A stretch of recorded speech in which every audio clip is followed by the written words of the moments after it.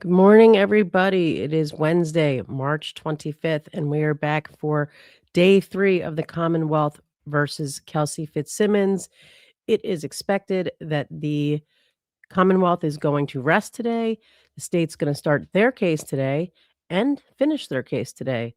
So let's get to it.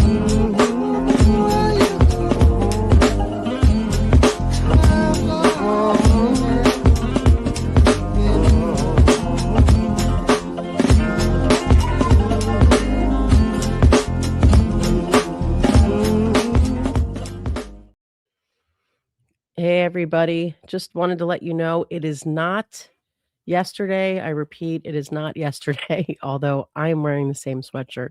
I was looking all over for my sweatshirt and I couldn't find it. And then I just got so late that I was like, oh, shit, just put on the shirt I was wearing yesterday. So I repeat, it is not yesterday. Day three. I'm gonna put up the screen because you guys know how I feel about having to look at my face. So I'm trying to not even look at the screen right now. Okay, shoo. So, DeGero 7. My man brought me some coffee, but he has to shower. So he'll be joining us shortly, at some point. All right, so let's talk about where we left off and where we've been and all that good stuff. So yesterday we got through Noonan and we did Houston, who sort of contradicted parts of what Noonan testified to and Daly testified to, which Daly testified that Kelsey Fitzsimmons said, "Sorry, I want to die. Sorry, I want to die." And Houston just said, "Sorry, sorry, sorry." And Daly said he heard the comments of Noonan about she held the gun at me, she shot me, she held it in my face, whatever the hell the comment was, about 5 minutes after, which the recordings established was not 5 minutes after. But then he tried to get it on as an excited utterance. So as an exception, we'll just say to the hearsay rule so that it would go in for the truth by saying it was right away. It was like as soon as he got to the top of the stairs. And I'll tell you, it's strange because I did kind of think that Houston was sad. It seems like Kelsey is or was his friend. So I don't know. I don't know why he'd be going out of his way to help Noonan, you know? Um Noonan. There you go. You're right, Becky. Noonan. But it's like you can't even give that Noonan to this Noonan because that Noonan's kinda cute for Jerry's arch nemesis, but in the same way he's saying it, I guess we could say it here. I don't know. You feel me, though? You feel me? So, um, and then they put on their firearms expert who I thought literally accomplished nothing. And I don't know because I don't know all that much about firearms, but a lot of you guys mentioned yesterday that um, Ian the Runkle, talked about gave, like, a real good description about the tap and rack. So I tried to go back last night and watch that, and then I fell asleep. I heard some of it before I fell asleep. I hate that when I fall asleep when I'm listening to something, but it was late by the time I settled down. Um, and basically from the initial part that I heard, it seemed like he did not think that this would be what? What? And who do we have here? What is going on? Is he lurking backstage? Is that what he's doing? I think my man's lurking. Hey, what? I thought you were showering. I mean, wait, is it yesterday? You're wearing the same sweatshirt. Very funny, What a babe. goof. I mean, for the record, it's a fleece, which you can wear, like, every day. Right, yeah, but Oh. it's just the color is recognizable, so I just wanna make sure, people know it's Oh, not yeah. yesterday. It's not People yesterday. people made comments about how cute your purple was, so, yeah, it Oh, was. see? So there Yeah, you go. people knew. People know. People know. If you find my zip up, let me know. My house Oh, plant. nosy Allie's not insecure, trust me. Trust me on that one. I mean, I just don't like to look at myself on the screen, that's true, You're but gorgeous. other than that, I'm not insecure. You're gorgeous. I don't know what you're talking about. Crazy. Crazy Uh, talk. Alright, that's why we were looking at this because it was just me and I didn't want my giant face all over. I That's okay though, both of us. hold on, Babe, I was holding down the fort. I felt bad. I felt No, I bad. know I feel bad because you love It's your alright. shower. I'll figure it out. I'll figure it out. Um, hold on, I have to set this I wanna send the email to the judge. Alright, well, I'm gonna pull up. We did it yesterday, we'll do it again today. It's the assault by means of a dangerous weapon instruction, and I just wanna apologize, I know we talked about it yesterday, um, but on day 1, I was just looking for the assault by a deadly weapon statute, and I'm like, why can't I find it? Why can't I find it?" Um, because it wasn't by a deadly weapon, it's by a dangerous weapon. Um, and we went over yesterday kinda the only element at issue, and we can do it again, even though there's not that many people here, so all of you that are here right now probably heard this yesterday, so maybe I don't. Why does it say, "Oh, I am sharing screen." Duh. Share this tab instead. Mm. So, can I blow it up? Yeah. So, and this is it's the 2002 issue, so I'm assuming that this is the current jury instruction on it. And if you recall, this judge wants to have a jury instruction, and I'm just telling you, that to me, it just seems like he's not 100% comfortable, like, on the law, or I mean, I don't know. Who do you know about this judge's background? I mean, I love this judge. He's contemplative, all the things, but does he have has he always handled criminal law? Is that, like, his thing?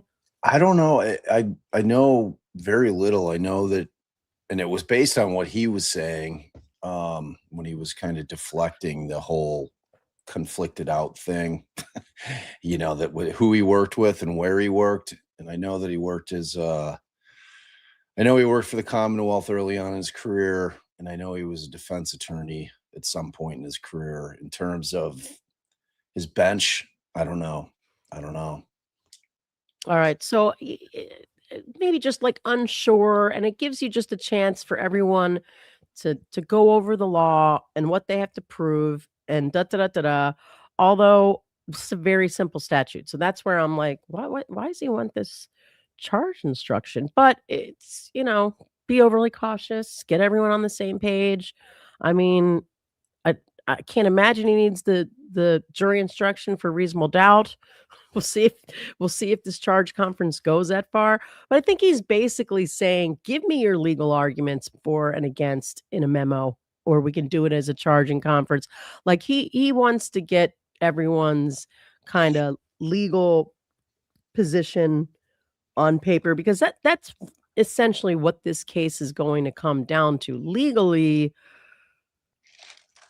whether they have been able to establish beyond a reasonable doubt the facts when you've got these 2 different scenarios. I mean, I guess I really shouldn't call it legally because he's the fact finder, so a lot of it depends on what he wants to credit and not credit, but there's also a lot of stuff about, you know, when you've got 2 reasonable positions, 2 possible positions, then, it's not guilty. Are they equally plausible? I don't know. Is it reasonably plausible? Yeah. So anyway, the defendant is charged with assault. The defendant is charged with having committed an assault with a deadly dangerous weapon. See, I just can't wrap my minds around it because this would constitute a deadly weapon, but commit an assault with a dangerous weapon. And we're not going to read both theories this time. So it says up here, the judge should inquire of the prosecutor as to which theory or theories the Commonwealth intends to pursue.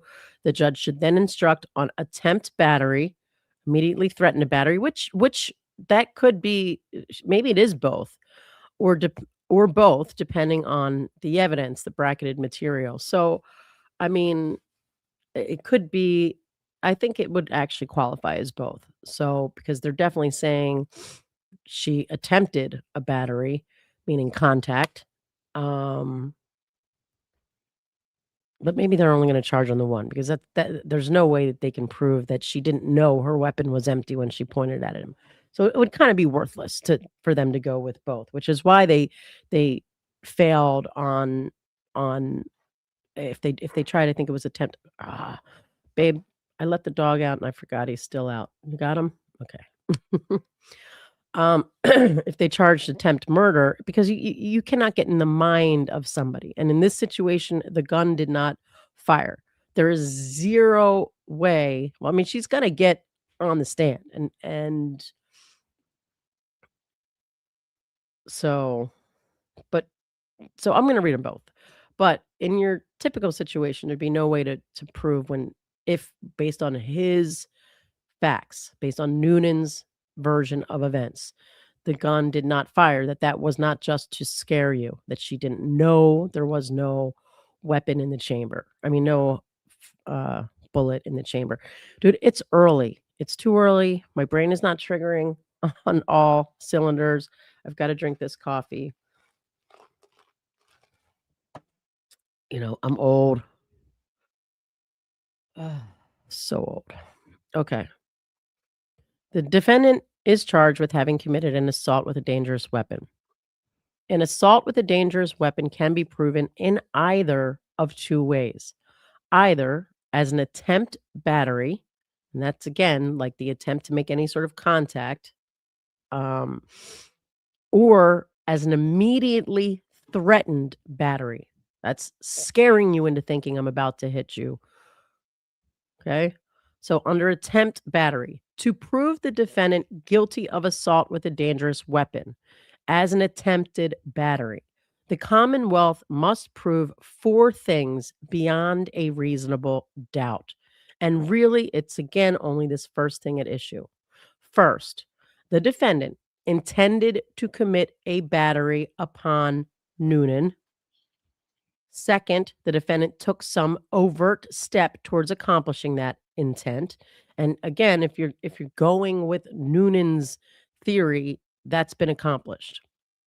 I'm not saying that Noonan's theory has been proved to any extent. I'm just saying, looking at it from let's actually talk about it from this angle. There's going to be a motion for a directed verdict, okay? And the judge has to look at only the evidence he's been presented so far, and what was said in openings is not evidence, although as we have talked about, there have been facts put into evidence that the defense has gotten into evidence that does establish that Kelsey Fitzsimmons was trying to send Houston for a walk, trying to get him out of the house with the baby, trying to get Noonan away from her, so that her intent was not to harm anyone else. Also, again, how she had no no issues with Noonan. She didn't have anger with Noonan. She gave her child to Noonan. So those kind of things that go towards intent. But in any event, when a judge is ruling on a directed verdict after the close of the state's case, as opposed to at the end, which in a bench trial you wouldn't ask at the end because he's about to decide anyway. I don't think. Then he has to take all the evidence in the light most favorable to the Commonwealth.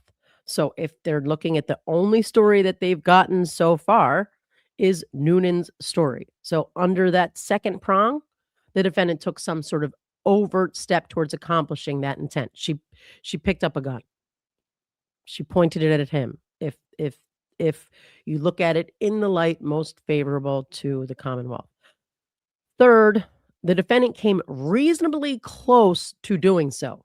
By his theory, she pulled the damn trigger. So in his face. So, you know, can't get more close to doing so than that. Fourth, the defendant committed the assault with a dangerous weapon. Obviously, there is no issue there. So they go on to say, to prove the first element, and again, that's the only element at issue, the Commonwealth must prove the defendant intended to commit a battery. A battery is a touching that is either offensive or likely to cause bodily harm. Now, here, based on the state's evidence, as it sits right now, I think there is no way in hell to prove it under that prong, because you had an empty, you had it. He says he heard a click, and they cannot prove beyond a reasonable doubt that she just did not intend to scare him, that she knew the chamber was empty. And so I think under battery, that she intended to commit a battery, as far as she wanted that gun to go off. Hey, babe, were you gonna say something? No. Well, yeah. So is it both assault and battery? No, I think you were doing the same thing I was doing before, and looking at assault by a deadly weapon, which is assault and battery, and the statute she's charged under is assault by means of a dangerous weapon, and that's why when we first both looked at this, we could not find the Wait, regular. assault or battery? They're different things. It's assault. Then why are we talking about a battery here? Because the first way is to show that she attempted a battery. It was an assault by way of an attempted battery. Okay. So, okay. So then they go on, and this intent, this specific intent is going to be in play with either way that they can prove assault here, by either you are going to actually make contact or you're threatening to make contact. A person's intent is their purpose or objective. This requires you to make a decision about the defendant's state of mind at that time. You may consider any evidence about the actions or words of the defendant and all of the surrounding circumstances to help you determine whether the defendant intended to commit a battery. Now, I don't see I'll read this one, even though I think this is not an issue here. To prove the second element, the Commonwealth must prove that the defendant took some overt step towards accomplishing that intent. In other words, the defendant must take some demonstrable action, or demonstratable. How would you say that? Demonstrable, demonstratable? Demonstrable, yeah. Yeah, demonstrable action towards committing a battery. However, it is not necessary for the Commonwealth to show that Noonan was put in fear or even aware of the attempted battery. So that is the huge difference here between the two things. One, like, I swung at you with your back to me and I missed because I was tripping over my legs like Limpy Justin. But the other one is, you're looking at me. I punch, intending not to come anywhere near you, but to make you think. Okay, so for the first way, where they were attempting a battery, the other person doesn't even need to know that I attempted it. I just have to have taken some overt step towards accomplishing that, you know? So like I said, I swing and miss. No, your first example was good. Somebody has their back to you. Right. And they, and even if you weren't tripping, even if you took a swing at them and they weren't aware of it. I know. I just, for whatever reason, wanted to start talking about Justin tripping. You wanted to bring in Limpy. Yeah. And I got to go get my oh no, my charger. Oh, I start having nicotine Bradle withdrawal. told Michael Bryant yesterday, no experts will be called in the defense case. All right. I mean, they're going to lean into reasonable doubt. the reasonable doubt. I mean, that's what they were always leaning into. I just, well, we'll see how it plays out. Look, then that means if they're not going to call any experts, I think that who else are they going to call other than Kelsey? That Maybe it's matters. just Kelsey. Her Well, mother? he was saying that, and I'm talking about Bradel, was saying that he thought that the defense would rest tomorrow. Oh, so her mother? Ooh. I mean, she was there, so yeah, probably mom for a bit. I mean, well, let me get through this because I you know, I don't want to piss everybody off, but this is not as open as shut. Like, this is the we haven't heard their case yet, but there could be issues. There could be issues.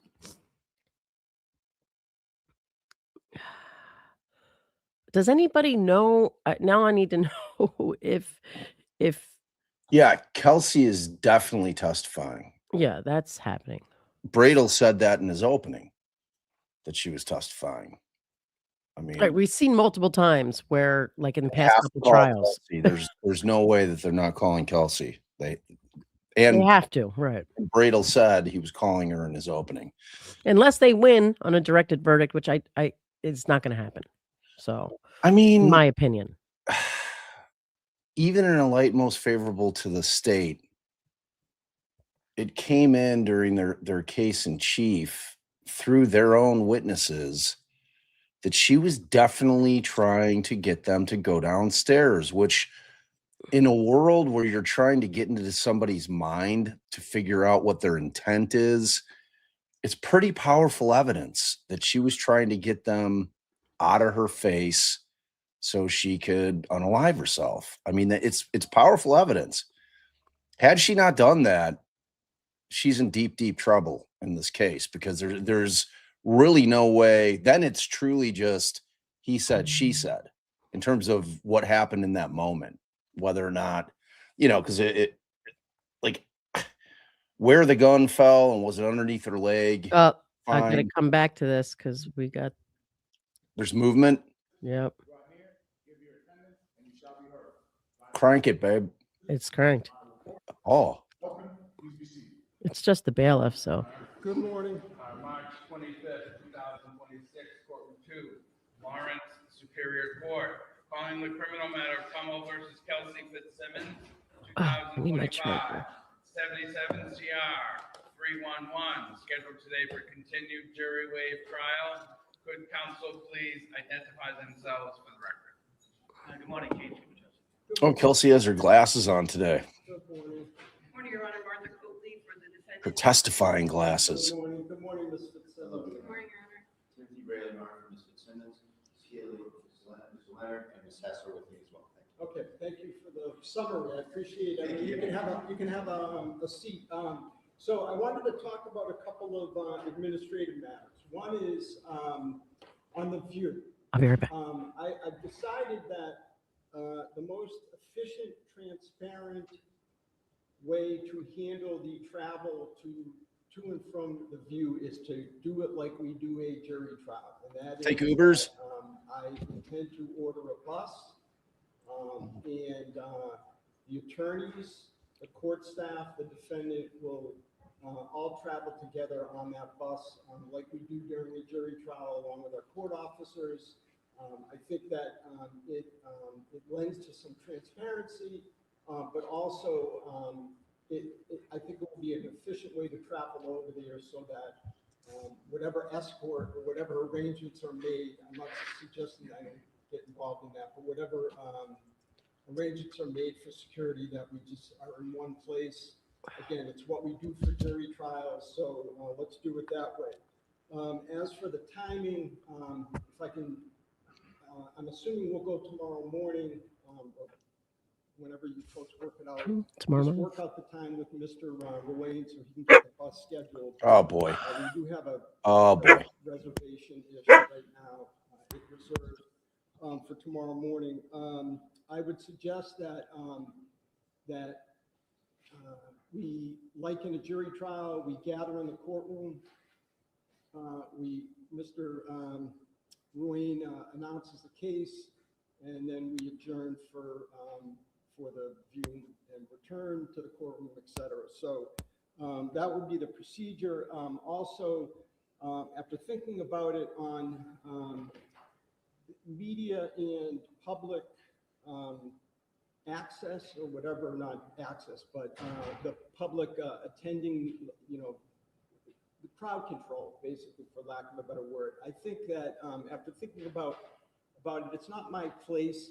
I think that I don't intend to issue an order. The state police and the local police always do what they do, and they do it well, and they don't need me meddling.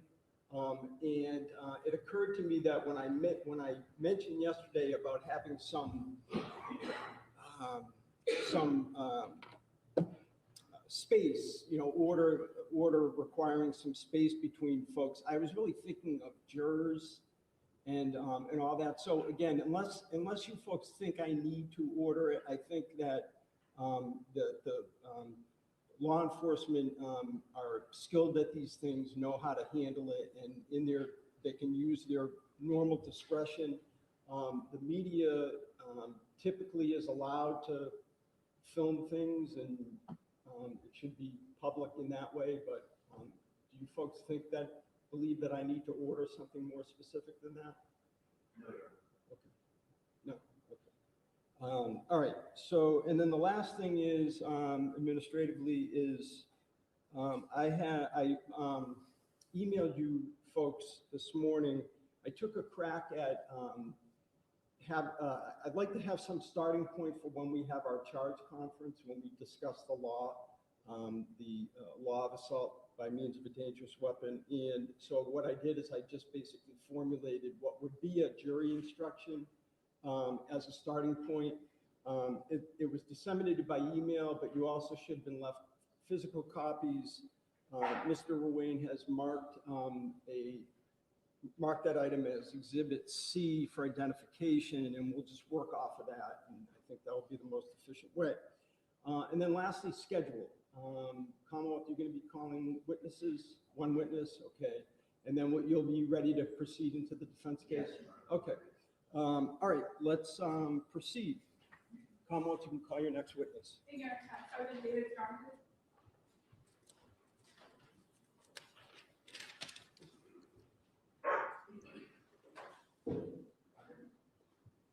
I just put on Bluey. A couple people said put on Bluey for the dog. He wasn't looking at it, but we'll see.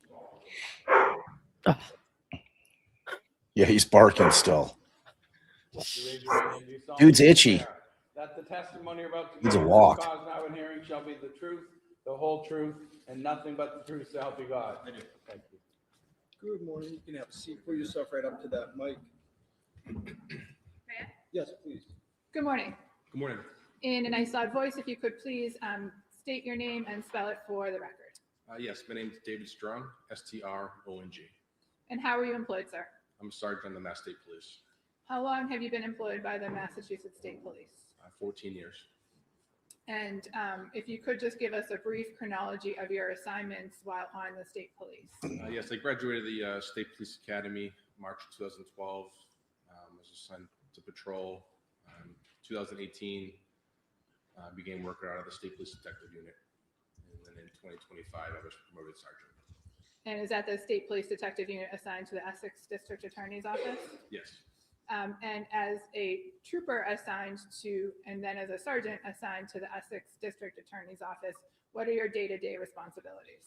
We conduct death investigations, homicides, suspicious deaths, unattended deaths, non-fatal shootings or stabbings, as well as officer-involved shootings. I'd like to direct your attention to June 30th of 2025. Were you working that day? Yes, I was the on-call supervisor. And what's it mean to be the on-call supervisor? For 1 week a month, we supervise the troopers. If they have any questions or if there's a homicide or a serious event, then we'll go out to assist. And at some point during that, was it a Monday? Yes, And at some point during the day, did you get a call from one of your troopers? I did. And as a result of that phone call, what information did you learn about Fix What will you that. be doing next? I learned that there was an officer-involved shooting in North Andover. So I responded along with my detective lieutenant, as well as crime scene services and ballistics. And a number of other troopers that you supervise? Yes. Several other troopers from my office also responded. Do you remember about what time of day, what address did you respond to? 125 Phillips Brook Road. And about what time of day did you arrive?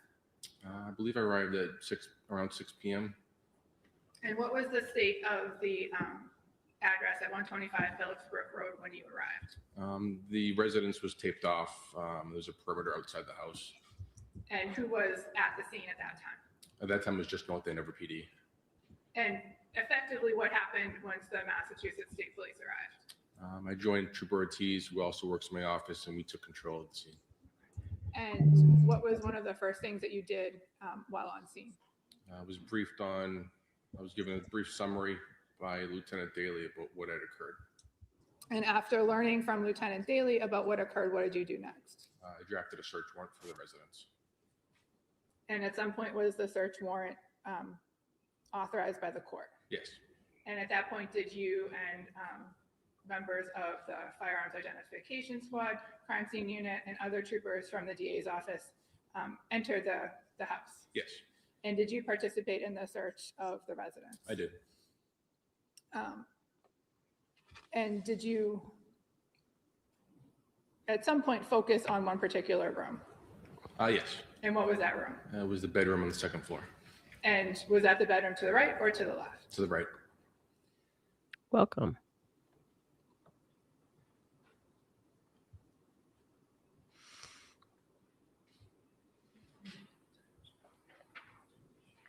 I hear Bluey down there.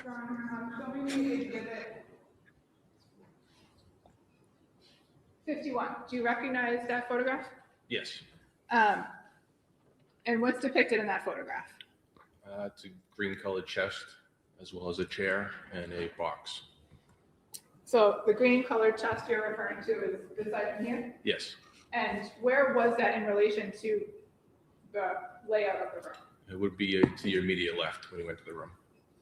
And is this the red box you're referring to? Yes, And is that the chair as you saw it that day? it is. At some point, did other members of the search team open the green chest? Yes.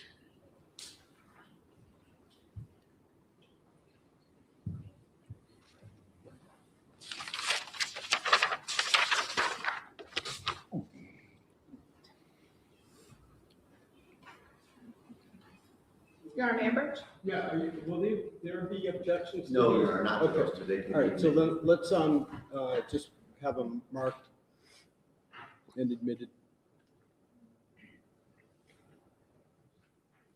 Too bad we can't Exhibit bloop. 97, so marked. Exhibit 98, so marked.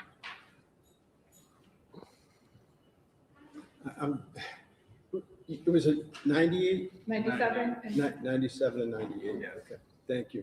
may I just let them know? Yes, please. Showing you exhibit 97, Sergeant Stroud. Do you recognize that photograph? Yes. And what's depicted in that photograph? That's the inside of the orange colored chest. With 2 firearms and firearms case.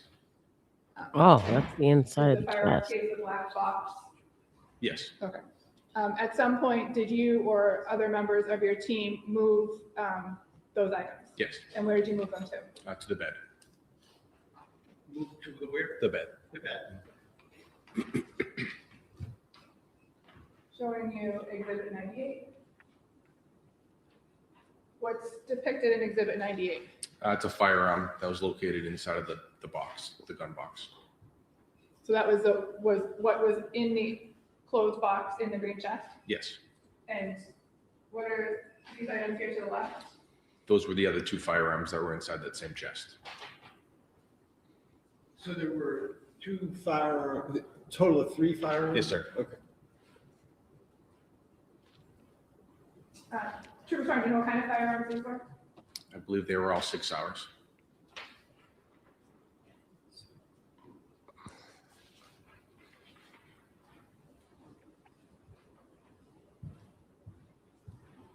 And do you know what happened to the firearms after they were photographed? Yes, a trooper assigned to my office recovered them and secured them in our evidence.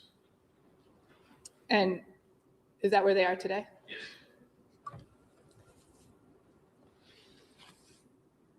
May I have one, Your Honor?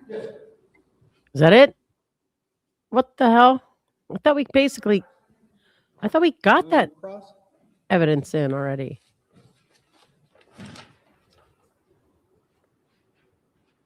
Well, he's got some cross though. Had we not seen the inside of the chest? Maybe not. I don't know the relevance. I don't know what's going on here. Me either. Good morning, sir. Trooper, you're the lead investigator on the case from the state police, correct? I am. And you're a sergeant detective, Yes, sir. and you work at the Essex County District Attorney's Office? Yes. Part of your job is to investigate officer-involved shootings? That's one of them, yes. Yes, okay. And do you also do homicides? What's that? Do you investigate homicides as Yes, well? sir. And in this case, when was it first brought to your attention that there was an officer-involved shooting? So the on-call trooper received the call about the shooting, and then he called me. And who was the on-call officer? It would be Trooper Ortiz. And when you received that call, what did you first do? I notified my detective lieutenant, and we responded to the scene. Is that Detective Lieutenant DeMeo? Yes, sir. And what time was the shooting? I don't recall off the top of my head. Was it approximately 6 p.m.? Around there. And what time did you arrive? Probably Can we go over this? 5 minutes after I received the call, 30 minutes after I received the call. All right, 6:30-ish, about Yes. 6:30. What did you see when you got there? The house was taped off, and there were Same thing you saw in detectives direct. and, police officers standing outside. Now, I'm going to ask you to distinguish between North Andover police officers and state police officers. All right. When you got there, who was in control of the crime scene? At that time, Trooper Ortiz was there first, and I arrived. Do you know when Trooper Ortiz got there? It must have been 5 or 10 minutes before I got there. All right, so doing the math, it's about probably 20 minutes where the North Andover police have exclusive control of the crime scene. Yeah, approximately. Did you recognize or know any of the North Andover police officers that were there? No, sir. Did you recognize or know the chief of police for North Andover? No, sir. Did you meet any North Andover police officers when you were there? I spoke with Lieutenant Daly and Lieutenant Domenico. Who's in charge of that crime scene in this circumstance? Is it the North Andover police or the Mass State Police? Mass State Police. And as a practical matter, as we said, that transfer could only happen when a state trooper gets there, right? Yes. And the first trooper's there about 6:20, probably, Yeah, approximately. and then you get there around 6:30. Yes. And what was what happened with respect to kind of taking over the crime scene? We just made sure the house was secured. Nobody was inside. Nobody crossed the tape line, the perimeter. And then we knew that we needed to draft a search warrant. When you got there, did you go in the house? No. When did you first go in the house? Once we got a search warrant. Were there any North Andover police officers in the house? No. And when you were there anyway? Correct. Do you know if that was by coincidence or by some order of someone that nobody be in the house or what? It was by an order. Everybody knew that we were in a search warrant, and everybody knew not to be in the house. Okay. When you first got there, what did you do while you were there before you worked on the search warrant?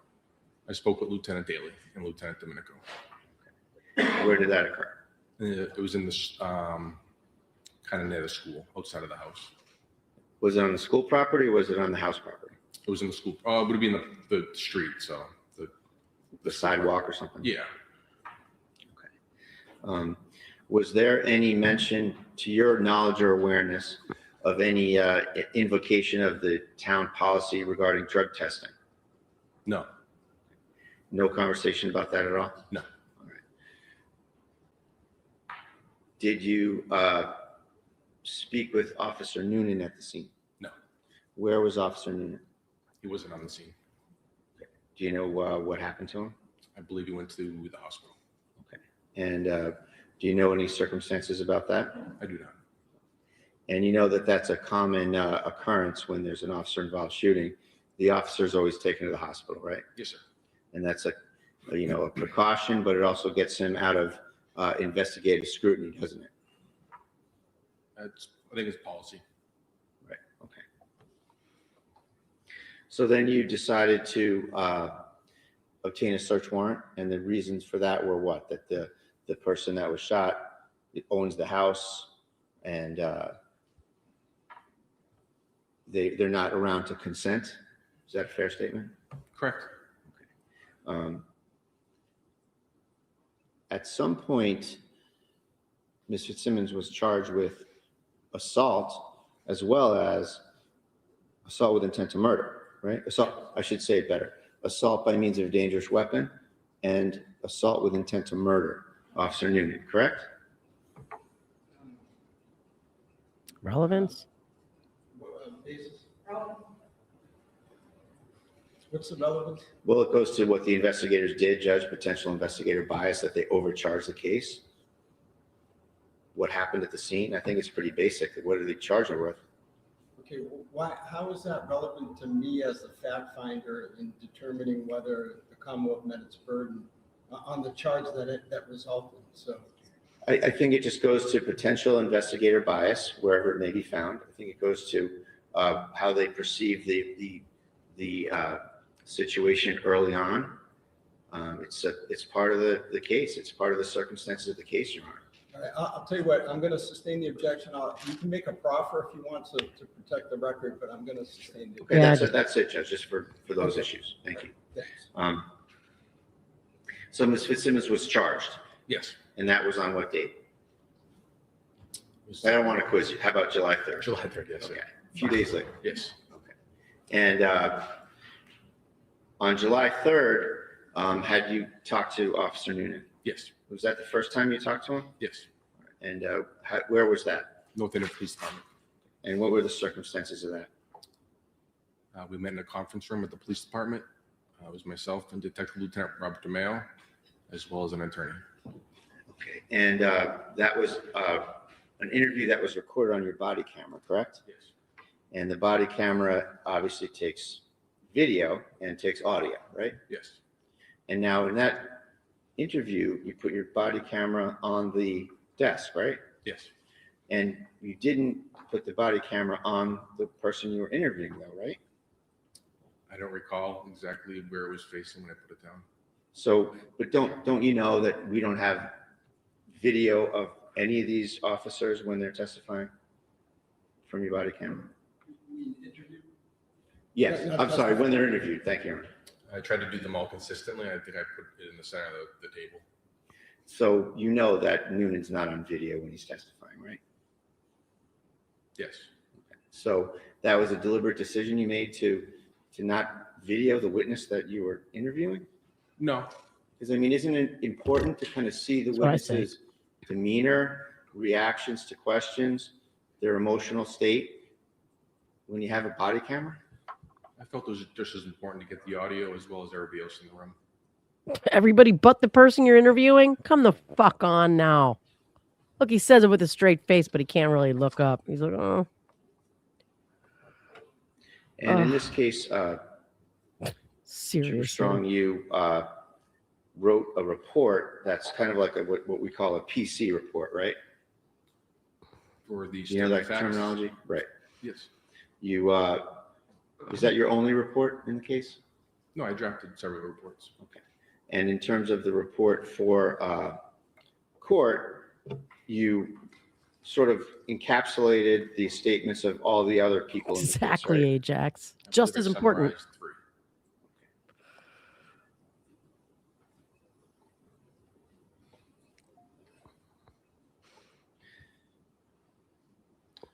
Just gonna use the picture. Oh, maybe he's done. I don't know.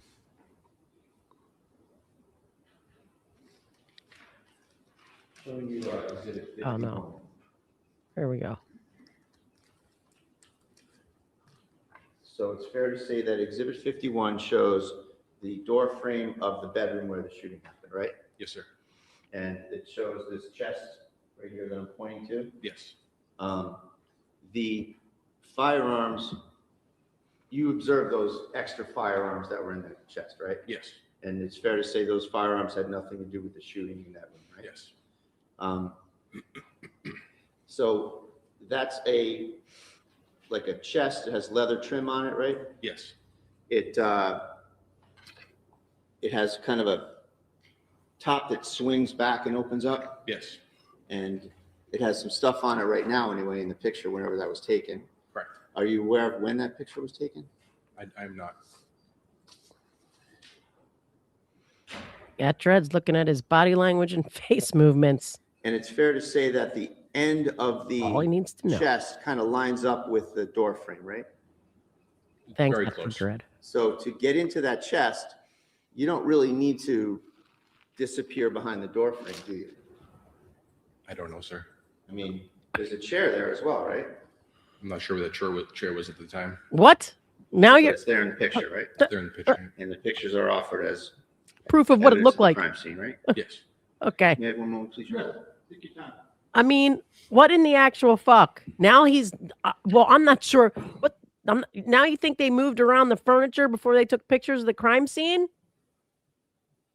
I mean, see, it's these kind of little things that, I feel like is going to have more effect on a on a jury, than the judge.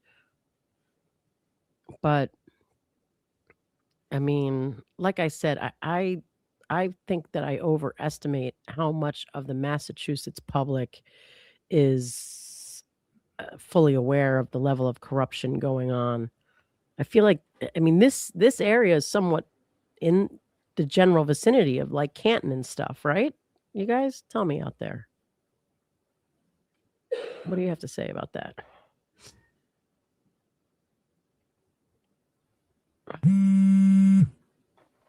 Oh, that is our sound effect for Allie. Look at your. All right, turn it off. I'm looking. That is to tell me to look at my Before phone. midnight.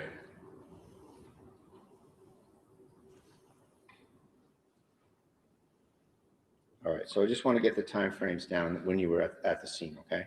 So you arrived there around 6:30, Yes, right? sir. And then you think Ortiz is there 6:20. Yes. When do you leave to go prepare the search warrant? I read the search warrant in my cruiser. Okay, on the scene. Yes, sir. And how long do you figure that takes you? 2 hours, approximately.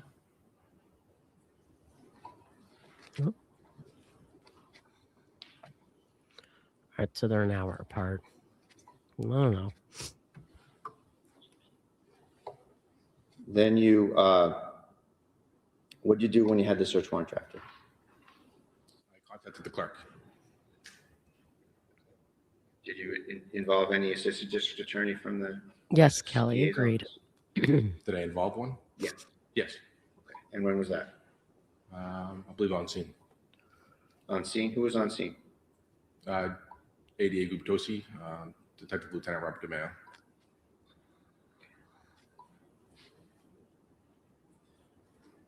Did you have to go anywhere for the search warrant, or did you do that electronically? I believe it's electronically.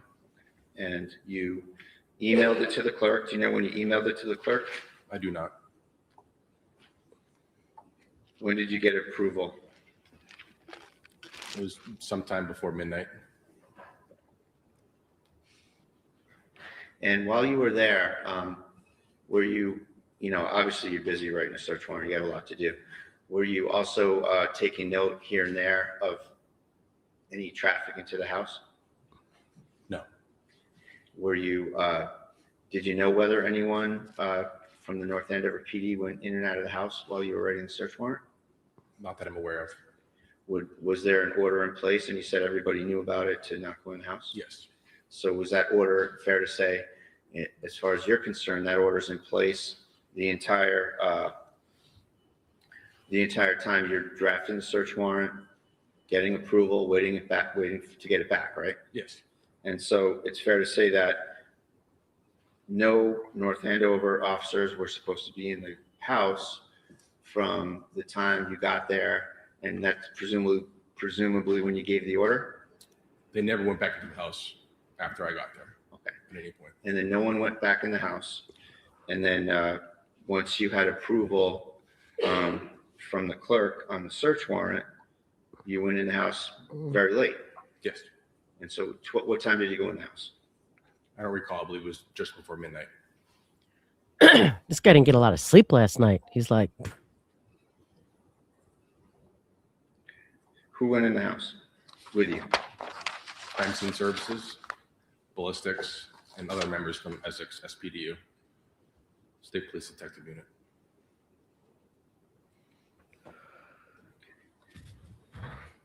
Did any North Andover officers go in the house? No. I mean, I guess we'll have to see, Jess. One moment, please, Your Honor. Yeah, take your time. Maybe that's what he's lining up right now. Jess says, does Bradle have a report saying they were in there?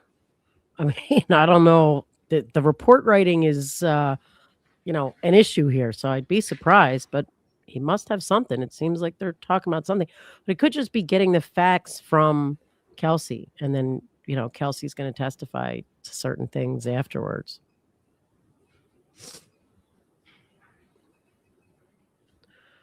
Thanks, Stinky Cat. Allie throwing out F-bombs already this morning. That's why I love this channel. Thank you very much. Thank you. That's it. Any recross? Redirect. Redirect? What could you possibly... John, you were asked about the timing of the search warrant that you conducted at 125 Phillipsbrook Road. Do you remember? Yes. And is your memory exhausted as to the exact time that the search was conducted? Yes. Would reviewing a report related to the search warrant refresh your memory? It would. All right, so they want to clear up the Yeah. time. Obviously. I didn't need to say that. It's Sure, early direct your still. attention to paragraph 1.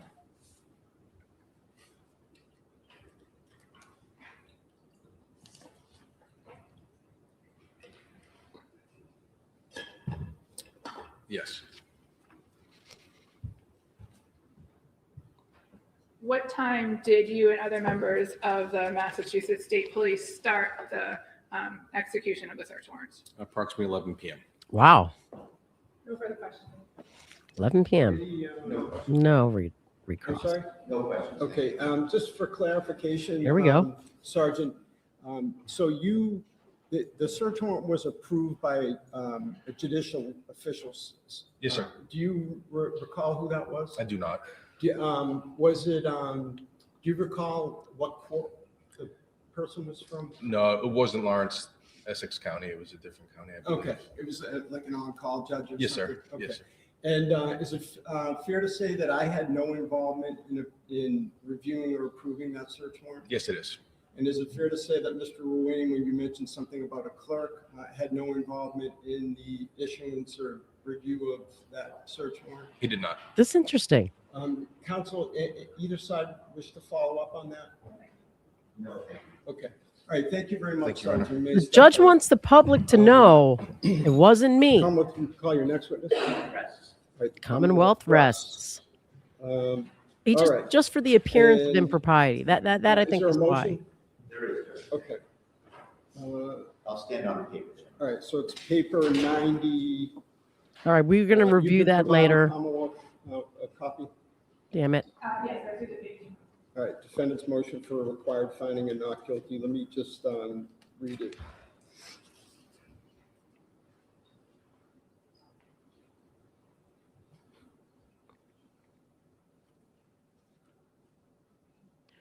I'm trying to see if Tracy's got that and we can read it at lunch or something.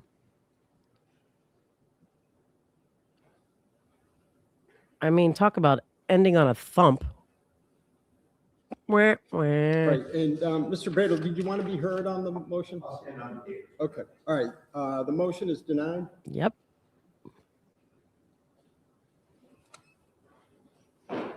And the defense, you can call your first witness. Yes, Judge. We're going to call Ms. Maureen Torrisi. She should be outside. Bob's missing shit now. Where's he at? Maureen Torrisi? All right.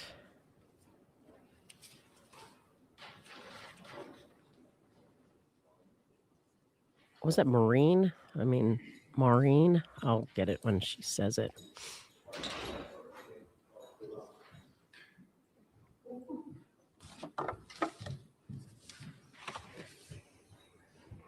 Could you raise your right hand? Do you solemnly swear that the testimony you're about to give in this cause now and hearing shall be the truth, the whole truth, and nothing but the truth, so help you God? Thank you. Good morning. You can have a seat and pull yourself right up to that mic. Very nice outfit. Looking sharp this morning. Maureen. Good morning, ma'am. Good morning. Please state your name and spell your last name. Maureen Torrisi, Torrisi, And where do you live? in North Andover. Okay, do you live in a condo complex there? I do. What do you do for a living? I am a stay-at-home mom, I guess. I guess I'm retired. What are you retired from? The construction industry and home staging design. How long have you been retired? I closed my business, I think, 3 years ago. I had a large staging business. How long have you lived in your condo complex in North Andover? Since 2014. Do you have a dog? A dog? Yeah. Yeah, I do. I have 2 And do you walk the dog around the complex from time to time? every day. Do you, in the course of walking your dog, have you ever made the acquaintance of one of your neighbors named Mr. Noonan? I have. And do you know who that is generally? I do. And how do you know him? Walking the dogs. I knew him as Duke's father, And Duke is a his dog. dog's name. I've spoken, just in passing. The dogs interact and, just general talking about the dogs and whatever. So This is who Noonan I've said spoken she's to a him few crackpot. times that his wife, about the dogs and just general Neighbors stuff. making small talk. Absolutely. Okay. And So just to chime in here, I had a direct message from the jerks that that apparently let's see, the young jerks that so the neighbor is a supporter of the young jerks and let them know, and they let Bradle know. So that's what we're doing now. Thanks, young jerks. Takes a village. Put a case together. back in August of 2025, you had engaged him in some conversation about August what 2025. was going on at the North Andover PD, right? I did. And is that what you said to him by way of initiating the conversation? I did, yes. The beginning of it was just I had a razzing relationship with him. Ball Just busting. regarding things going on in the world. Ball busting. And, so what I started with is, how do you like what's going on, in the world today or whatever? And he's like, I love it. And then I had asked, Maybe not. what's going on with North Andover, the town of North Andover? And What were you referring to when you said that to him? what was going on at the department, As far as the shooting, the cop being shot. And did he? And he first said, what do you mean? And I said, well, that press conference, the first press conference that was given made no sense. And at that time he said, I'm the shooter. What he said? I'm the shooter. He said, I'm the shooter. And what did you take that to mean? I said to him that he was the one that shot the other officer, is what I took that to mean. Right. And then what happened? I had asked him if, well, first I said, oh my God, I'm so sorry. I know when police officers have to discharge their weapons, it affects them. And I can't imagine having to do that with a colleague. I'm sorry, I didn't quite get the end of that. I said I couldn't imagine having to do that to a colleague. And what did he say? And he had said to me that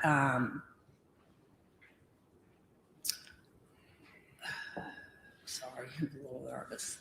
That's He okay, take your time. had said that there was no choice to it. He had no choice, that he had to, she had the gun pointed at him when he came into the bedroom.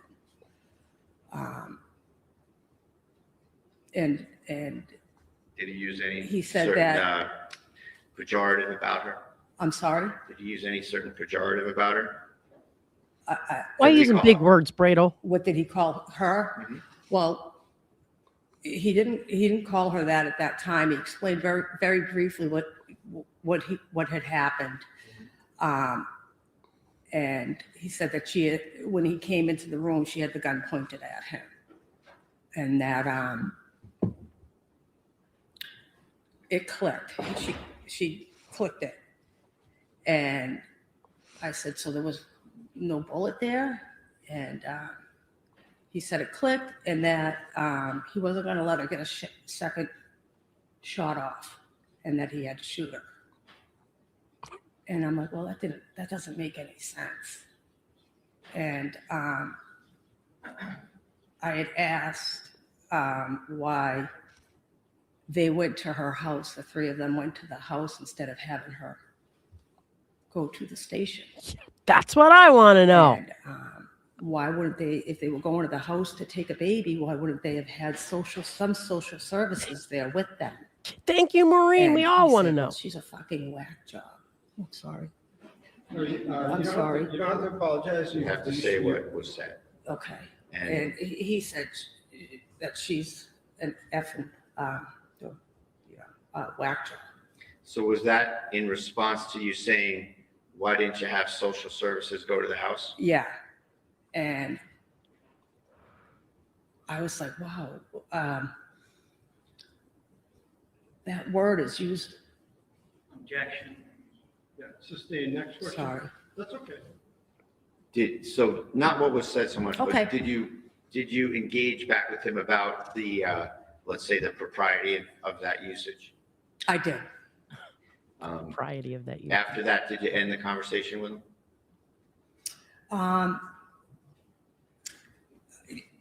There was a little more conversation, and then it ended, yes. Thank you very much. Thank you. Thank you. How did you get involved in this case? Young jerks. How did I get involved in it? Yeah. I didn't. Well, no, how did they know you heard this? A young jerk. Objection relevant. Overruled. He's interested. After the conversation that we had, I was shocked by it. I didn't even know Pat's first name But his how last. did you She's- contact someone? She's I telling did. you. And a little bit after we had the conversation, probably a week afterwards, I did contact somebody Who? that Mike Crawford, that I knew There's the young jerks. was in contact with the defense, and because I think there was a hearing, I'm not sure, but I know that Mike was in contact with them, and I contacted Mike And so when was this? When was this conversation? She said a week after. with Mike. No, with this conversation with Pat. It was August 20th. August 20th. Yep. Okay. You were interested in this case from the beginning, right? I'm sorry? You were interested in this case from the beginning, weren't you? No, I mean, I was interested in what was going on in my town, yes. You're Maureen Sullivan, correct? I am. And you post and you make comments to newspaper articles, don't you? About this? Yeah. I could have, yeah, Okay, can I sure. have what you're on? Yes, you've shown it to. Yeah, I have a copy. Well, that's you, right? You reposted something on July 10th, correct? When was this? July 10th. Okay, yeah. And what did you repost?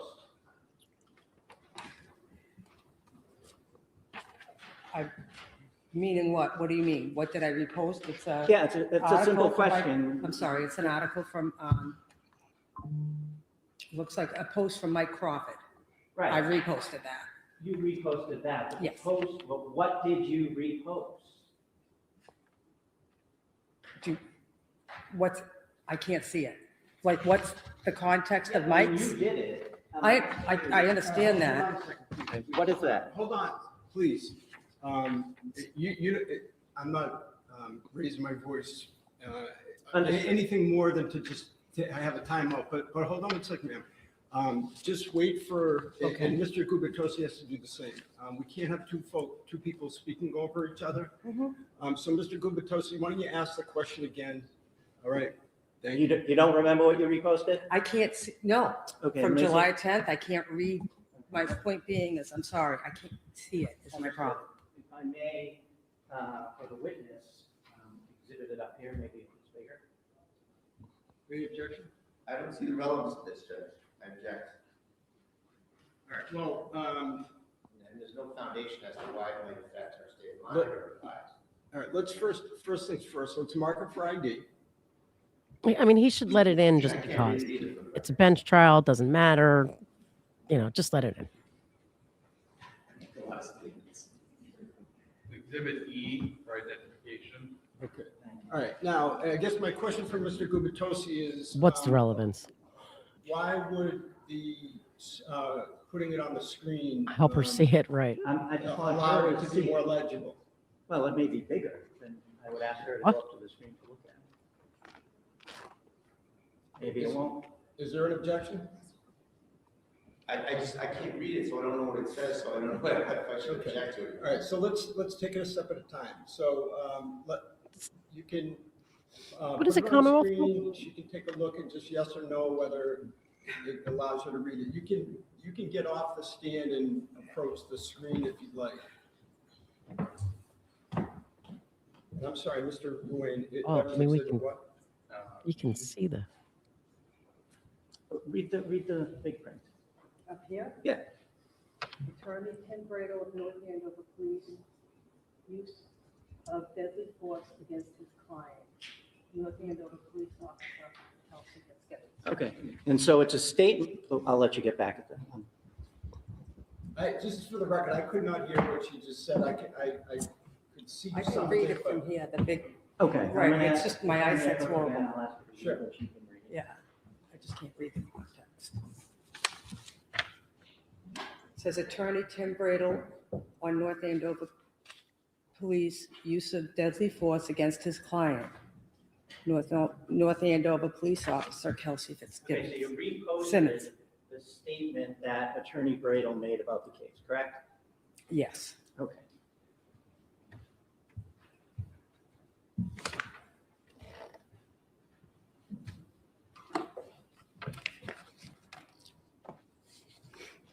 He admitted to saying it. I don't even know. Like- Now, you said you comment about news articles also, correct? Maybe he didn't I have admit. no idea. What, Okay, may I What do you- approach again, Your Honor? Yes. I'm going to show you and just ask if you can look and see if you recognize that. What's that date? August 14th. Okay, and do you see something that you wrote?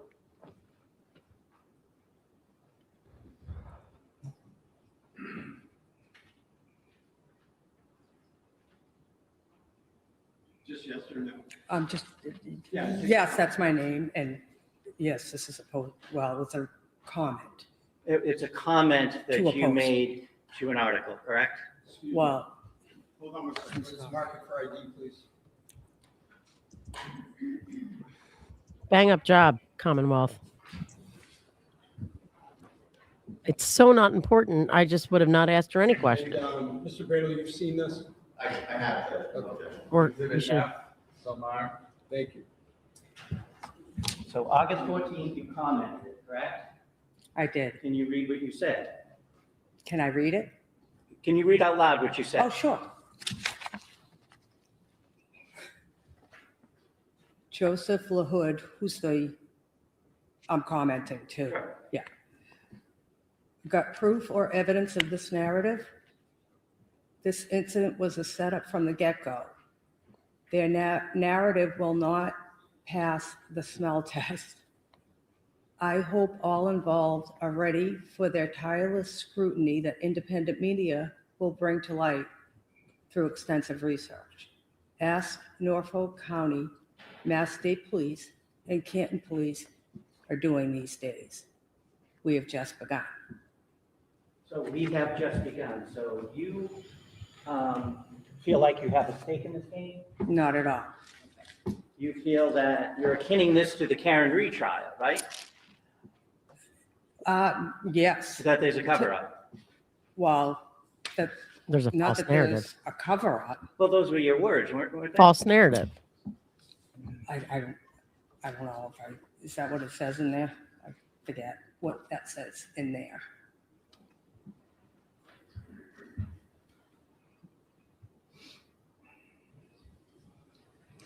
A setup from the get-go, correct? Correct. And tireless scrutiny that independent media will bring to light through extensive research. And then you Correct. mentioned Norfolk, Mass State Police, Yep. and the Canton Police. I did. Correct? Yep. Okay. So a cover. Well, yeah, it's the judicial system seems to be going awry, and there's more eyes on things now. Okay, I'm gonna show you something else. I'm sorry. I mean, Let's have that marked when on your way up. Thanks.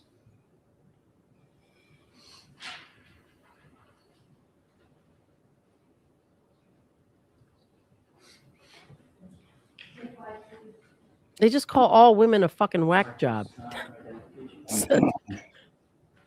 Oh, her? She's a fucking whack job.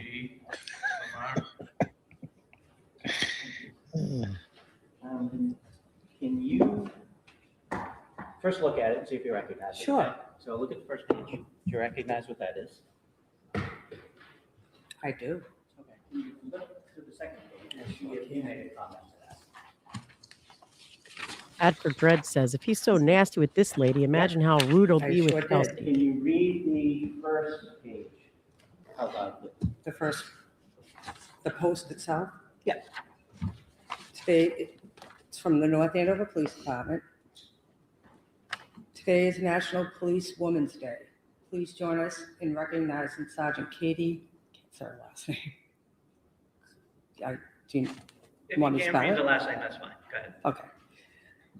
Sergeant Julie Nigro and School Resource Officer Stephanie Rizzo. They have over 43 years of combined experience, and it shows, as all three demonstrate strong leadership inside and outside our department walls.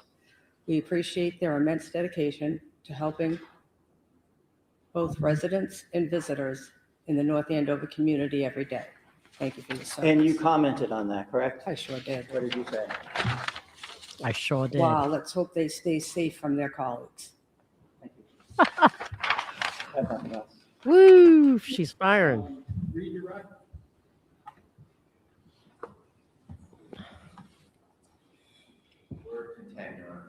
Yeah, I was going to say, you know what? Leave it. You may step down. Thank you, sir. Leave it. And, defense, you may call your next witness. Yes, Your Honor, the defendant calls Lauren Page. Lauren Page. I'm on it, babe. Don't worry. I got the.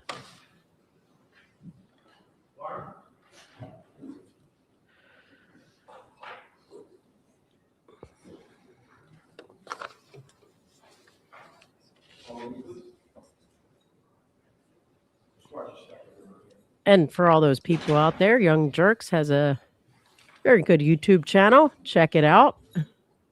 Follow him on X or whatever social media. I don't know what they do. Could you raise your right hand? You solemnly swear that the testimony you're about to give in this cause now and hearing shall be the truth, the whole truth, and nothing but the truth to help you God? Yes. Thank you. Good morning. You can have a seat right there. You pull yourself right up to the mic. Yeah, Ally's not aware of the war.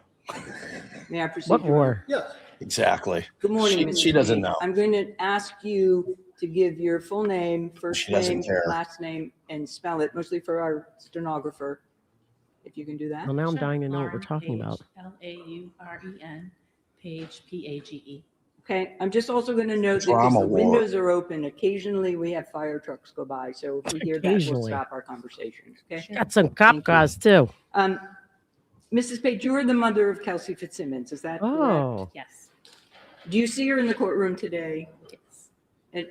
And you have to say yes or no again for the stenographer. Yes. And what's she wearing today? A white blazer. Can I have the record reflect, Your Honor, that this witness has identified her daughter as the defendant? Yeah. Thank you. Ally Now, won't give a Kelsey's shit about father that. is Stephen Fitzsimmons, is that whatever it correct? is, I don't care. Yes. And is he your ex-husband? Go on, Yes. I don't even thinking about it And anymore. you are now married to William Page, is that correct? Yes. Can you tell us just roughly, you were together with William Page since 2011, and then you've been married since 2022, is that correct? Correct. And you have another child besides Kelsey with Stephen Fitzsimmons, is that right? Yes. And who is that? Stephen Jr. And is he 6 years older than Kelsey? Yes. Your husband, Will Page, also has 2 children from a prior marriage, is that correct? Correct. And who are they? Madison Page and William Page.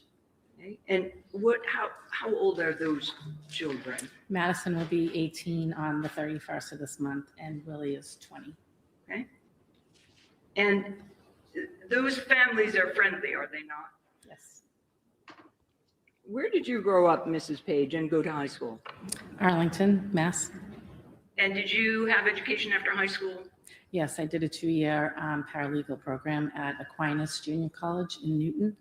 And did you become employed after school? I did. I worked for Shawmut Bank. Okay. And in general, what was the nature of that first job you had? Teller assistant manager. Excuse me. And since that time, you've been employed, is that correct? Yes. Okay. Where do you live now, Mrs. Page?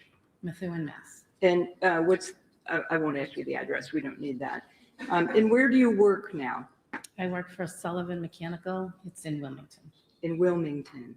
And how far away is your home from the North Andover home where Kelsey Fitzsimmons lived in June of 2025?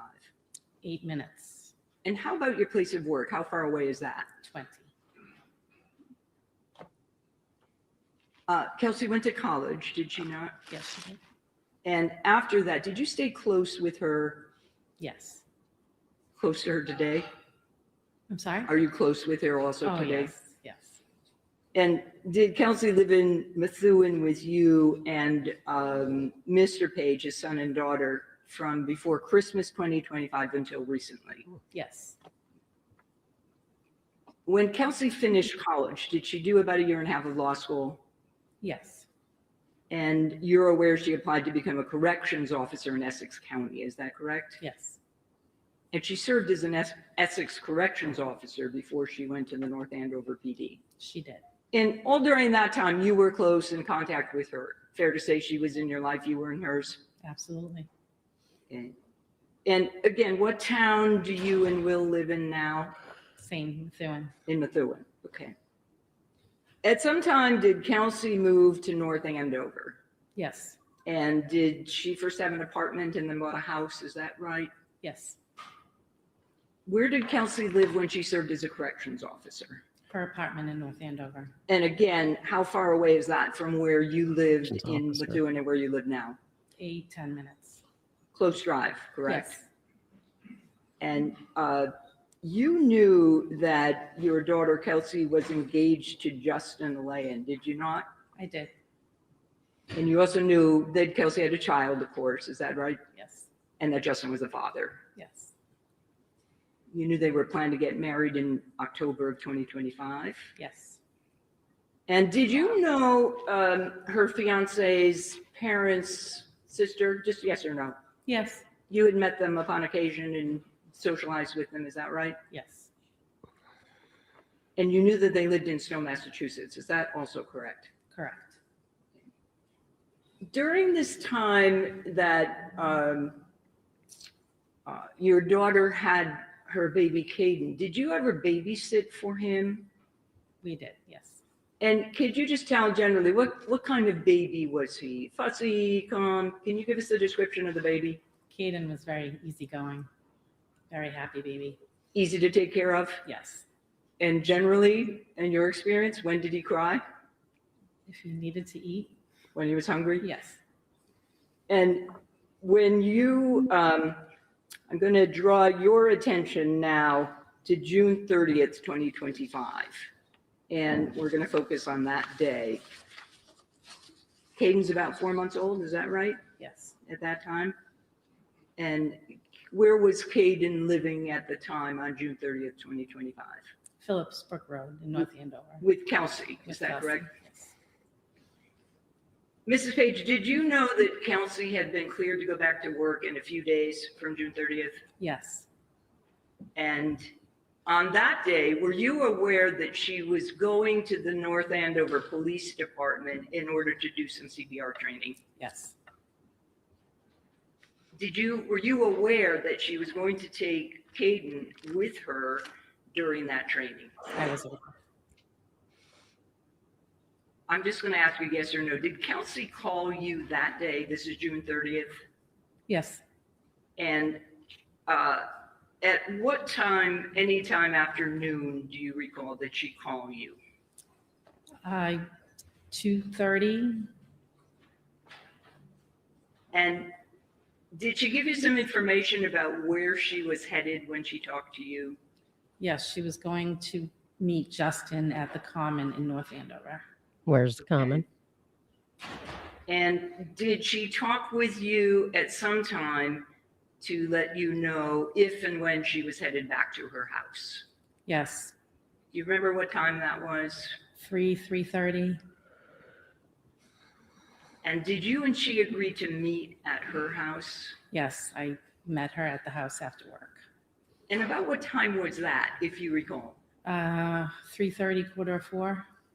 And you were working that day, right? Yes, And your place of work was close enough by that you could do that? yes, my route to and from work, I drove by her house. So if you were going from Wilmington to Methuen, you would actually go by where Kelsey lived, Yes. correct? Do you remember what time you arrived again? What time did you get to Kelsey's house that afternoon from work? I want to say it was 3:30, 3:45. Who else was there when you got there? No one, just Kels, and baby. And Kelsey. Yes. And just generally, without giving us the conversation, what topic or topics did you discuss? Kelsey was sad that Justin blew her off and didn't show up at the Common to meet her. She couldn't understand why. She was confused why he would ask her to come and then just ghost her. And what would you say was her demeanor at that time when you were talking with her at home? Sad, confused. How long did you stay when you got there around 3:30? I left around 5:20, 5:30. And just in general, again, Mrs. Page, what were you doing while you were there with Kelsey and Caden? We sat in our living room, played with Caden, talked. I did some dishes in our kitchen. Basically just sat and talked. Okay. Do you know what time you left? Between 5:20 and 5:30. And where were you going immediately? Where were you headed to? CVS in Methuen. And originally you were going to CVS. Where were you originally headed after that? Home. And that's your home in Methuen? Yes. Right. Did you get another call from Kelsey while you were at the CVS? And as a result of that call, Mrs. Page, what did you do? Went back to her house. Do you recall what time you arrived at her house? 5:45. So it's a pretty quick time between the time you left. Talk about an went to organized CVS, and then went back. Is that direct correct? examination. Tell us again the time to This drive to lawyer. CVS from Kelsey's house. Under 10 minutes.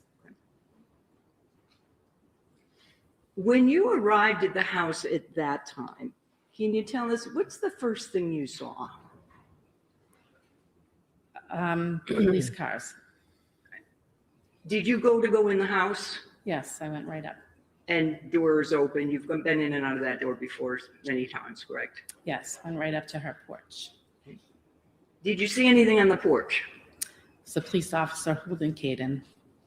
And at that time, did you know which police officer that was? No. He was holding Caden, you said, Yes. correct? I didn't hear the answer. I'm sorry, no. Okay, thank you. A police officer was in uniform, correct? Yes, And you didn't know who he was at the time? no. What happened next once you saw the police officer holding Caden? Caden was crying, so I asked if I could take Caden from him so I could settle him down. And did the police officer give you Caden? He did. Is that still on the porch outside, or were you inside? Right on the porch, we exchanged the baby. So you're holding Caden, and what happens next? I brought him inside to Kelsey's living room where there was another police officer. And did the officer who gave you Caden also come into the house with you? No, Do you know where he went? I don't. So you are holding the baby, you're in the living room with another police officer. And can you tell us what happened next? Justin walked in with his sister Courtney. And Justin is the fiance that we spoke about earlier, right? Yes. And his sister, what's her name? Courtney? They both came in while you were in the living room. Yes, they walked in. Do you know about how long you were there before they arrived? Minutes. Are you still holding the baby at this stage? Yes. And then what happens next, Mrs. Page? The officer in the living room asked me to hand Caden to Justin. And had either Kelsey or the police officer, when you arrived, told you about the restraining order? Just yes or no? No, And did you actually give, I was who giggling did you at give the that. baby to, I should say? I handed the baby to Justin. Justin turned and handed Courtney the baby. And what did they do next? Left.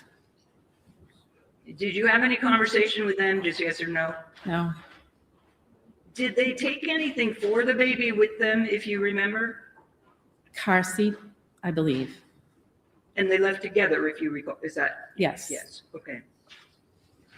Mrs. Page, when you arrived, did you see your daughter on the first floor? No, Did you know where she was? upstairs. And while you are downstairs, did you hear anything coming from the second floor? Just yes or no for now. Yes. Can you tell us what you heard? I heard a gentleman say, Kelsey, no, Kelsey, no. And then 2 gunshots.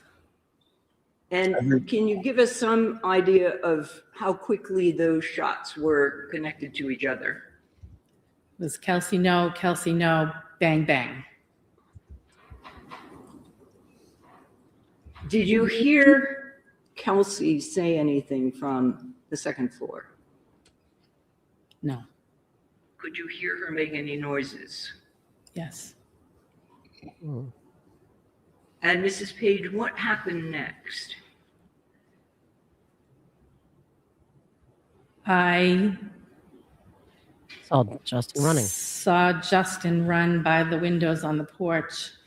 And after that, officers came in, EMTs came in, running up the stairs. And I was let out of the house. I was let out by an officer. And what was your frame of mind, state of mind at that stage? I was pretty upset. And were you making any I was noise? screaming. When is the next time you saw your daughter, Mrs. Page? At the trauma room at Mass General. Your Honor, I have nothing further.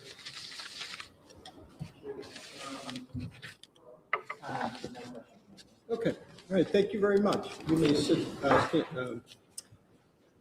you may stand down, thanks. And defense, you may call your next witness.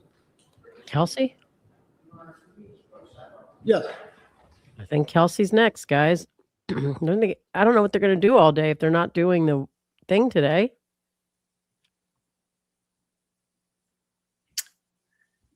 Yeah, that's what I was saying. It's weird. I mean, I guess. Take maybe a 20-minute recess. Oh, Lord. Do we have any blooping? No, that's it. But And we will stand in yesterday I said I wanted to rewatch something. Does anyone remember what? 15, 20-minute recess. Please exit courtroom quietly for other sessions. Thank you. I think we got the animal, or I think we got the answer. I don't know why I said animal. Yeah, I was thinking So, the guy. The guy rejected Bloopy, by the way. Bluey. Oh yeah, Bluey. He wasn't feeling Bloopy. It's not. So, all right, let's just think about what Mom established for the defense, for the proposition of daughter's intent. Not much. I Not mean, much. maybe I'm missing something. It's early in the morning. No, you're not missing shit. She's who you call in a jury trial to garner sympathy. But what she did get, obviously, sorry, I forgot. Right, the bang bang, the rapid succession, the no Kelsey, no, and the fires in rapid Yeah, succession. but every single person has said something different in terms of what they heard. But good, because every single person that says that, is reasonable doubt, or could be reasonable doubt. Yeah, but I see. I like the don't do it, which to me, and I don't know if we have a little bit of a disagreement on that, to me is more indicative of somebody who's getting ready to shoot themselves. I don't know, maybe. Don't do it more than no. I don't think a cop would be saying don't do it if she's But do you think they'd be saying no, Kelsey, no? I feel like that's equally the same as like, maybe. don't do it. It's still not, drop the weapon, or calling out like active shooter. I'm with the judge on this thing. This thing is gonna completely live in the world of, does the judge believe that when she was trying to send them downstairs, that is the strongest indicator of what her actual intent was, which was to unalive herself?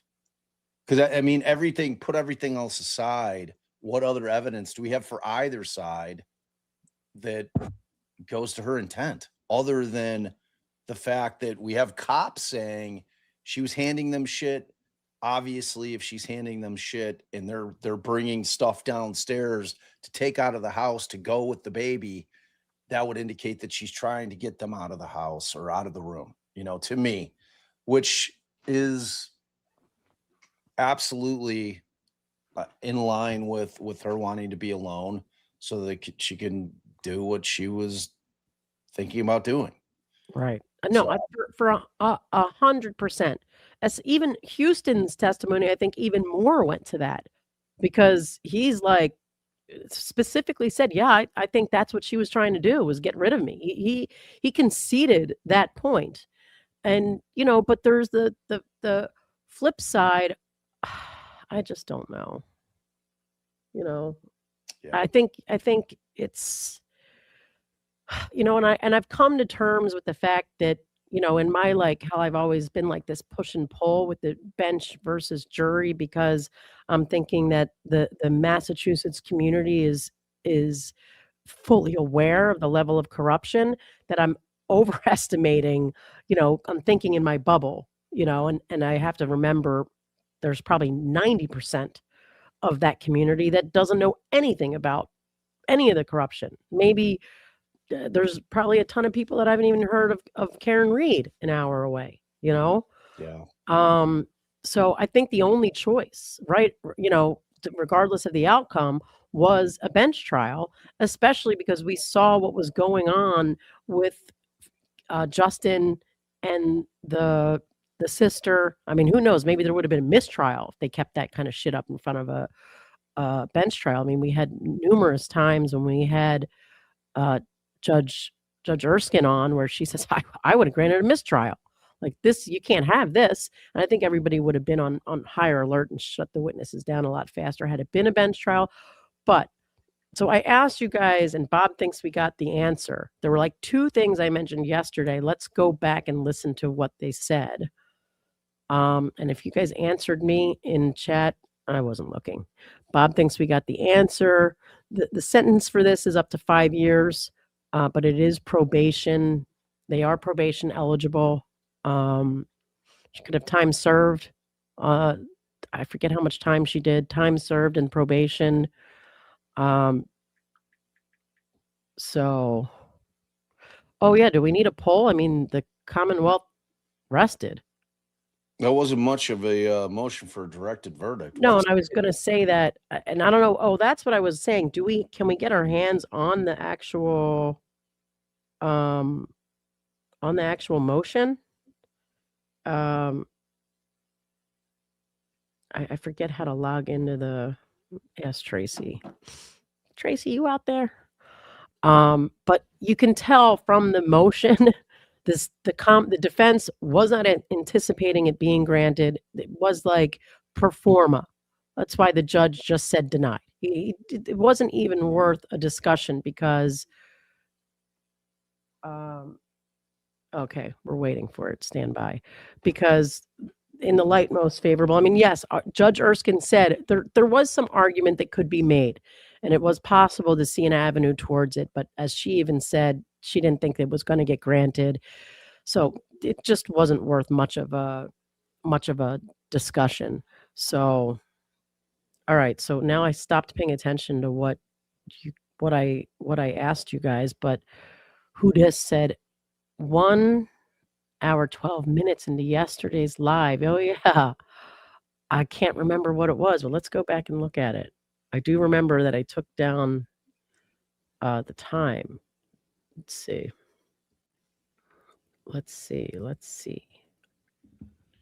God, I've been trying to make this stupid limpy emoji. I made the good Kelsey one though. The Kelsey emoji for our members is pretty sweet. The limpy is giving me trouble.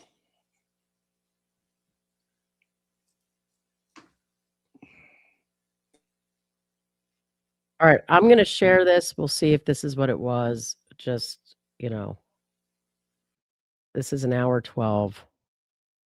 Can you ask that question again? The fact that she's trying to remove you from the area where her gun is not consistent with her trying to kill you, is it?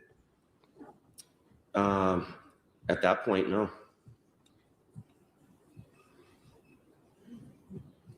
So let's get into the incident here. What you say happened. You say that Kelsey went into her bedroom after being in the baby's room, correct? Yes. She, you don't go in the room, right? No, I stayed at the very top of the stairs, right before the door frame. So it's fair to say you're on the landing, the top of the stairs, looking into the room. That's correct. And the room's got a lot of furniture in it, a lot of things everywhere, right? Yes. So you say that Kelsey has a change in her demeanor, right? Yes. She starts to shake and get upset. I don't know if this shaking is or not. uncontrollably, you said, right? Yes.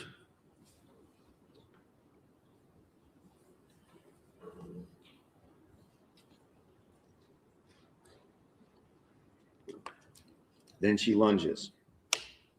Yes. She's on her knees. She was, I believe, on her right knee.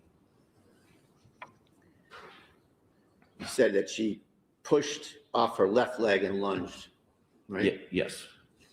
And at the time, you were 3 feet away from her. Yes. Maybe I don't know less. if this was it or not. Maybe. I don't remember what I was getting at. So can we agree that's arm's length? She was a little further away than arm's length, I would say. So arm's length if you reach over me. How about that? Yes. And your testimony is that she lunges over and obtains a gun. Yes. Right. And she assumes a certain stance. I don't think this was it. Can you elaborate? Well, you were there. What stance did she assume? She pointed a gun at my face and pulled the trigger. And yesterday, when you were being questioned, you assumed a two-handed stance to show that, didn't you? That's correct. And what do you call that kind of a stance? I don't know. I don't know if this Like was a it. Damn it. Let's just see. statement on July 3rd to the state police, right? A recorded statement? Yes. You testified yesterday and today. Those really do look like the What was recording your glasses, preparation like for this Ray case? Bans. I don't know, but they're not. I'm not saying that. Come in here and testify. I met up with Mr. Gubitosi, Attorney Gubitosi. How many times? And when were those meetings? Last, can't remember. And when did you start prepping your testimony? I don't 5 know. minutes after the first time you were questioned about what happened. I think July 3rd. All right, I don't remember what I was getting at. I don't remember what I was getting at. I don't know. Sorry, guys. The goobs. The goobs. I thought you were trying to get, like, we were trying to hear the distinction of like a word that was said. I think that was I the thought day we got before. the answer. I was like the day before with the I don't want to die. I do want to die. Yeah, something like that. But this was different. This was different. She also said that if he did that, the Commonwealth could appeal. Remember says that you were talking about whether anyone testified shot at me or pointed it at me at one point. So, All right. So don't that know right there, if that was it, then right there he said pointed it at me. Just gonna shoot me in the face. Wow. Yeah. Oh, But I- yeah. Look at that sweet that Kelsey emoji is fire. Look at that. See how I made an emoji? I feel so accomplished. I feel like a real champion. Oh, did the limpy work? I got to go on think the limpy YouTube to one see is it, but I probably also need cheaters because I'm freaking blind. Yeah, So I can't see shit. can't see a damn thing. Probably see it on your TV. I Let's see, can't. somebody do That limpy sucks. somebody do the limpy. I tried to do the limpy and it's so teeny. And I tried to get rid of the background. Nah, it just needs to be like a flaccid Yes. cucumber That's what I was trying to do. No. I wanted the word limpy to in be in the pink, shape of a. right. Oh, Well, just, like, and it was doing this. So, like, it's like this. Word itself, limpy, is like this. okay. I think you need to I need outline it. somebody who's way better at It this needs shit. an outline and then limpy to fill in the middle. I don't know. Yeah, I mean, flaccid. Flaccid. But I wanted the word. We get it. Yeah. Thanks, Harry Potter's beard. I mean, how could I take offense? I'm shitting on it myself. It's awful. All right, Tested who's going to raise their hand for making the amazing limpy emoji that we can use? I mean, I do think I was trying to figure out how the hell she got from her knees to standing, but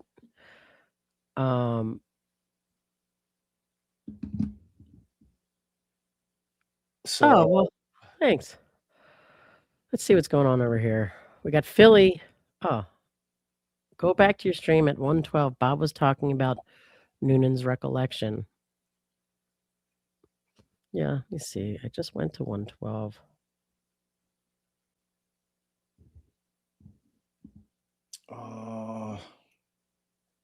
hey, did you all watch the David Osborne interview yesterday?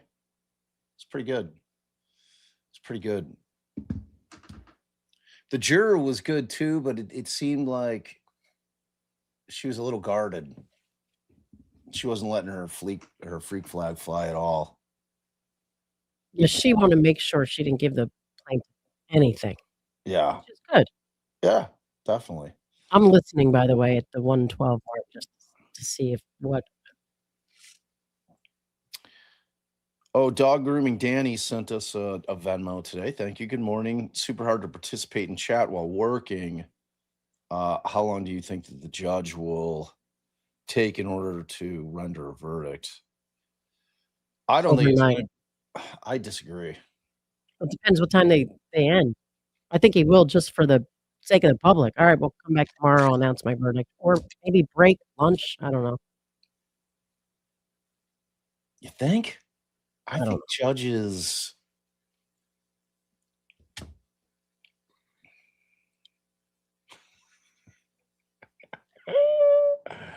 Oh, limpy. I've got the word where I want, and I got it outlined, but I just cannot. And I think I removed the background, but I don't know. Who knows? It's all very, very challenging for me. It's all very challenging. Let's see.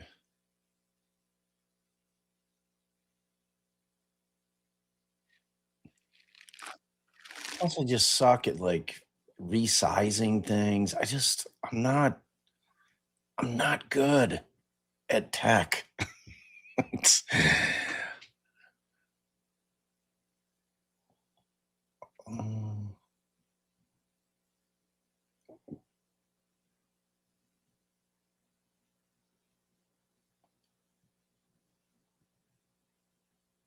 Yeah. I do see you.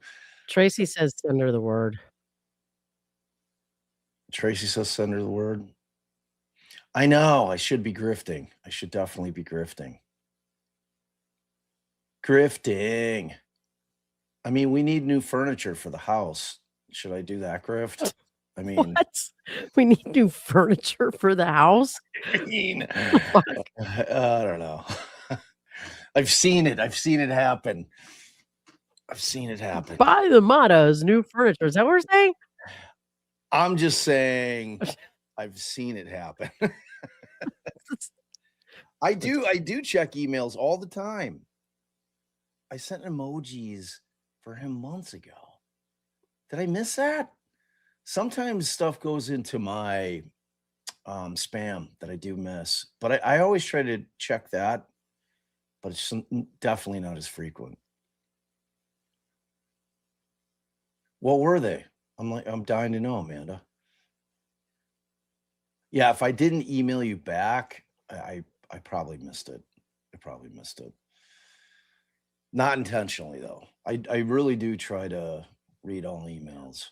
I think those of you that email that you've gotten return replies would. Oh, yeah. Yeah.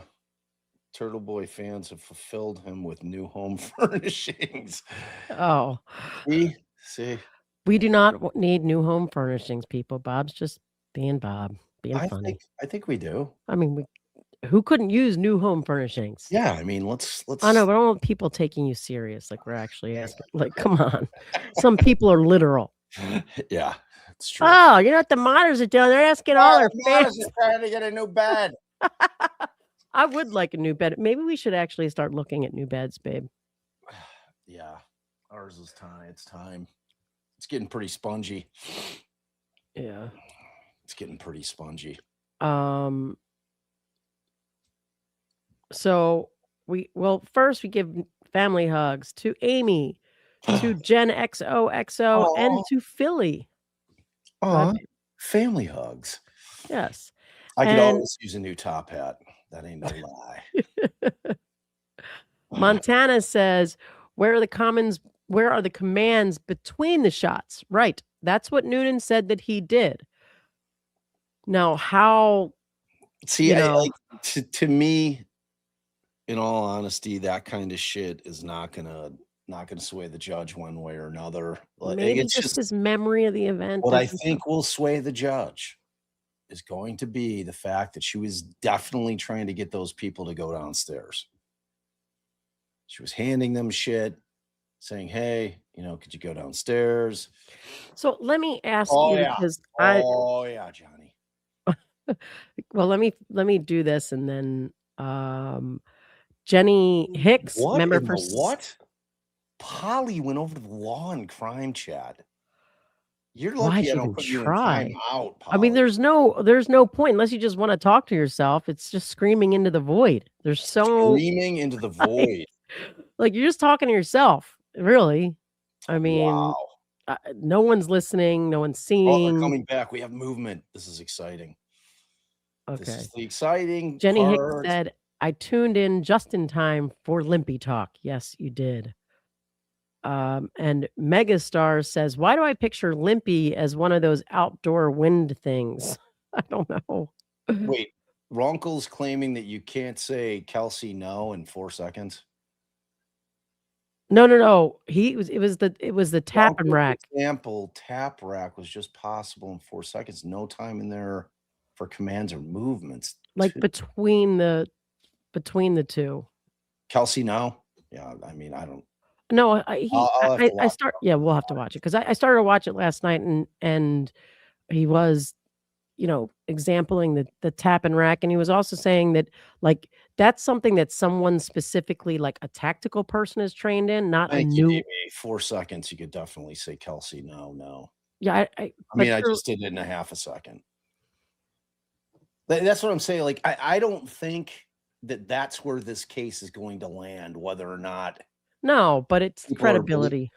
I mean, I don't know how much you can weigh people's credibility in that moment. That's why I kept talking about the, you know, the kind of the false memory type shit.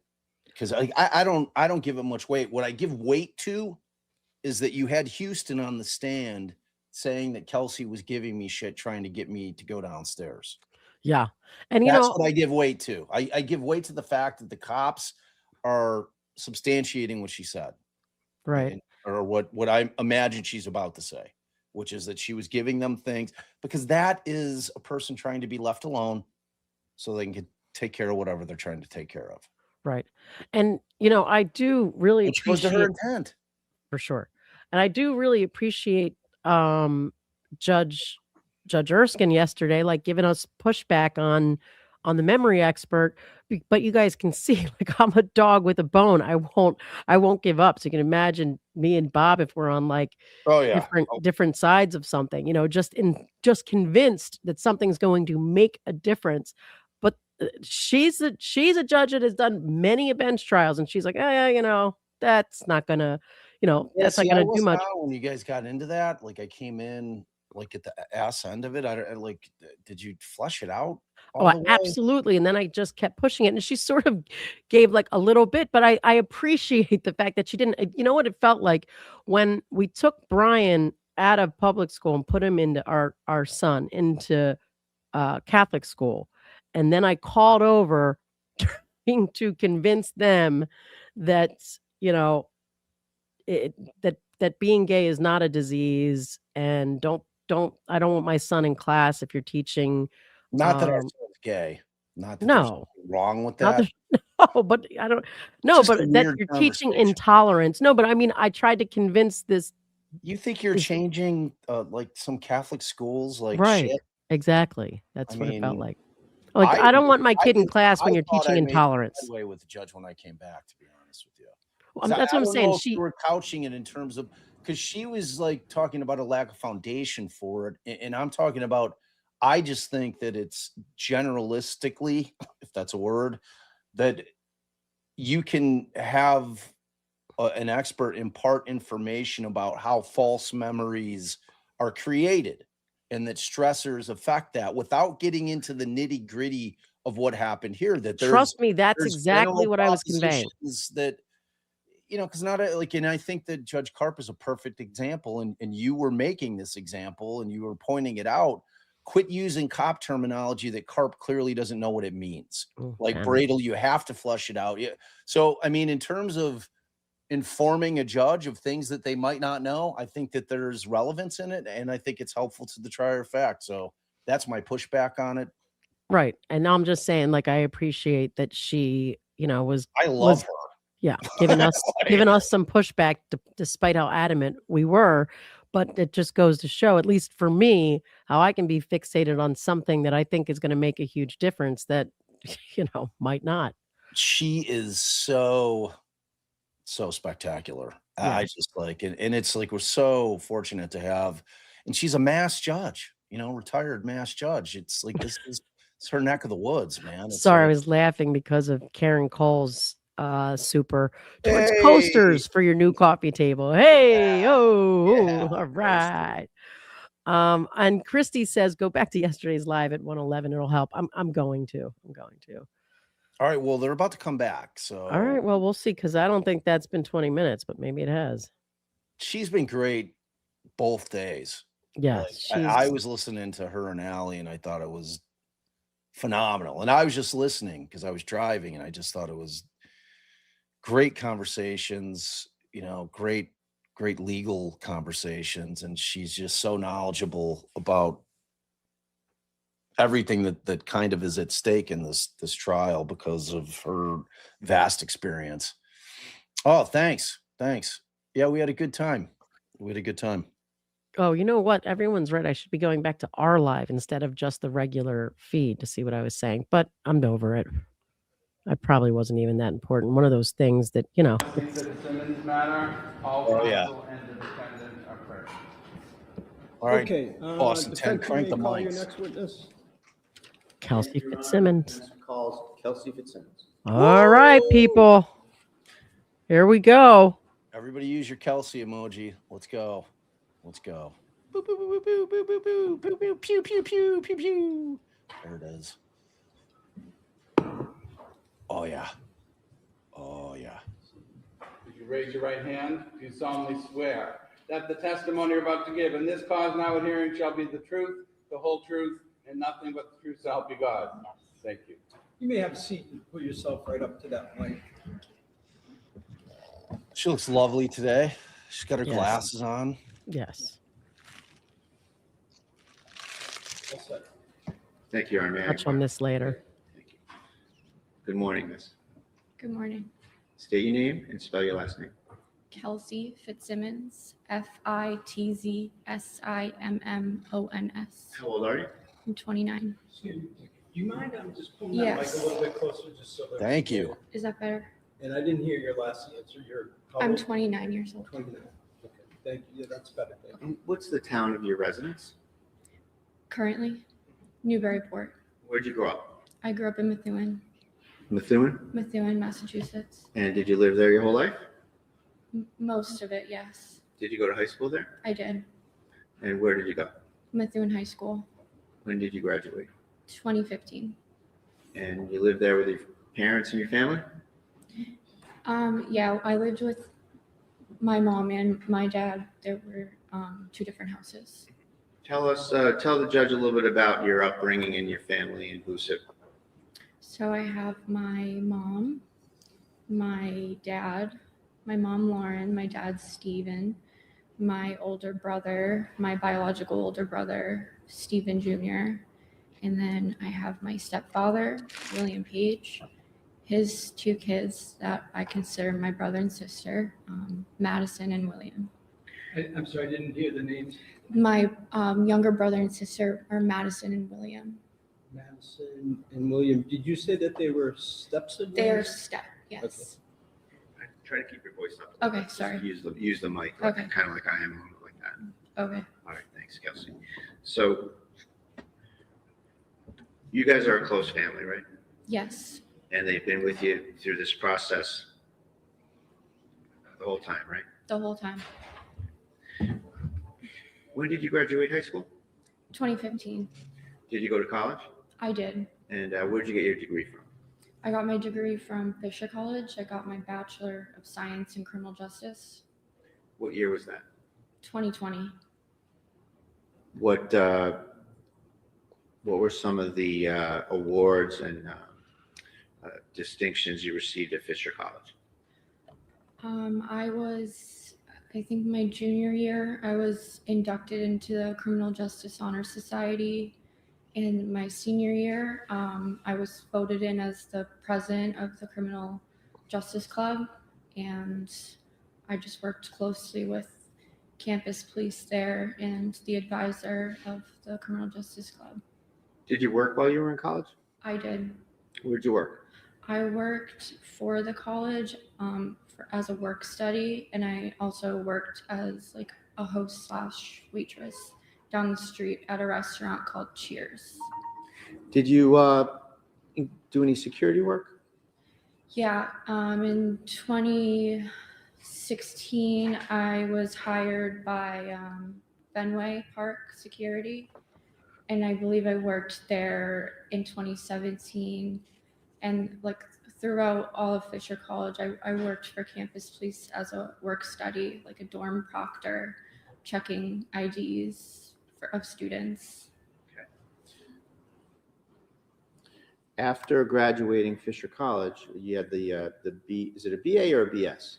BS. BS in criminal justice. Yes. And what was your kind of goal for your life and your career with that degree?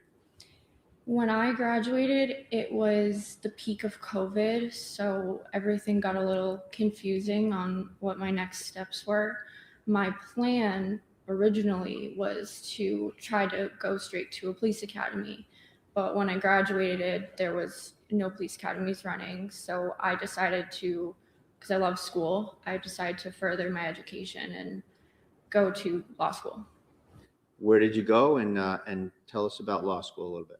I went to Massachusetts School of Law. I did about 3 semesters, and then some academies started to run again.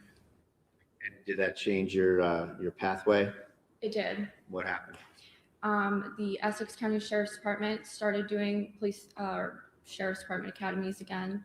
So I applied to be a corrections officer, and that was in 2020. And I went through their academy in 2021. Where's that academy? Their academy is at the Northern Essex Community College in Haverhill, Massachusetts. And what was the course of study? Just in general, what did it entail and how long was it? It was 3 months. It had to do with just the training of being a corrections officer. Our whole job was safety and security of the inmates that were housed in the jail. So it went a lot into safety and security. So you spent 3 months at the Sheriff's Academy. Yes, And you were hired by the Essex County Sheriff? I was, yes. When was that roughly? That was in 2021. I think it was September of 2021. What was your kind of original first assignment when you got to the Sheriff's Department? How did you start there? I worked in housing. I was assigned to housing the whole time I worked there. Did you have any other jobs while you were at the Essex Sheriff? When you pick up a overtime shift there, they kind of just throw you in where somebody is needed. So I did a lot of different jobs just through all the overtime I worked, which included transportation of inmates to and from court.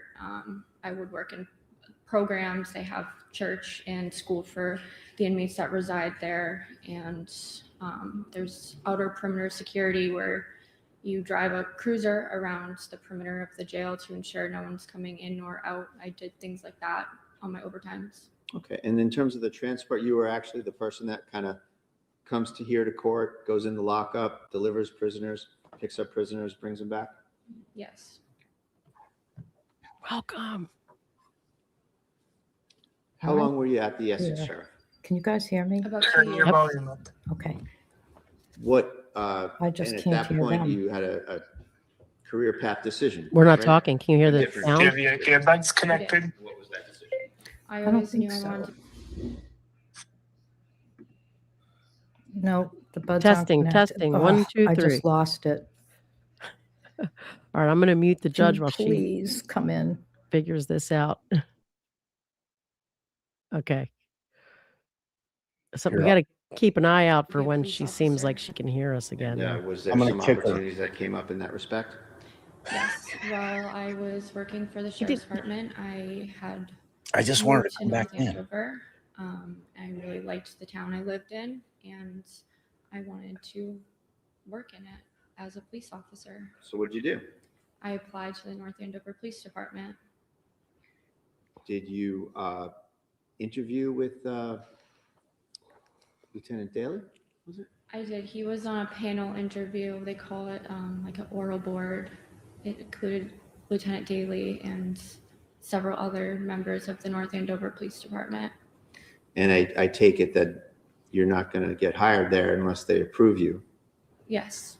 And that happened, and you were hired? Yeah, they do an extensive hire check. Background check and so yeah, forth? like there's a lot that goes with it.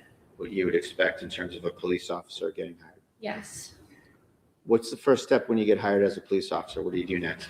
You have to go to the police academy for 6 months. So you've been through a 3-month Essex Sheriff Police Academy, training academy, and now you're about to start a 6-month North Andover Police Academy training, right? Yes. And where did that training take place? That also took place down the hall at Northern Essex Community College in Haverhill. And you spent 6 months going to that? 6 months, yes. Was that, is that something where you like stayed there the whole time, or did you come and go? Did you commute? How does that work? I commuted. I got there in the morning, left sometime in the evening, and we had weekends off. So it was 5 days a week. When did you graduate from there? I graduated in May of 2024. And did you run for any positions within the academy that they have in your class? Yes, while I was in the police academy, I ran for treasurer, and I became the treasurer of my class. And what does that entail? That entails everything financial through our academy. I would collect, we had like academy dues, I would collect them, and we would purchase things that we wanted, such as like sweatshirts and sweatpants to wear for our PT days, as well as an academy sweatshirt. I also planned our graduation party. So I had to book it, collect the funds for it, and plan it, essentially. And is it a situation where there's different classes going on at once, like class of 2020, class of 2021, like that? Yeah. Right. And you were the class of 20? Well, my class was called Rock 5. So I don't know how the numbers go, but the one before me was 4 and the one after me was 6. So I was Rock 5, ROC 5. All right. And when did ROC 5 graduate? May of 2024. And you graduated with the class? I did. And what was your first assignment with the North Andover PD?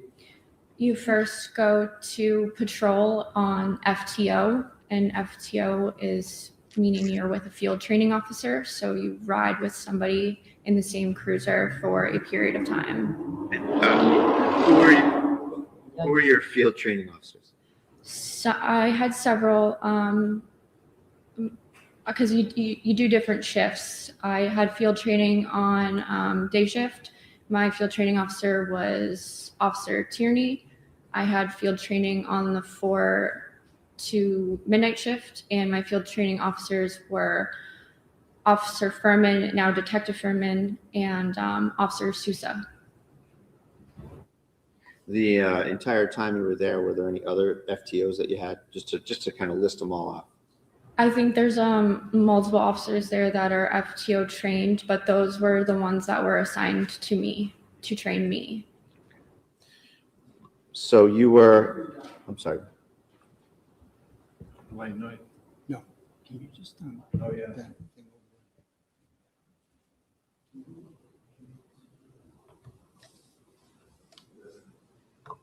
And if you want to pause, Judge, just give me a wave.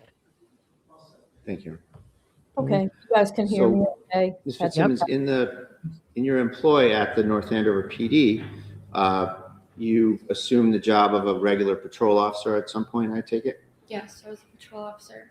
And you, after you finished with field training officers, do they have some sort of a say and report back to the administration or the supervisors about how you're functioning?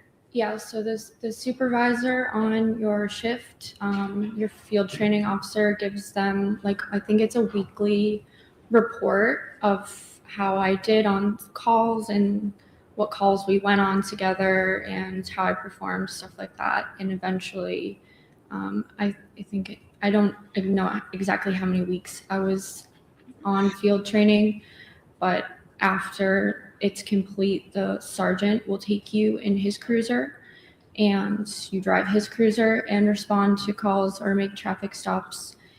And then he decides if you are signed off on. And I was signed off, and that day I got my own cruiser. And when was that, if you remember, just roughly? I think it was in end of June or early July of 2024. And just a few things I want to just tick off on the list of things a police officer does. Did you serve restraining orders? I have before. Have you testified in court? I have. And you've made arrests? I have. Now, at the time, moving over to your personal life, at some point you met someone named Justin Elaine, right? Yes. And what was your experience with Justin Elaine in a nutshell? My experience in a nutshell, we met through Facebook. We went on a few dates. We ended up hitting it off. While I was in the academy, we were dating. He is a North Andover firefighter. At my police graduation, he pinned me, and then I would see him on calls sometimes. And we eventually moved in with each other. We got engaged. We had a baby. And what was the baby's name? What's the baby's name? My son's name is Caden. How old is he today? He's 13 months. And Justin Elaine is the father? He is. What happened on June 30th of 2025? On June 30th of 2025, I woke up in the morning. Let me be more specific. Okay. I'm sorry. Did he take any actions relative to you in terms of your relationship that day? Yes.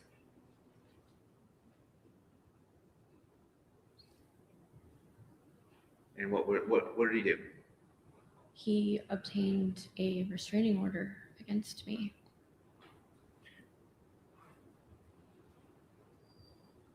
Is it fair to say that he broke up with you via a restraining order? Yes. I did not speak to him. I realized our relationship was over when a restraining order was handed to me. Okay. So let's rewind the events of that. So that morning, were you home? I was. Who was home?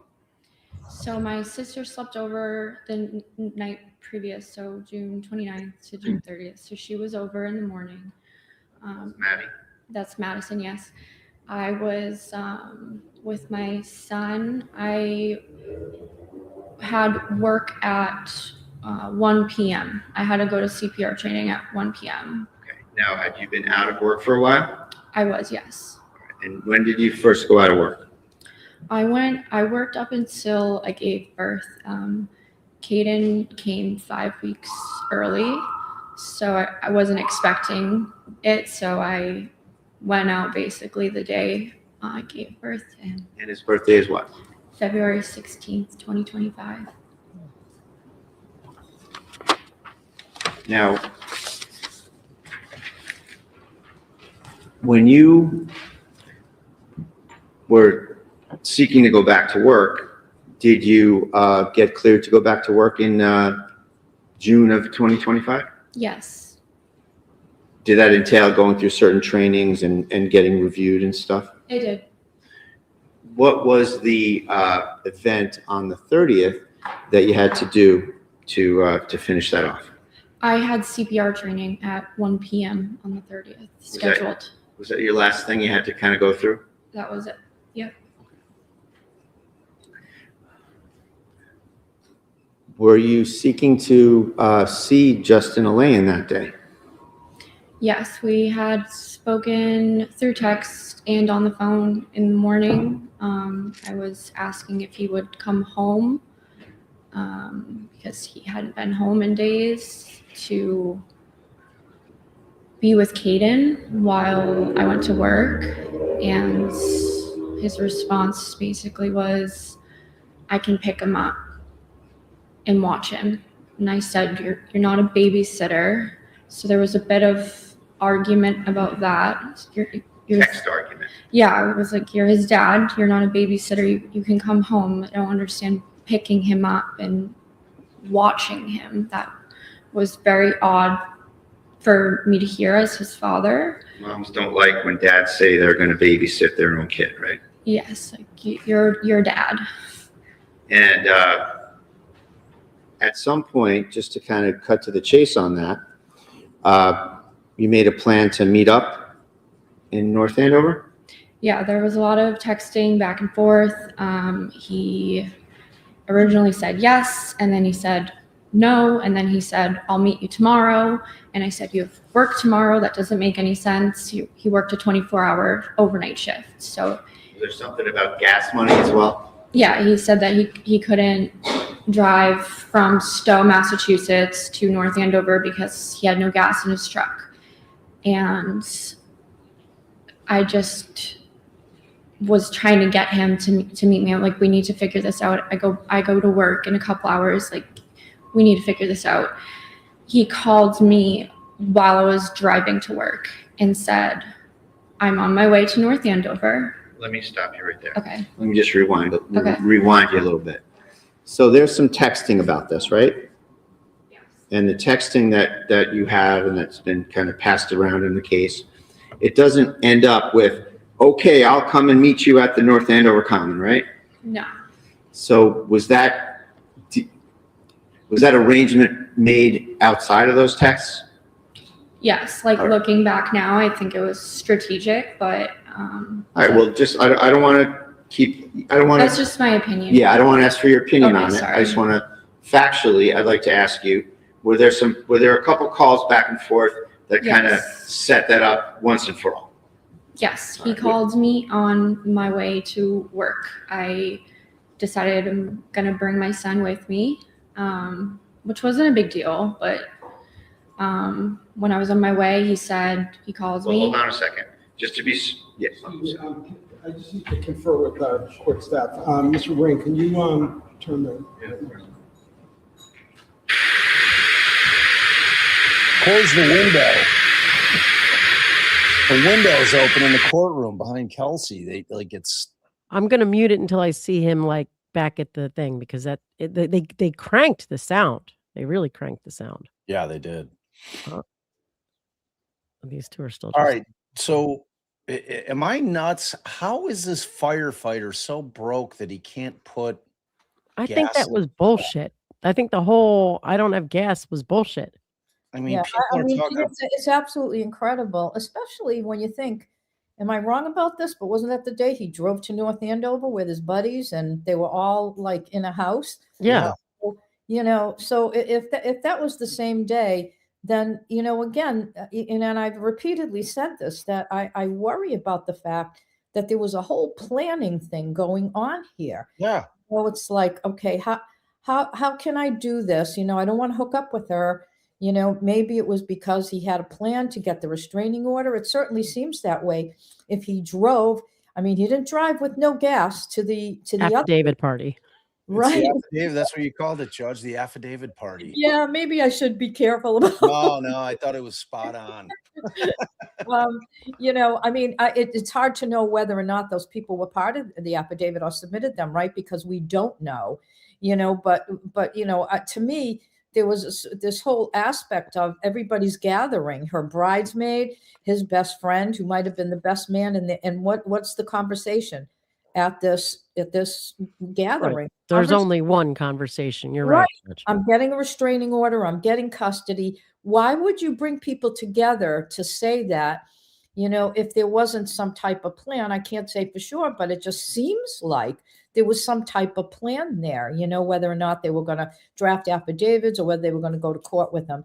I will say this, just about some of the earlier things that you brought up, shocking about the trooper not focusing the body cam on Noonan during that. You guys raised it spot on. That's not the procedure. And what did he say? He said, well, I had it on the other people in the room. I think you said it, Ellie. Well, guess what? They weren't the ones that, that shot her. I guess what bothers me about this case is there's something that permeates it in a way that is so unfair in every respect to Kelsey Fitzsimmons. It's like, okay, we're going to take his statement. And just like when you're listening to a witness on the witness stand, you can't see his demeanor. You can't see how he was reacting. You just can't see any of that. And that's a really key element. So I thought it was really important that they raised it, because then it has the appearance of being, unfair. And when things start out that way, and and then how they progressed both in the motion for revocation, the motion to modify turned into, when you stack all of these things up, it's just so disturbing to me. I really worry about it from the standpoint of the fact that exactly, he wanted custody, exactly what he wanted to happen happened. Yeah. Visits. It's I'm really 100% with you. I've always felt, because we handled our fair share of divorces and custody cases, this was your prototypical maneuver, pre-hearing, even maybe petition for custody, where you're positioning yourself to have the upper hand. And if you, and Judge, I'm sure that you'll agree with this, if you have custody, if you're in physical possession of the child, it gives you the upper hand when the proceedings start. I mean, it's I mean, I would have clients come in, and typically if it's a married couple, they're living in the house. The move was twofold. It was one, to get sole possession of the house, to get the other spouse out, and to have the kids staying in the house. So it would always serve two purposes, because judges seemed inclined not to change the status quo when it came to the children. You know what I mean? So it's like the judges abhor uprooting children's lives, because any judge that's worth their salt is always going to tell the parties, look, I understand that you're getting divorced, but what I care about most here are the kids. Act like adults, act accordingly. And, and I told the same thing to my clients, flat out. I'm like, I'm your attorney. The children will probably be appointed a guardian ad litem, but I'm here to tell you that my focus is on doing what's best for your children. Yeah, good for you, because that's exactly what I said. I mean, we would have parents who were in bitter divorce, and then you'd have a kid, for example, who's 14, who says, I'm not going with the father, or I'm not going with the mother. And what would they do? They'd file a stubborn child petition in my court and ask me to force the kid, to visit, even though I wasn't hearing the case. And what I would say to the parents, I would say, look, you can do this. I mean, you can just do this until you're 18. I didn't mince words. I said, but what you're going to see, if you continue to do this, is you're going to see this kid in here on a delinquency complaint or something else when he acts out, because you put him in the middle. Wow. That's what you did. And I've probably said that 100 times.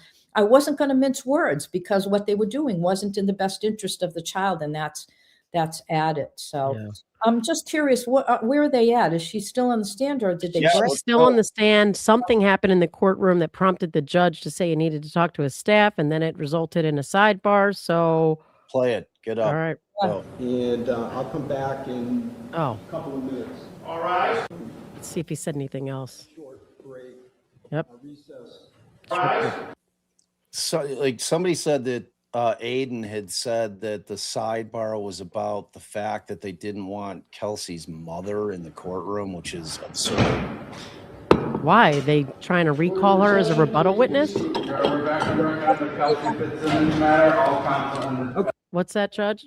That's what they'd have to say to keep her out. But Right. sometimes they say, oh, we might recall her. I think it's an outrageous ploy and it doesn't work well. And I guarantee it didn't work well with the judge. If someone said, I don't want her to have her support system in the court, I'd be ballistic over that. 100%. But, so. All right, let's see. And Ms. Fitzsimmons, could you retake the stand? Thank you. Take your time.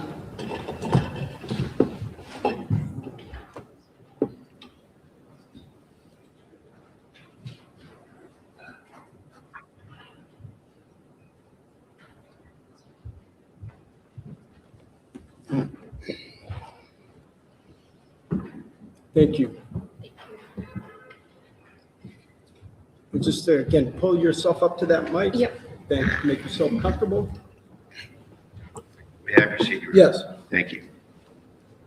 So, Ms. Fitzsimmons, the last discussion we were having was that you were arranging to meet Mr. Elaine at the North Andover Common, is that right? Yes. And did he call you about it when you were on your way to CPR training? He called me. I think I was putting Caden in his car seat. I missed it. And when I got on the road, I called him back. And what was the conversation about meeting up? It was quick. It was, Kelsey, I'm on my way to North Andover right now. My mom just gave me gas money. I'll meet you at the Common at 2. And I said, okay, I love you, bye. And the phone call had already hung up. Okay. And after that, you went to work? I went to work. With Caden? With Caden. And what was the schedule? What was on the schedule for today, for that day at work? It was a 1-hour CPR training. So it was going to go to about 2 p.m. So it was 1 to 2? Yes. Did you get there on time? I think I got there a couple minutes early. What was the layout when you got there? Who was there? Where'd you go? What was the general kind of mood of you going there? So I knew it was going to be held in the community room. I was told prior that's where it was going to be held. So right when you walk through the officer's entrance of the police department, the community room is the first door on your right. So I just entered right through there. And you had your baby? I did. And it's fair to say this isn't a visit to the police department where you're in full uniform or anything, right? No, I was in a t-shirt. And that's because you're going to be training, working on, those rubber dummies that you trained for CPR with, right? Yes. Okay. Who met you when you got to the police department? Who was there? Detective Gordon was conducting the training. I'm sorry, did you say Gordon with a G? Gordon, yeah, Gordon. And you saw him? Yes, he was conducting the CPR training. Did you see any other friend and colleague officers around that time period? I saw Lieutenant Domenico as well. And did you have a chat with him? We didn't really talk because I was in the middle of the training. It was just we waved to each other when he was walking out of the door. What happened with Caden while you were doing the training? I asked Detective Gordon if he wanted to hold him because I figured he hasn't held a baby in a long time. So it's kind of funny seeing guys that haven't held a baby in a long time and they're like, but. Did he hold the baby? He did, yeah. And is he someone that you trust to hold your baby? Absolutely, yes. Do you let just anybody hold your baby? No, Detective Gordon was my drill instructor for my 6-month police academy. So I knew him more because of that. I saw him every day for 6 months. You trust him? Yeah. And how did the training go? It went fine. Normal. Passed. How did that, how long did it take? It takes about an hour. What time did you finish? I think it was around 2 p.m. Who else did you see while you were at the station?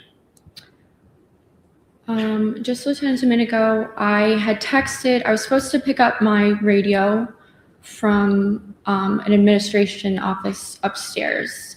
and I had texted the person that was giving me the radio and said, I'm just going to grab it tomorrow, because I was like more focused on go to the park. So I was like, I can just drive to the station tomorrow and grab my radio. Were you, quote unquote, on the schedule?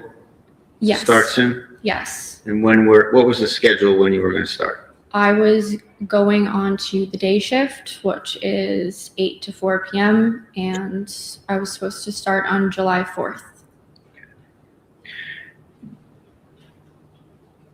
You left the police station at about what time?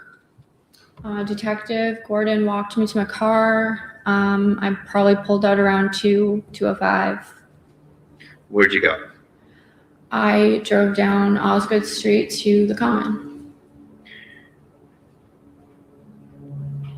Who's this guy, Hunter Hassan?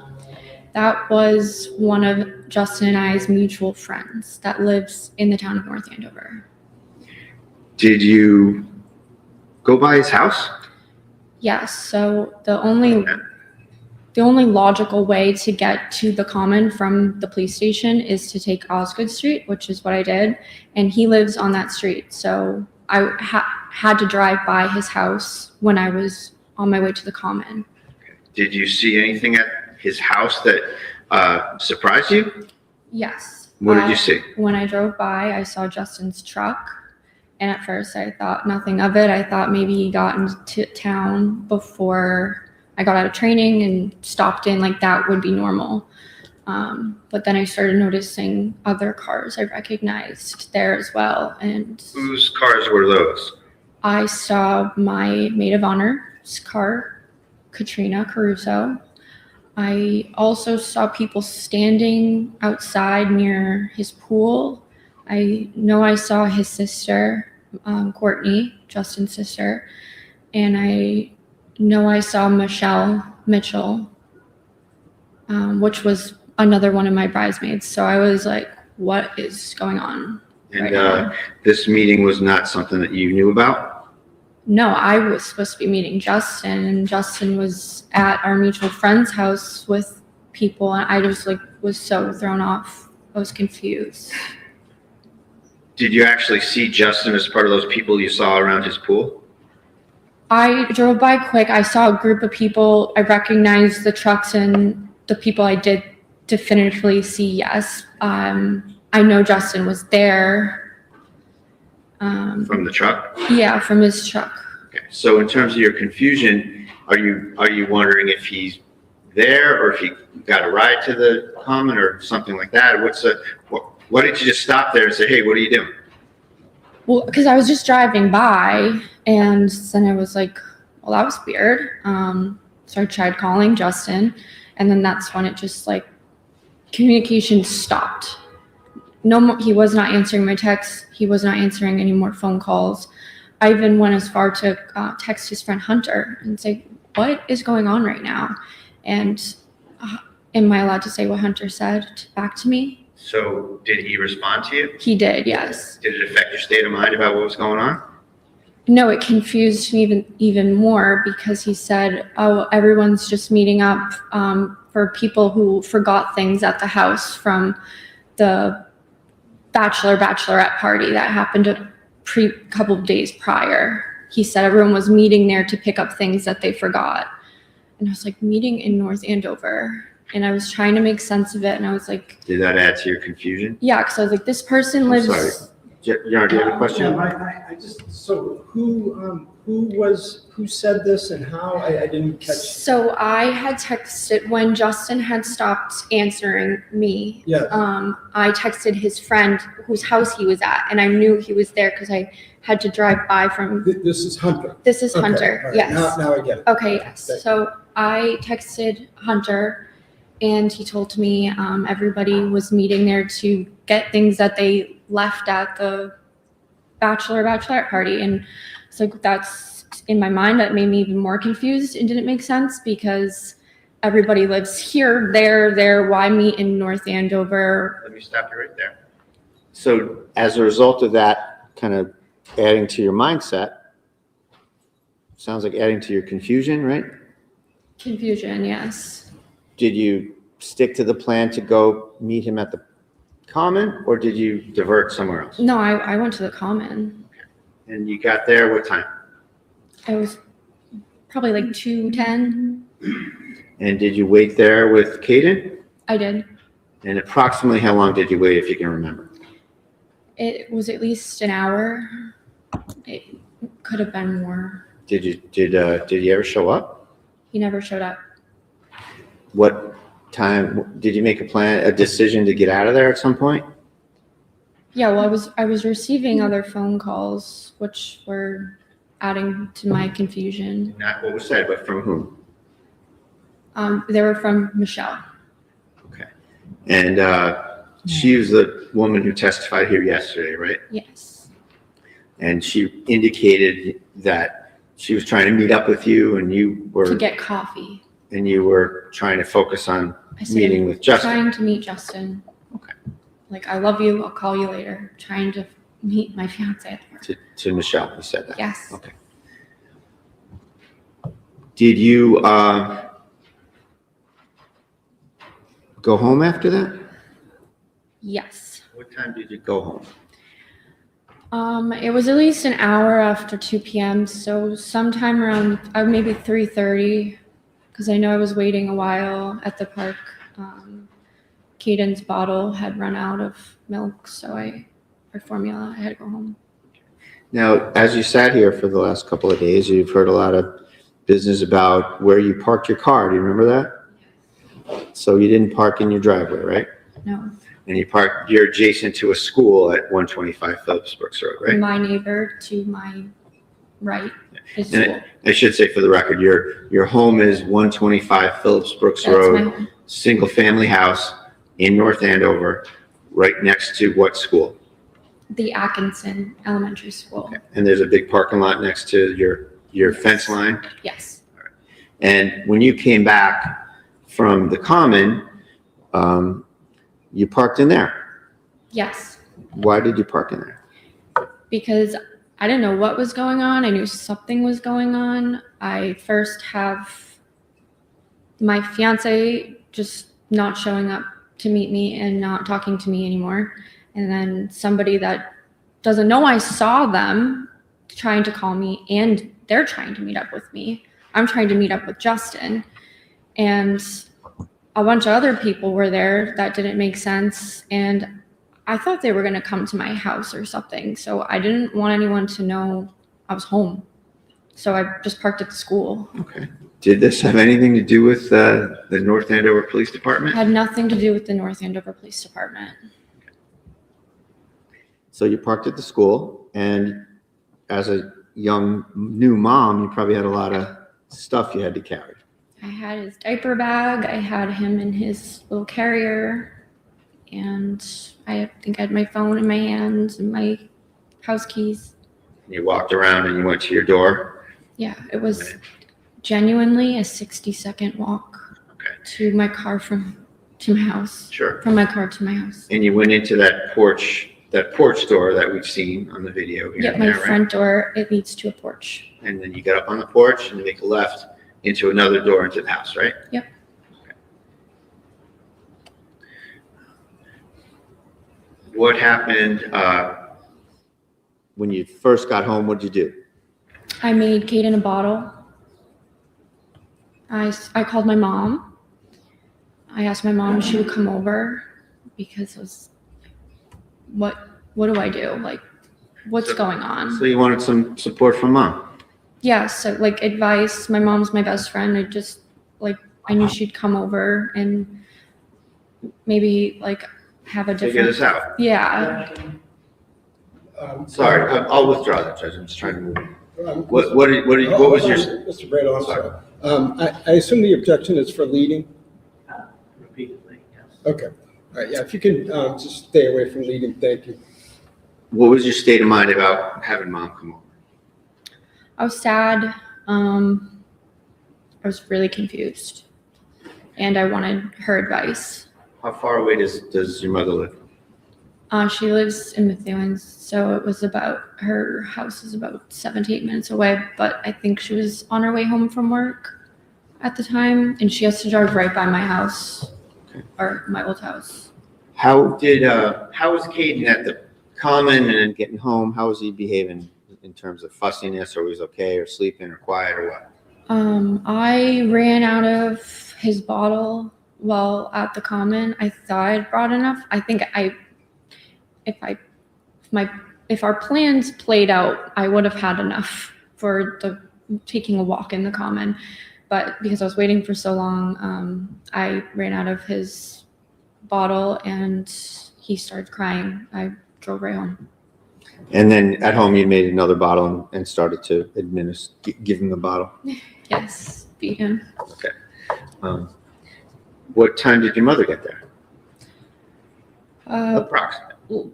Like maybe 5 to 10 minutes after I got home. And you did you visit with your mom for a while and consult with her on the situation? Yeah, we sat on my couch while I fed Caden. She did some my house was messy, so she was just trying to pick up around the house a little bit for me. We were just talking. Okay. And did she leave at some point? She did. When was that? Probably had her over for about an hour. Maybe 5 o'clock she left.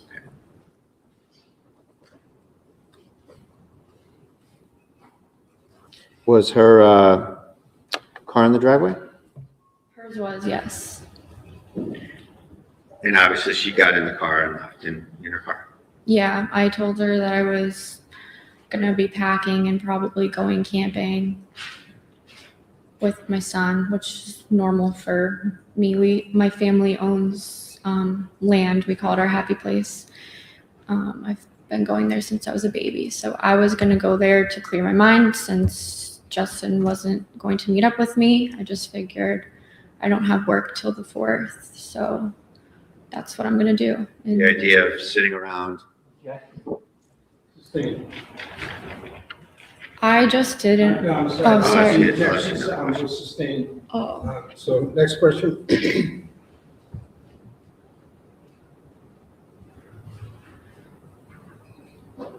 Why did you want to go up to the land?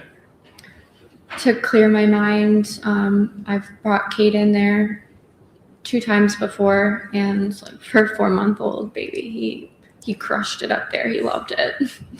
So I just thought, I texted Justin, I'm going to my land. He knows what that is. He proposed to me there. He knows I call it my happy place, and I told him I'll send you pictures when I get service, and I love you because there's not good service up there. And that was the last thing I ever said to Justin. When your mom pulled out of the driveway, did you get a visit from the North Andover police? I heard someone knocking on my front door when I walked up to the porch. How long after your mom left did the police knock on your door? I know now approximately 3 minutes. And what were you able to do to figure it out pretty well? My home has a lot of surveillance. My dad owns a security company, so my home had a lot of surveillance outside. So I was just curious, how long was it after my mom left that the police came? And I believe it was about 3 minutes approximately. Can you use the video system to refresh yourself on time intervals and such? Yeah, yes. And while we're on that topic, are there timestamps on the clips from your house? Yes. And do you have any knowledge of the accuracy of those timestamps? At some point, one of the daylight savings happened, so my cameras were 1 hour off. And how off? Which way off were they?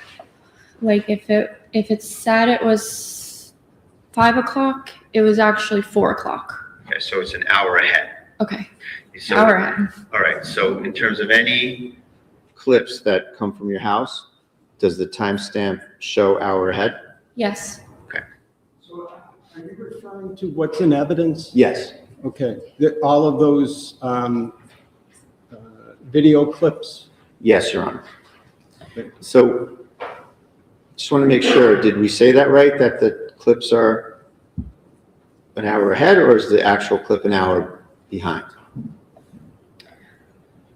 I have to think about this. I'm sorry. It's okay. We can come back to it later. I do that all the time. That's okay.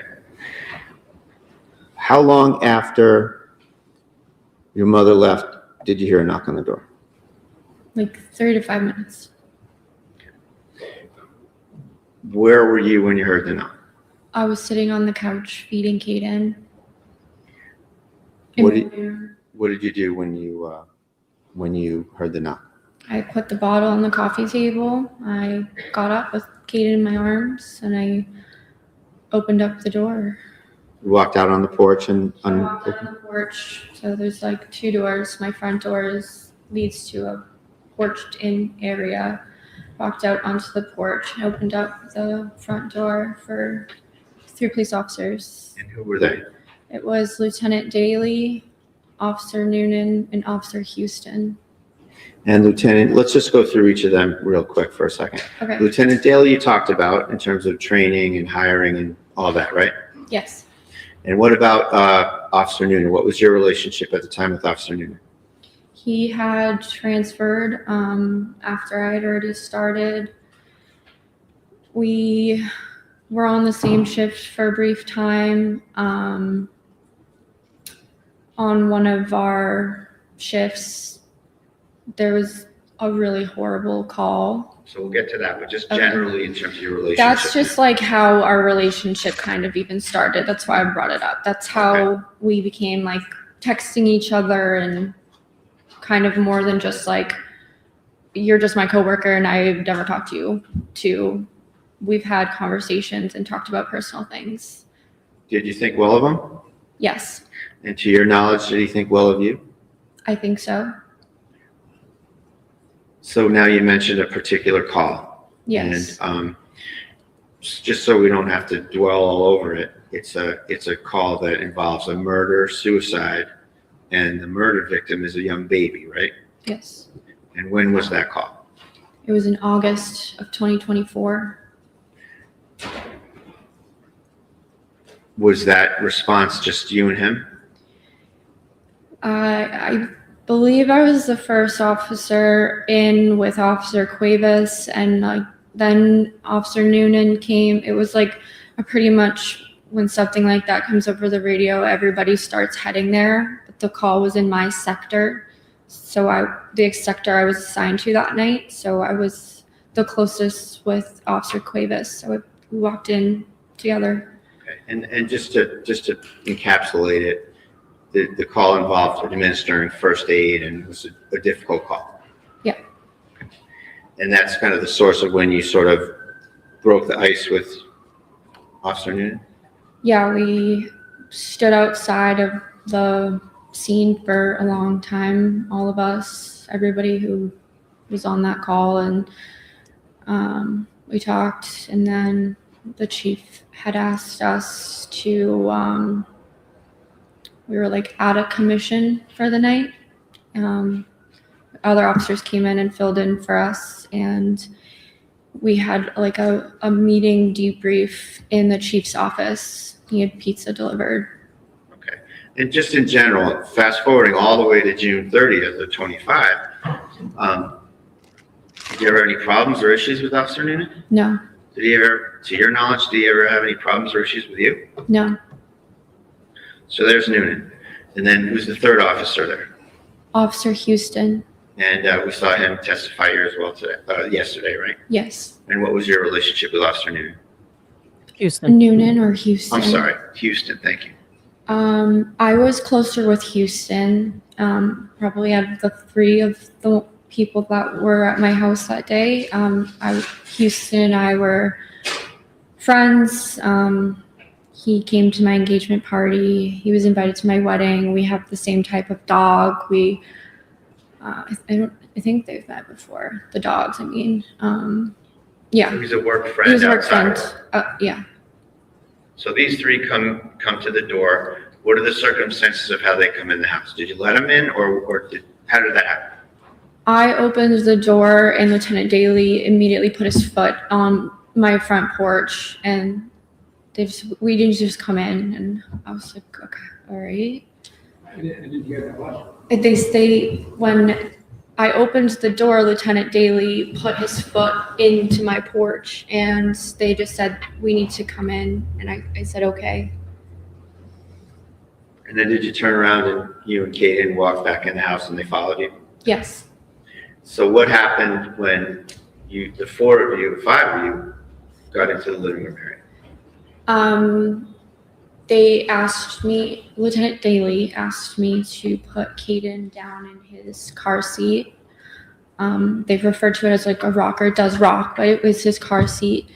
And I was in the middle of feeding him. So when I put him down, he was obviously crying. And I was like, whatever this is, I'm going to hold my son. Because they had a folder. I knew they were going to give me something. Wasn't at that moment? Yeah. Did you have any idea what was going on? No, I knew, like, obviously I knew something was going on. The police are in my house, my coworkers, but when they told me to put Kaden down, I was like a little hesitant because I'm in the middle of feeding him. And then I listened, I put him down and he started crying and I was like, no, I'm going to hold my son, whatever this is. Like, I'm going to feed my baby and read it. So I picked Kaden back up and I had him on my lap while I opened the envelope. And that's when Lieutenant Daly said, Justin filed a restraining order against you. Okay, so you're trying to read it and he's talking to you and the baby's crying? Nope, baby isn't crying anymore. I picked him up and I'm feeding him. What did Daly say to you about the situation? I asked a lot of questions, like why? I was supposed to meet him at the park like a couple hours ago. I'm confused. He said he didn't know anything. And I said, do you have the affidavit so I can read what I'm being accused of? And they didn't. And they said they didn't know the details. And he said that Kaden was on it as well. And did that affect your state of mind? Yes. How so? I knew in that moment I was going to have to hand my 4-month-old to a police officer to be brought out of my house. How did that make you feel? I don't know if there's a word. Sad. Were you able to have a minute or two to kind of comprehend it, or did something else immediately happen? I comprehended it. I was asked to pack a bag for Kaden for about 2 weeks. Who asked you that? Lieutenant Daly said the court order, the court date was in 14 days. So he said, pack enough for 2 weeks. And he said that to you? Yes. Okay. So you didn't take it upon yourself to want to do that? No, they told me that I needed to pack a bag for Kaden because he was going to go be with Justin for at least the 2 weeks till the next court date. Who was there when that was when that came up? That was when the three of them we were all in my living room. Did Houston or Noonan say anything at this point? No. I knew if I put Kaden back in his car seat, he was going to cry. He loves being held. So the plan at that point was to go get some stuff? Yes. So you had to put Kaden somewhere? Yes. And what did you do? I handed Kaden to Officer Noonan. Why'd you give him to Officer Noonan? I could say I trusted all of them. But I knew Officer Noonan I know Officer Houston has no kids, and I knew Daly seemed like preoccupied, and I knew Noonan had kids. So I guess that's probably what went through my mind, but it really wasn't that much of a thought. I just knew I had to have someone hold him because I didn't want him screaming in his car seat on the ground. Was he someone that you trusted to do that? Yes. What happened when you handed your baby to Officer Noonan? He took Caden from my arms. And what about the bottle? What happened with the bottle? He took the bottle as well. And what did he do with respect to the bottle and Caden? He was trying to feed him.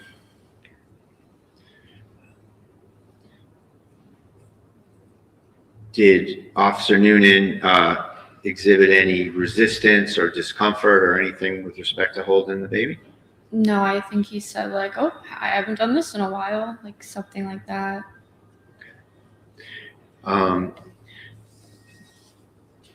What was your intention at that point to do?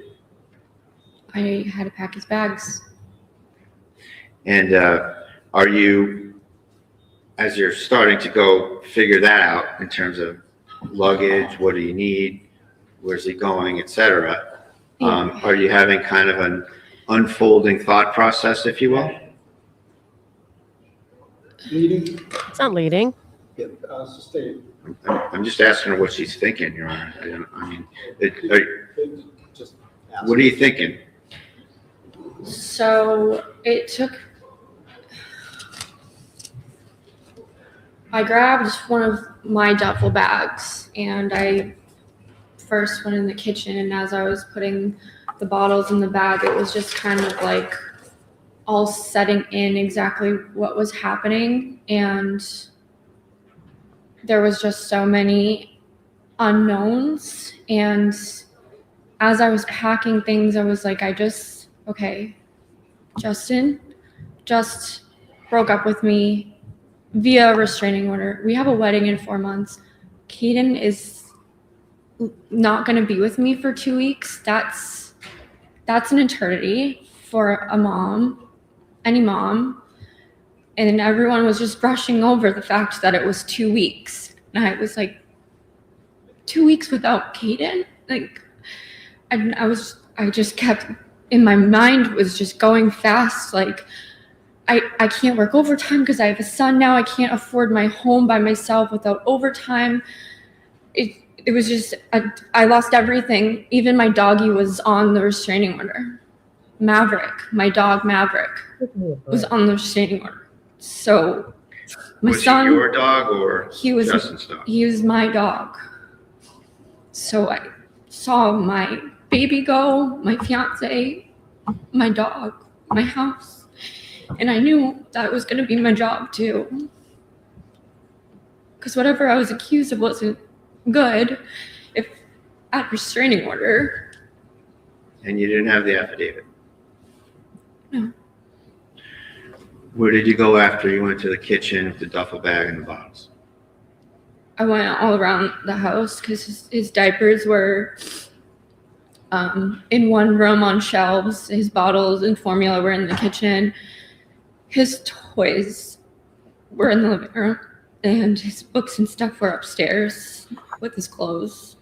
Tell us what you did on the first floor before you got upstairs. What was the packing there? On the first floor was bottles and formula, and he was just getting introduced to like purees, and I had just ordered purees from Target, so I packed all those too. Then I went into the I went into, it was like our exercise room. It had shelving on the wall, and there was just like a ton of boxes of diapers. I just put those aside and was like, 2 weeks, a lot of diapers, so take the boxes. And then I went upstairs. All right, before you got upstairs, part of the order was that you had to give up your firearms, right? Yes. Did you say anything to the officers about the location of your firearms? Yes, I did. What did you say? I told them that they were in the basement. Was that true? No, Why did you tell them that? because I didn't want them to take them away. Why not? Because I wanted to be alone with my firearm. and take my life. When did you make that decision? I made that decision as I realized I had just lost everything in a 15-second conversation with my coworker.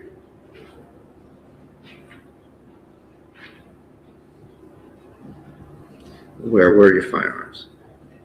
They were upstairs in a green safe In your bedroom? in my bedroom.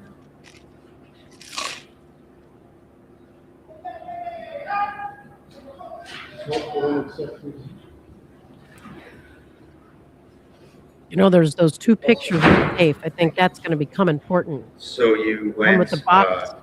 upstairs, you mentioned? Yes. I'll be real quick. One with the box, one without. So I wonder if that's going to be like they put that box there after the fact, but the pictures are different. All right, let's go.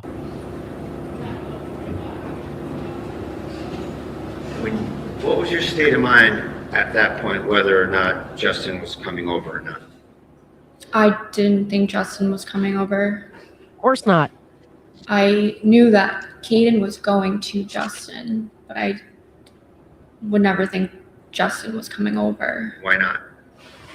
That's just not like normal practice to put a plaintiff and defendant in the same room intentionally. Usually you're doing the opposite as police officers. So I didn't think Caden, Justin was in the house. And the opposite being what? What's the opposite of what they did here? They let Justin in my house. So what's the normal procedure? Normal procedure is to separate people. It's like the first thing you do on any call where there's any sort of argument, you separate. Now, you've served restraining orders, you mentioned, right? Yes.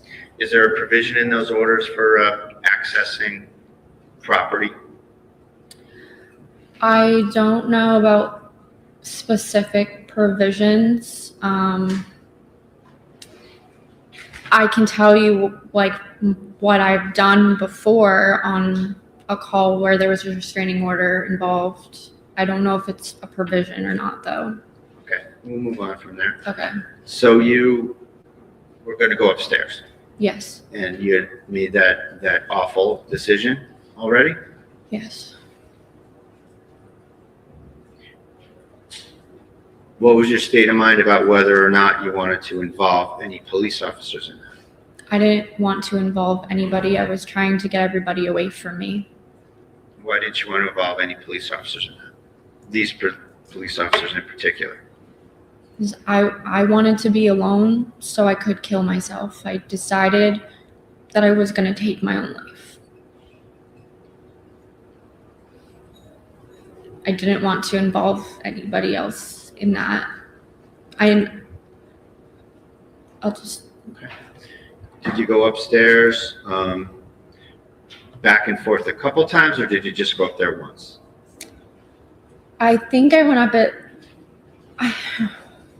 I think I went up at least twice. The second time I went up, I was up there for a while. Do you remember who accompanied you on each of these trips? It was Officer Houston and Officer Noonan.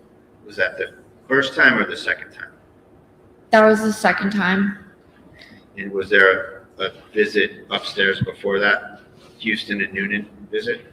Yeah, I was trying to hand them things so they would go away. Where did that happen? That happened upstairs. So I was first in the room. You walk up, there's a landing. The room on the left is Caden's room. I went in there first and I put books in a car seat because Justin's truck didn't have the car seat. And I handed it, I don't even know who I handed it to one of them. And I said, can you bring this downstairs? And what happened after you said that? Somebody brought it downstairs and then they came back up. So you struck out in terms of what you testified to earlier. Yeah, I just kept trying to hand them things to make them go away. Meaning, what do you mean make them go away? Be more specific if you can. Like, What was the plan? I knew if I pulled out my firearm in front of a police officer, I would get shot. That was not my intention, and that's not what I did. I was trying to get them away from me, so that didn't happen. So they weren't put in that position. There you go. Finally. I'm not dumb. I was a police officer. If someone takes out a gun in front of you, yes, that's a threat. Yes, that's somebody that you probably feel threatened from. So, You said you didn't want to put them in that position. Why but not? if you want to kill yourself, why not just let it happen that way? There you go. That's selfish. I would never do that. Even looking back now, like reflecting for 9 months, I think my decision to do it to myself was selfish to everybody who loves me. So I'll just leave it at that. I wanted to kill myself, me and my gun, no one else involved. How many different times did you try to have the officers transport some stuff downstairs? Several.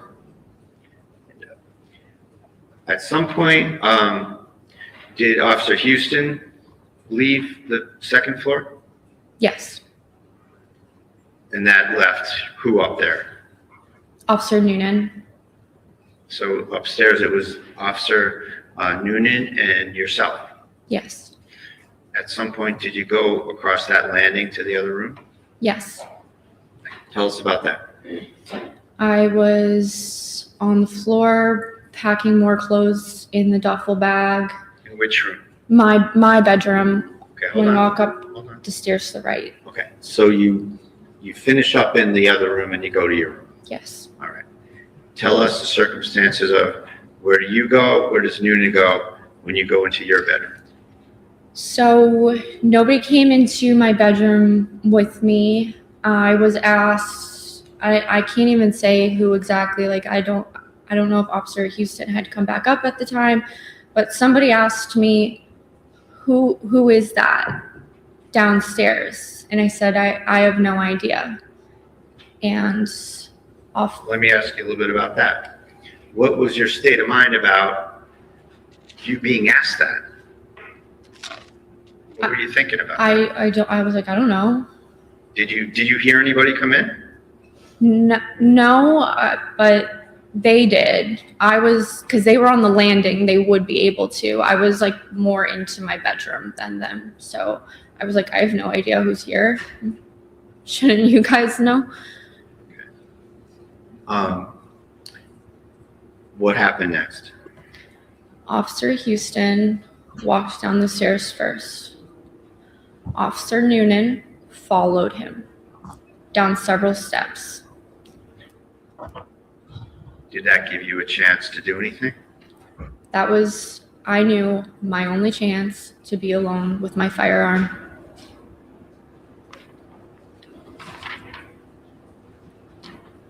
I'll show you Exhibit 51.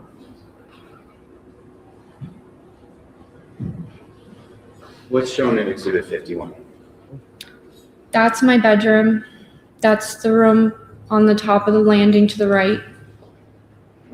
Where's the photographer standing in this picture? He's standing in the doorway. When you went to go get that firearm, was there anyone in your view in that landing? No. Was this after you saw Noonan depart?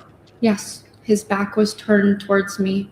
He was following Officer Houston downstairs. Did he stay that way or did he disappear from that scene? Well, he must have turned around at some point and walked back up the stairs because... You know how when you're near somebody that's going up and downstairs, you can hear going up and downstairs. Did you hear any particular number of steps? No, I'm certain I heard him and saw him walk down several steps. Okay. And how did that affect your state of mind at that very instant? I knew that was my moment. To do what? Kill myself. She said this. What did you do? So that shoebox was not on top of the green safe. At the time you were doing this? At the time, yeah, there was nothing on top of the safe. All right. And you're referring, for the record, there's a orange lined box in the picture? Yeah, it looks like. Is that what you're talking about? It looks like a shoebox. Yeah. Yes. Yeah, Mr. Gray, can you just give me a moment to catch up? Sure, absolutely. And there's the two pictures. That box wasn't there.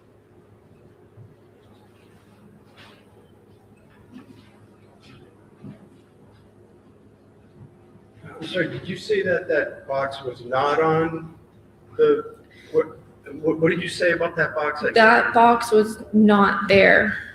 That the top of that chest, I'm calling it a safe. It's a chest that locks. That's where I kept my firearms. The top of it, nothing was on it.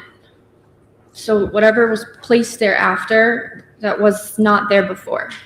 Thank you. Ready to go here? Yes. What about the chair? Is that how the chair was? The chair was turned the other way because that was the chair I would rocket in. That was not facing that way. The back of the chair was up against the wall, I guess. So kind of like as you'd expect it to be in the room. Yeah, I would need to pivot like this to be right. So it was probably moved. My room is small. Okay. And to get at your guns in there, you kind of have to flip up the top of that chest. Yes. And unlocked. She said it was locked. Were you, where was your focus in terms of the firearm, the chest, whether Noonan's coming back? Where are you focused? I was just like, hurry up before somebody comes back. And what did you do? I grabbed the gun out of the chest. I put it up to my chest here. So what was going on with you putting it up to your chest? What was that all about? What do you mean when you say you put it up to? Like you made a motion to your stomach area, right? Yeah, like I just grabbed it quickly. I bent over, grabbed it, put it here, took 2 steps backwards. And I don't want to make the motion of what I did because it's horrible. But I put the gun up to my head. Which hand? Did you use? My right hand. And where on your head did you put it? You can just describe it. My temple. Okay.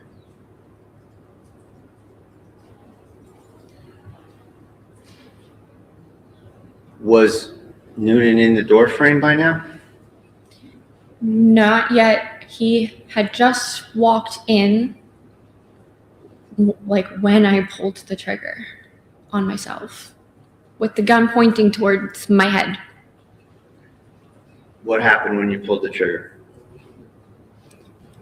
He said, Kelsey, no. Kelsey, no. I pulled the trigger.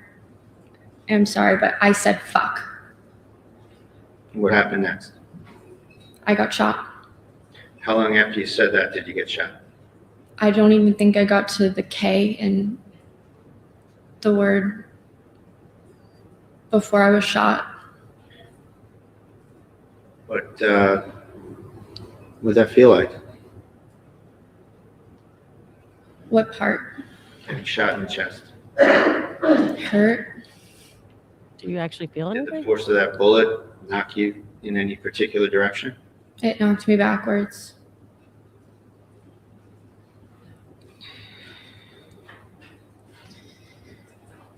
Do you recall what happened with your firearm? I got moved. It was Well, on. before I'm sorry, Okay. a better question. I'll ask you a better question. Why? How would she know? Right at that point, as you're shot and you're flying back or falling back, or whatever you want to call it, can you remember what happened with your firearm? It fell out of my hands. It was to my head and it fell out of my hand. And I fell on the ground and the firearm fell on the ground. A couple of questions before we move on. At any point when you were doing that, when you had the firearm up to your head. Was Noonan present during the time you raised the firearm to your head? Like when I motioned up to my head with it? Correct. No, he was not in the room. Nobody was in the room. When Noonan came into your view, where was the gun pointed? The gun was pointed at my temple. At any point, did you move the muzzle of that gun No, towards Noonan? no, never. Did you move it anywhere? No, never. Did you ever intend to harm Noonan? Never.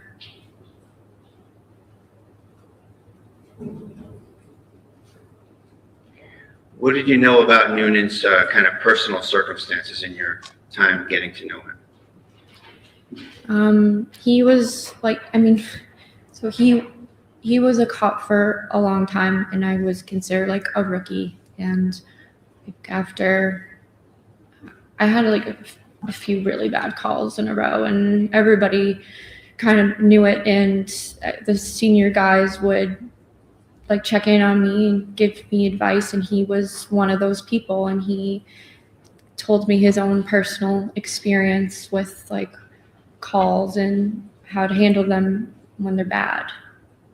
So what was his family situation? I've met his wife. I knew he had a son just by like talking. Did you want to involve him in your tragedy? I didn't want to involve anybody. I wanted to take my own life. I never pointed the gun at a fellow police officer. It never happened. When you went onto the ground, what did Noonan do after he shot you?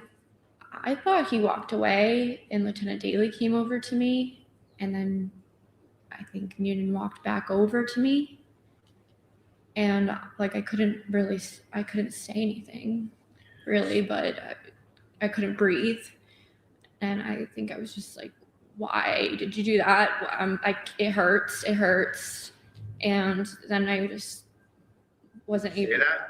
I said, why? Like, why? And he was holding my hand. Officer Noonan was holding my hand.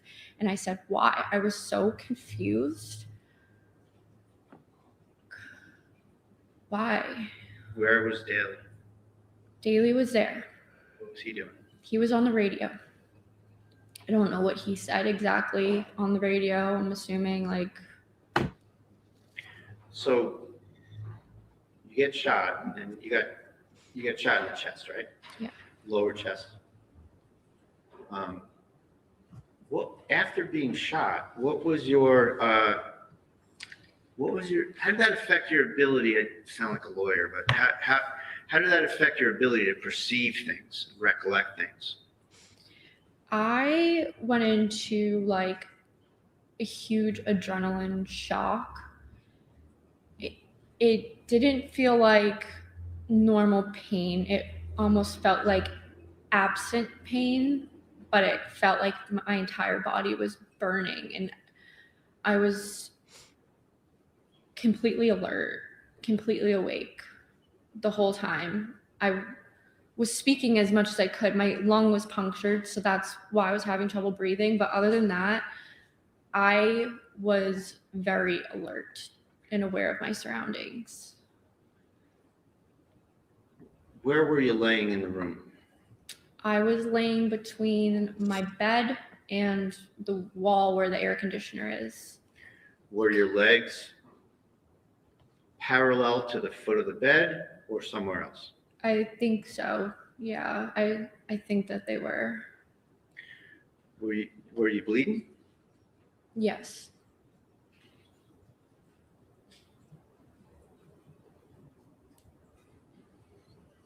Is that the way you wanted this to happen? No.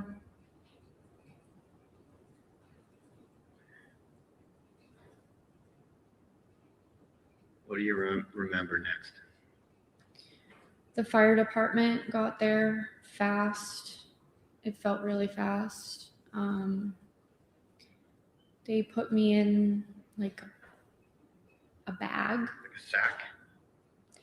And like they were all tall guys, and I knew that my ceiling, you would bump your head if you're over like 5'10". So when they were carrying me down, I said, watch your heads. And they brought me outside, and I think when I was still in my house, one of the firefighters was trying to put oxygen on my face, and I was taking it off and just saying, I want to die, I want to die, I want to die. Did you make any apologies at any point? I think I said, I'm sorry, I tried to kill myself, I want to die. Like, I just didn't understand what just, like, I don't know what just happened. I tried to shoot myself, and then I got shot in the chest. Like, nothing really made, like, I was just in total disbelief and shock. Did you, at any point before you got taken out of there, did you hear Noonan saying anything about what happened? No. Did you see Houston yet? Houston, yes. He came in, and I think he put like medical like gauze on the wound. Somebody did. He had the medical bag. I remember that. Were you able to sort of perceive the first aid techniques they were administering to you? No, I wasn't paying attention to it. I was like trying to focus on breathing because it felt like I was choking. Like it felt like I was drowning. So they bring you downstairs, and at what point in the trip downstairs and out of the house were you trying to take off the mask? I think the whole time. And when I was in the ambulance, I said to everybody, I'm a fucking idiot. I just tried to kill myself with an unloaded gun. I'm a fucking idiot. And then I what said that to everybody. I said that to the hospital staff. I said that to all the firefighters. I probably said that when I was laying on the ground. Those were the words I just kept repeating. What were they doing to you in the ambulance before the ambulance departed in terms of working on you? They were working on getting a med flight. I had to get a blood transfusion. I finally agreed to keep the oxygen mask on my face, and they were doing my vitals and just trying to keep me stable before I was going to be transported to the hospital. What hospital did you go to? I was flown by med flight to Massachusetts General Hospital in Boston. So by helicopter? Yes. And then when you were in the helicopter, was there anybody that you knew in the helicopter? No, when I was in the ambulance, I was holding on to firefighter Smirtelni's hand. And can you spell that for the court? It's a funny spelling. Why don't you spell that, if you can? His first name's Kevin. And it says, let me take a crack at that. Is it Smirtelny? Yeah, I think you're right. And did he go in the helicopter? No, he was holding my hand the whole time I was in the ambulance and comforting me. And I asked if he could go in the helicopter. I didn't want to let go of his hand. I asked, can you come in the helicopter with me? And he said, I can't, no one can. Okay. So you get in the helicopter, you're getting transported to Mass General, is it? Yes. Now, was there another problem with the oxygen in the helicopter? It either like ran out or it shut off. And when you're in a med flight, you're laying down and there's a person flying the helicopter next to you, and I just like tapped him and like gestured. It felt like I was drowning again. Felt like I was choking I couldn't get a breath. So I just like told him like, I couldn't talk, but I gestured like to the oxygen that was above me. It wasn't working, and I think they had switched the tank or something, or turn it back on. Something happened, but my oxygen got shut off in the helicopter, and they had to fix it.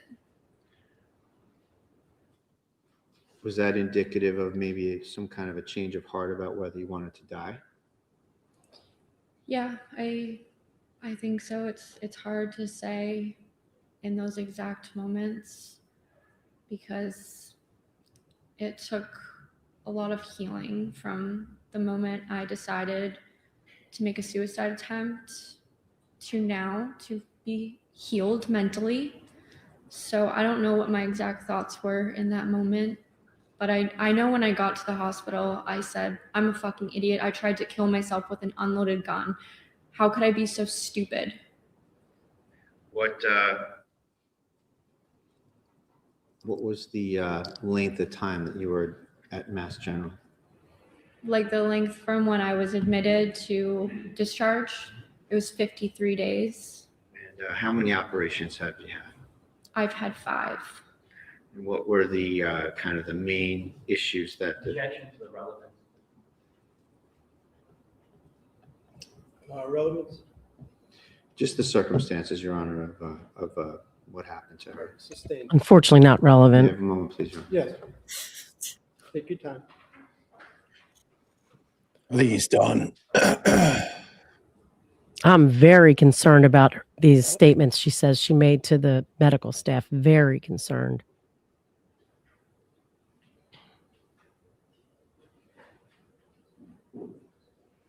Hmm. So, Cross, I need to, let's take a 10-minute break, please. All right. Perfect. We I can mean, discuss. I don't know, Your Honor. What do you think? Because to me, the medical staff is too far removed to not put a statement like that in her medical records. I think if I'm Bradel, I'm going back and saying, you said things that you said, is it possible that you were thinking things in your head that you were trying to say that you never really got out? Is that something you're aware of? Unless there's a medical record that says it somewhere. If there's a medical record that says it somewhere, then true. But if not, or is there a witness who's going to say they heard her say that? right. If there's one of those, then I've got obviously no problem with this. But to me, if you're the judge and you don't hear any evidence, or the state puts on rebuttal the lack of evidence of these statements, might that cause you to discredit some of her testimony? Well, I mean, you're talking about a situation where she's been shot. That's, a whole, I think as you point out, I mean, she can, be in a situation where she's thinking, look, this is what I was saying, or she was thinking it. I wouldn't discredit everything she says, because I think her testimony about, first of all, I'm not sure why they're asking it if they can't, provide some proof of it. Because that to me would be a really mistake with the defense, because they have to know the prosecutor is going to pop up and say, where's the evidence of that? So I'm going to assume that they have something, but they don't. But I think what I'm hoping that the judge will see, and frankly, I do think if this was in front of a jury based on her testimony, she would be found not guilty. Yeah.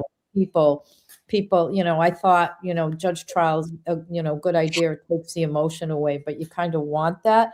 But I guess, my thought about this is, in terms of suicide, again, you have to look at the whole picture, because it was evolving over that day, right up until the time she was shot. So, when you're going to tick the boxes for suicide, you don't start with what was happening in that house. You start with the fact that she's contacting him. He's not responding. She wants him to take the baby because she's going to do, the CPR class. And then after that, she's thinking she's meeting him at the common.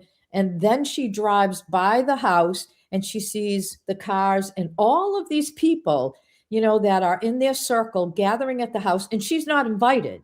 So, it's like, is she paranoid? She's not paranoid. And then her friends calling, pretending not to actually be there. And that's the next box you tick. Then you have her supposed friend calling, oh, hi, let's get together, let's have coffee. It reeks of a plan. It Yeah. reeks of a plan. Collusion, And she definitely doesn't collusion. understand. Like Yeah.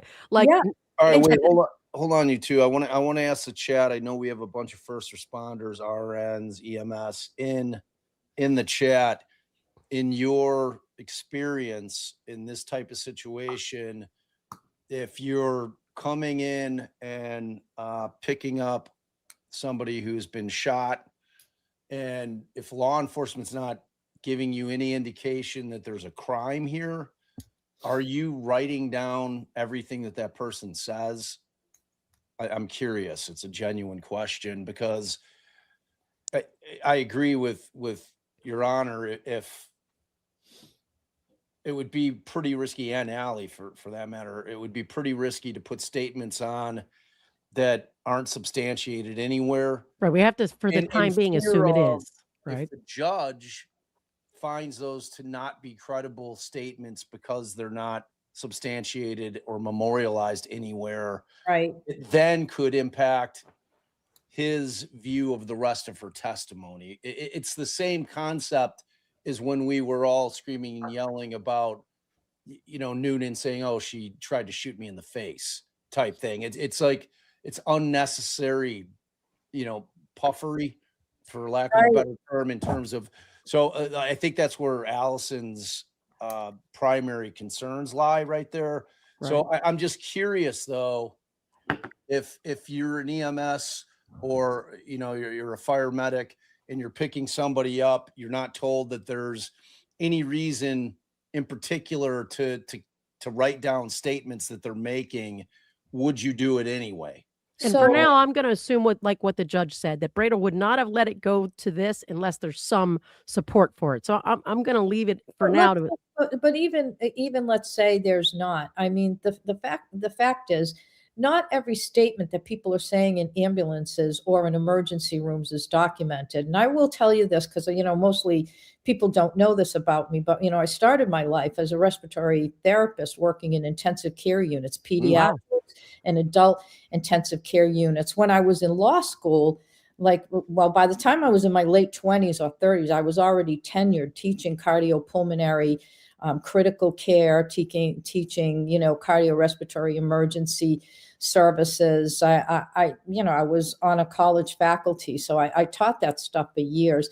And the reason I will just, going off topic, the reason I talked about that was because I knew exactly why she couldn't blow into the scram, because I understood what forced vital capacity was and that she didn't have any because of the lung injuries. But I've been in emergency rooms hundreds and hundreds of times, with people coming in car crashes and people coming in, in full cardiac arrest. But, people who are coming in a really, dangerous situation like that, when there's a cardiorespiratory issues, might be saying something. Never in my mind would I think that a nurse or a doctor or whatever, I've been there. When you're there, you have one focus, and that focus is to keep that person alive and to initiate all the, proper protocols, to make sure that, that this person is going to live. You're not thinking about documenting statements because you don't think like that when you're in the hospital. You just don't. That never comes into it. I'm sure people said things hundreds of times, when we were in the emergency room, but I can't even imagine, that I would have written it down or said it. So, we'll see, maybe she said something, but but separate of that, in terms of these factors, whether he discounts what those last statements were, as I said, you had that buildup from the day. So she's already, thinking, oh my God, something's happening. What's happening?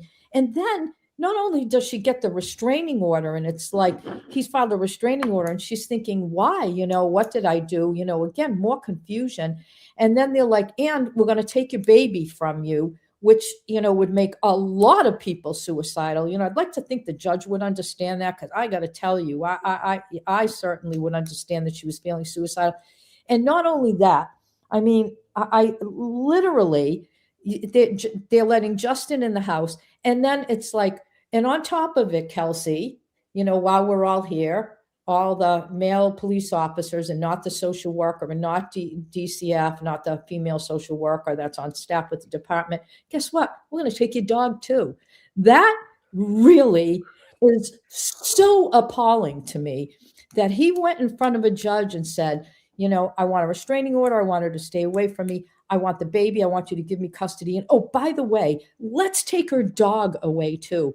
And without a scintilla of evidence that she had had any kind of abusive history. Right. And To her knowing, child or her dog. and knowing that she had been cleared for duty. So, you know, I'm so anxious to see that affidavit if it ever comes out. If they said, oh, she has postpartum depression, she was sectioned, and they didn't say that she was sectioned in the emergency room, but she wasn't held for the 72-hour hold, which means they didn't think she was a risk to herself. Or there's a million factors, you know, and I mean, he's a Superior Court judge. Maybe it's because of what I do and because I've been in the family court and how I know it all works that I'm looking at this differently. But and then on top of it, so now we're taking the dog and now we're going upstairs and, oh, by the way, Justin's here. By the way, we're letting a civilian. She handled that really well. She's right.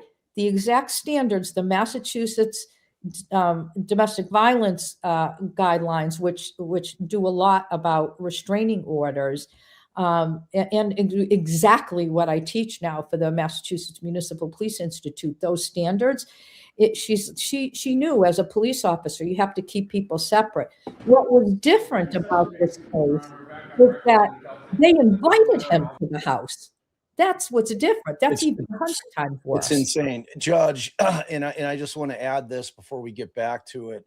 To me, and I'm curious as to what Your Honor would be thinking, the added cruelty of not only removing her child, but throwing her dog in there. So the end result is she's officially lost everything. Everything that means something to her.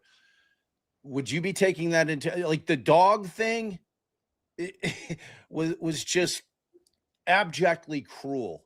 Beyond the child, to add the dog to it was making sure that they stripped her of everything that mattered.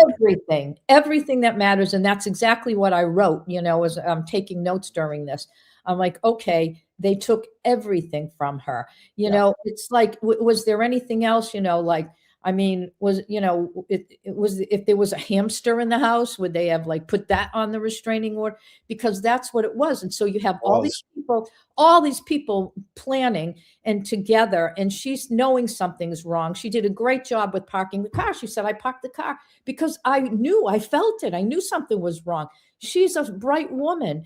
And they're coming out of that shitty weekend. Whatever happened during that bachelor party, we've heard various accounts of it. Whatever happened and she knew that it had gone poorly. She's got her whatever baby daddy dipping on her. He's left the house, and you know, she's driving by and she's seeing everybody that was, including people that she thought were her people, gathered at one place. You're going to think things. You're going to think something's going on. What it would be, you'd have no idea. Yep. All right. You want to another tick the box. Yeah. And then just to mention before I'm going to click play here, but we do have that affidavit that he used in support of the restraining order. So on the lunch, we'll go over it with you, Your Honor. Oh, I'd love to see it. I'm very anxious to see it. All right. Ms. Fitzsimmons, you may resume the stand. I think we're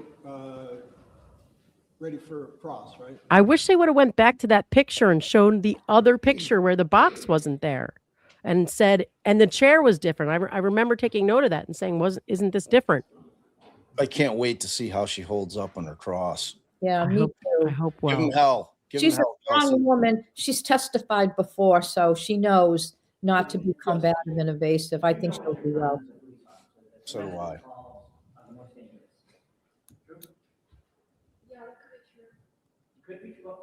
What? I go into every call thinking it could be dangerous, but I guess domestics are. If that's a fact, then yeah, sure. Crank it up. Yeah, sorry. That's okay. Well, okay, we'll step back and we'll go with your point. Every call is dangerous, right? It could be. Sure. Well, you have to treat it that way, right? Yes. Because you don't know what you're walking into. Yeah.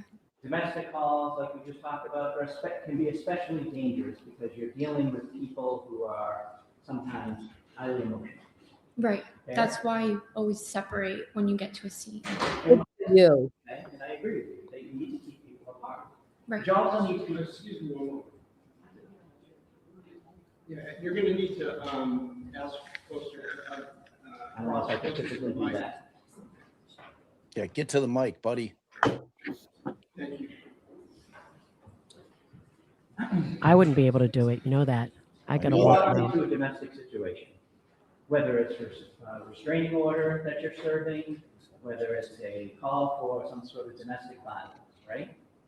You walk in there with a heightened sense of awareness. Is that fair to say? As a police officer, you always have a higher sense of awareness. Okay, but domestics are kind of a different animal, right? Yeah, I guess so. And because emotions are involved, true? Yes. And sometimes the opposite of love isn't hate, it's anger, and things can go in 9 different directions in a minute. Is that fair to say? Sure. When you're dealing with someone who you know has a mental health past, it can be even more volatile, correct? Volatile.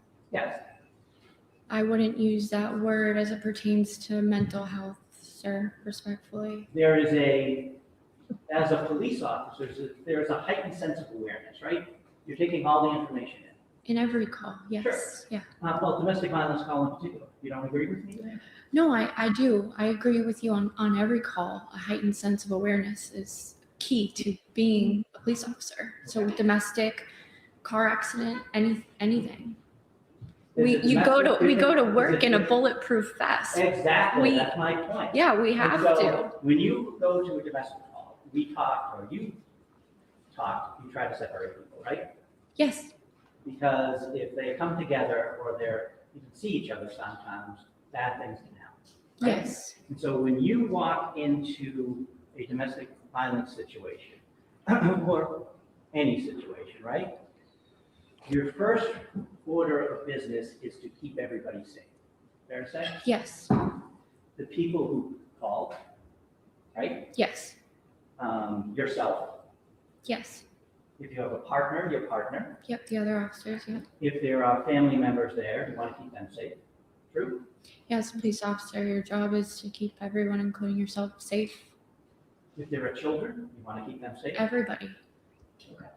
So, and if you think there are guns in the house, that is a particularly serious concern for you also, right? Yes. For your safety, Yes. for your partner's safety, Yes. for the children's safety, for everybody, right? For everybody. And you know that, correct? I know that. And so you know when you walk into a scene, when you think there may be some mental health issues, that there may be some weapons, that you don't take your eyes off anybody, correct?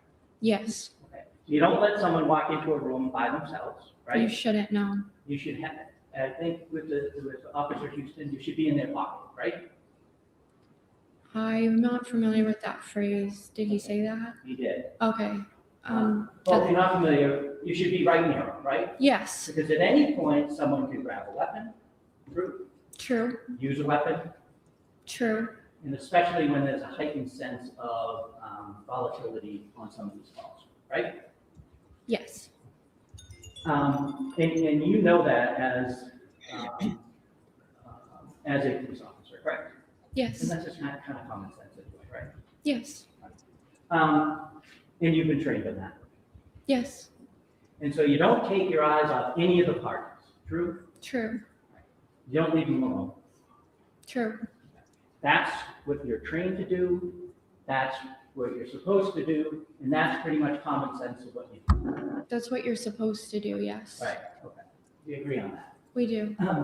Now, if there is you are a police officer, so you know other divisions of the forces, correct? Like SWAT. You understand what SWAT is, right? I was a very new police officer. I was only on for about 2 years. I'm not familiar with SWAT. I know it a little bit. Okay, so we'll talk about what you know. Okay. SWAT is like a special weapons tactical team. You know that, right? I know that. I don't know exactly what their job functions are. Or what they But do. you do understand that they respond to highly volatile situations that are dangerous. True? Yes. Okay. If there is a weapon involved, someone's barricaded, there's an active shooter, they respond. Yeah, right? they go to everything that's bad. Okay. Because they're highly trained to deal with those situations. True? True. They're the ones who see guns all the time, see violence all the time, and have to react to a weapon. True? True. Because not every call involves a weapon. Some of them are, like you said, car accidents. True? Every call is very different. Yeah. And so, but those guys are trained and picked because they deal with that stuff well. True?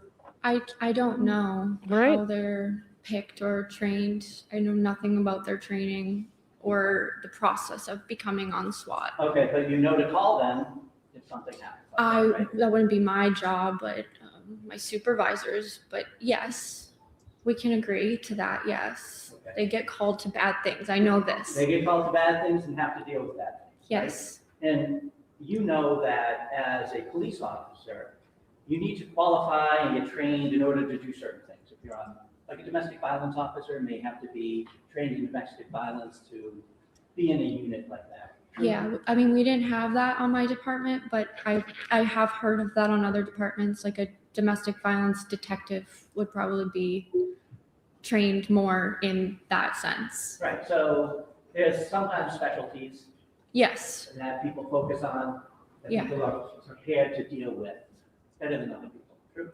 Yes.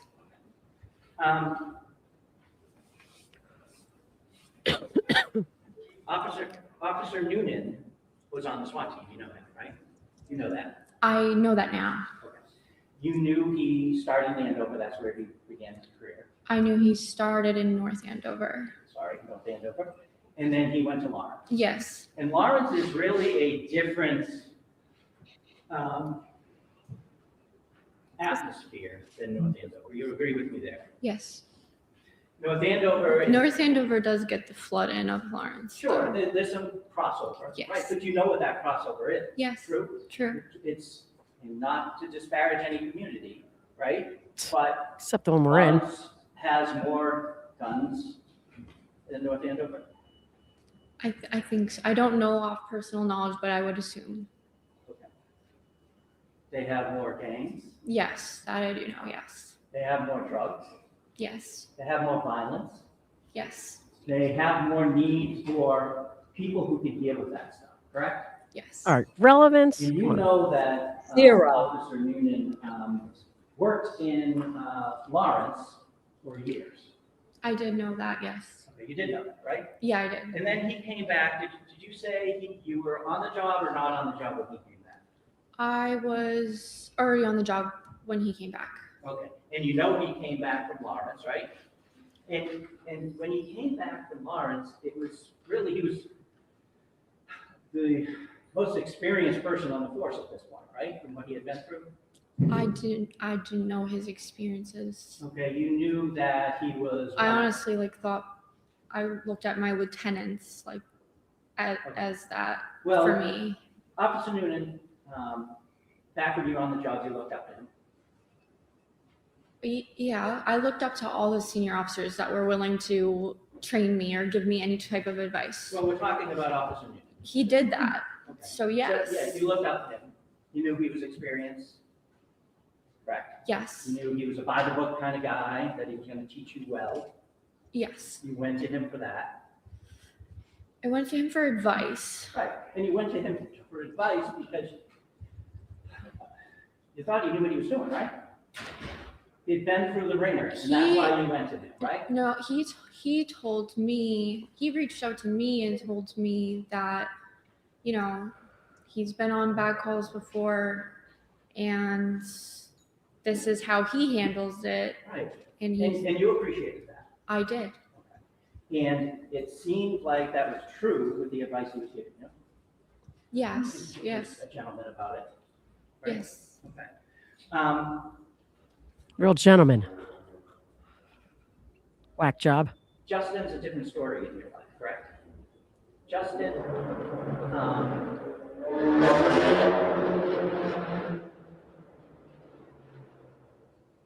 on June 30th, you had said that what was happening was a surprise. I don't know if you used those words, but the demeanor you gave off was this came out of the blue, right? I was very confused. You were confused, but stuff, and we're not going to get into it, but stuff that happened that weekend before, that Saturday night, that would have given you some inkling that something was wrong, right? I was aware me and Justin were in an argument. I was aware the second I woke up in the morning, that's why we were planning to meet. So it wasn't a surprise that there was some strife between you and him at that point. No, I knew that. I'm saying I was more surprised about being ditched at the common and the police involvement. Those were Well, the police had come to your house on that Sunday to check in on you, correct? I got accused of. I'm not asking what you were accused of. They came to see if I was okay. They thought I was in a car accident. I was never in a car accident. Okay. But they came to you because they're concerned of you, right? They thought I was in a car accident. Okay. And on the Monday. Somebody told them that. On the Monday, well, okay, we'll get back to that. Okay. Yeah. Sounds weird. On the Monday, you were surprised by this order, correct? Yes, I was surprised by the order. And you say that you have no idea why this is happening. Right. You eventually think that you're, well, you know Caden's going to be taken away from you for a short period of time, right? You say short, and that's fine. But he was 4 months old, and it was 14 days. That's an eternity for me. I grant you that. Okay. I grant you that. Thank you. That is a significant amount of time for any parent. True. Yeah. Okay. Sure. Oh, what a But I'm sure it was guy. devastating to you, right? Yes. Right? Yes. And it was Justin who was doing that to you, right? It wasn't the police. No. Right? Right. It was Justin who went to court, who said, I should have custody of that child, correct? Correct. And so that's who is doing these things to you, right? Yes. So that's who your anger was focused on, right? I mean, I don't even know if I got to the point of grieving of anger yet. I don't think I was there yet. But if any of my emotions were directed towards somebody, it would be Justin. Sure. Yes. Because you felt betrayed. I did. And you knew he was going to get paid. I knew that I had to give Caden to the police for the police to give Caden to Is Justin. you team Kelsey? This all helps Kelsey. It does. Yeah, seems I like don't it. even know what the hell he's doing. I love He's it. building up to, and you wanted to get Noonan out of the way so you could kill Justin. No, Oh, but please. he's never going to let that in, because there's no foundation for Right. it. What and this is only hurting the prosecution's case. What I'm wishing she would say is, yeah, I was pretty mad at Justin. I was pretty mad that that the police invited him into that house when they were serving the restraining order, because that's really what this boils down to. It's just, I hope it gets there. I agree. I do too. They seem to be sort of skirting over that. And, I wish Brattle had asked that, were you upset that Justin was there, because that is another thing. So, again, as I keep ticking the boxes from the time she drove by or had that conversation, found out people were, basically, gaslighting her, with her friend calling her and saying, let's meet, and planning, and they go to court.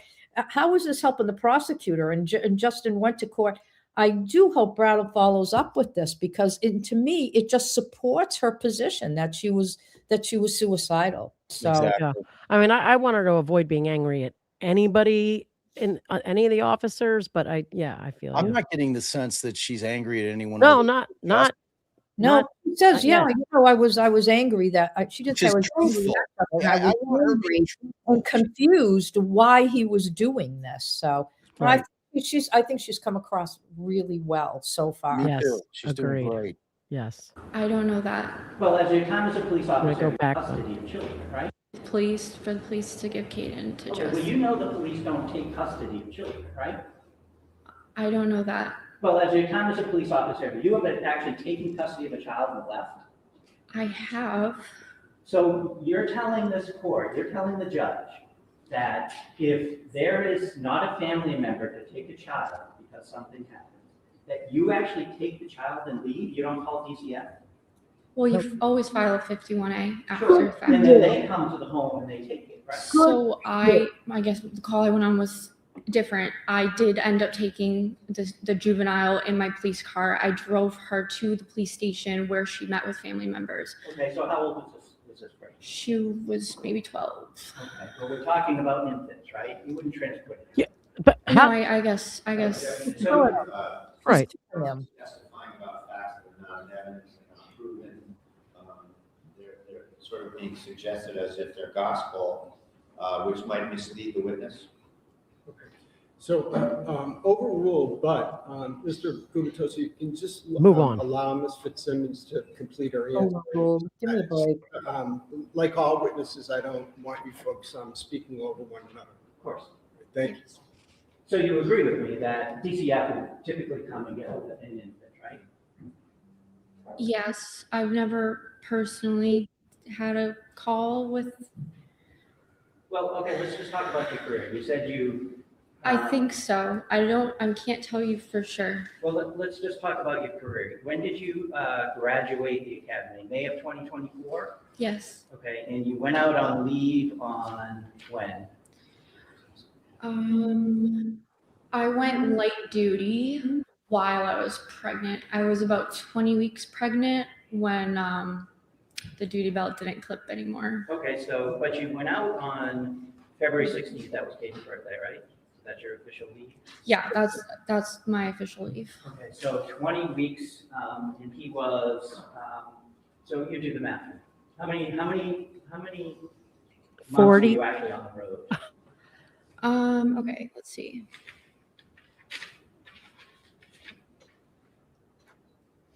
And Mr. Prosecutor, it's 40 weeks So, of like, pregnancy. 7 months, and then I was light duty.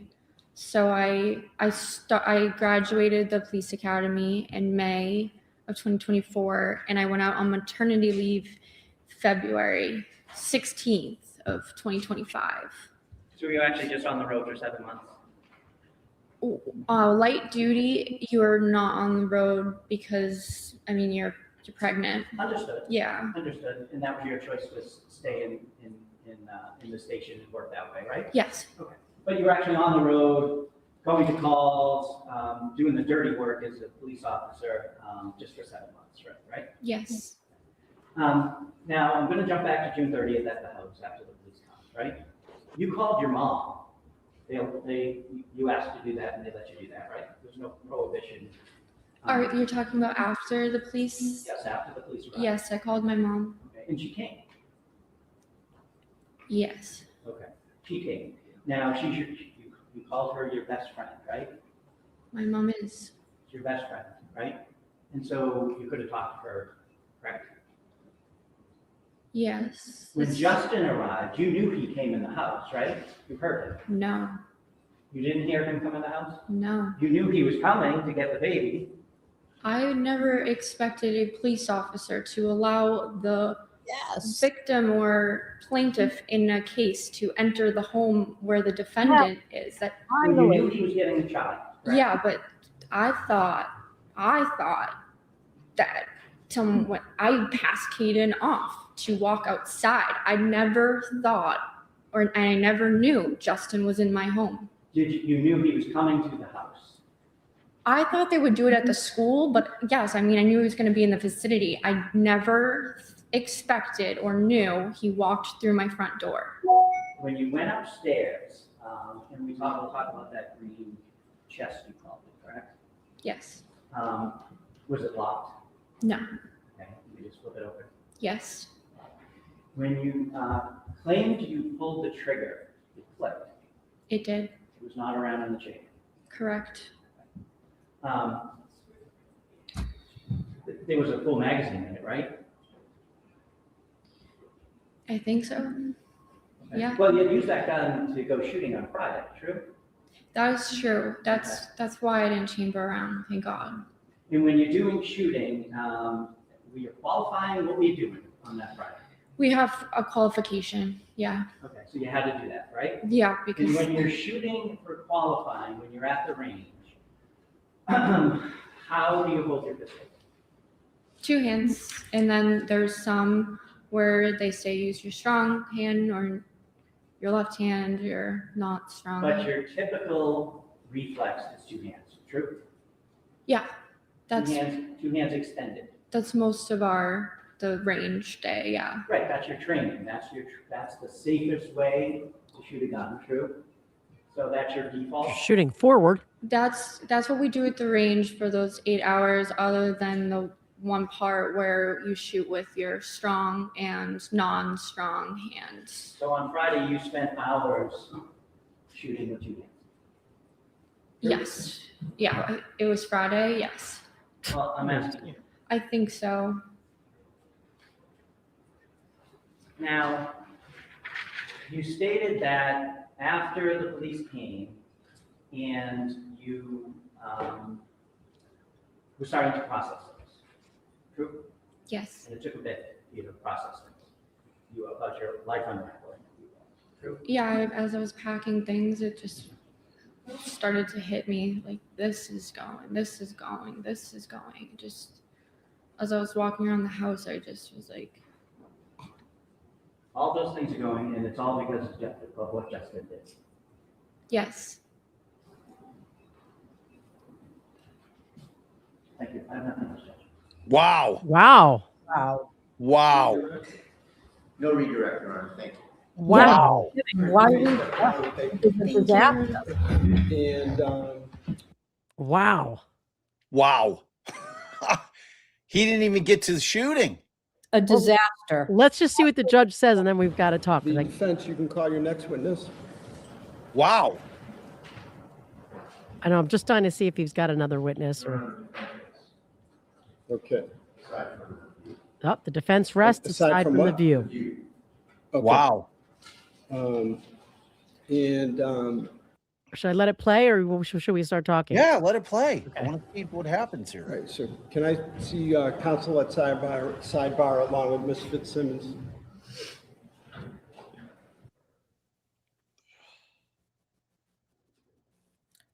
Yikes. Well, I mean, that's fantastic. It's a cross-examination that, really it didn't undo anything. And the other thing, he didn't even challenge the fact that, she made those statements to, ambulance or medics. Right. And the judge can't like when you're deciding the case, you Gotta can't assume it's true. Right. You have to, because it went unchallenged. Yeah. He said, this is what I said. This is what I said. He didn't even attack it on prosecution. He didn't ask questions. Well, is that ambulance? So maybe it really is in those So, medical you know what, reports, and everyone knows A it. couple of things that we discussed at sidebar. First, I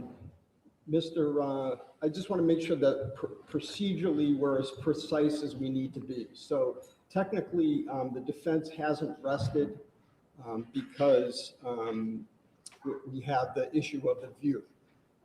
We're going to, as we discussed at sidebar, what I'd like to do is break until 2. At 2, I'd like a definitive answer on whether the defense still seeks to have me view the location, number 1. Number 2, I'd like to conduct that charge conference that we spoke of. No rebuttal? And 3, leave with a schedule as to, definitive schedule as to what will happen tomorrow, which the hope would be that you folks do your closings and I begin my deliberations. All right, so let's. What do you say, tomorrow or today? That will give you Tomorrow. enough time, Mr. Strado? Okay. All right, and, yeah, okay. So we will stand in recess until 1 o'clock. 2:00. But he said 2:00, 1:00? Yeah, it's 2:00. Okay. That's like standard. 1 to 2 is the standard break in every court in Massachusetts. You know, I mean, it doesn't mean you don't go over sometimes. I mean, I don't think they had a lot, you know, to be able to cross-examine her, but I thought that they did I thought the prosecutor did an absolutely terrible job. I think it's like Bob said, you know, they didn't even go through what happened in the room when she took the gun out. It's like, well, you go, you know, he tried to say, you know, don't you usually use 2 hands? And then she's like, well, not always. Actually, when you do the training, you have to show that you can use 1 hand. I mean, that makes sense, right? Because there will be times when an officer is in a situation where they have to use 1 hand, you know, to fire a gun. And Judge, he did nothing. Judge, I have to ask you. All right, you're on the bench for this right here, and we all know where you stand with this case. But put that aside. Based on what you just saw, they didn't challenge her version of events at all. Yeah. At all. The 1 or 2 hand thing is irrelevant to me in terms of if she's committing suicide. She's clearly using 1 hand, Right. gun up to her temple. So I don't even know where he was going with I that. guess we'll see it in closing, but I agree. How Yeah. do you? Yeah, how I are think you taking right. that if they didn't challenge her version of events They at did all? Well, not only did they, you know, did they not challenge her version of events, but this whole bit about, well, you know, you have to use 2 hands. I think, you know, I think that they didn't get into a lot of it because Noonan said multiple different things. You know, I mean, this whole notion in this short period of time that she was, what did they call it? Racking the Tap rack. Yeah, the tap rack. I mean, how was that all happening, you know, on the time frame?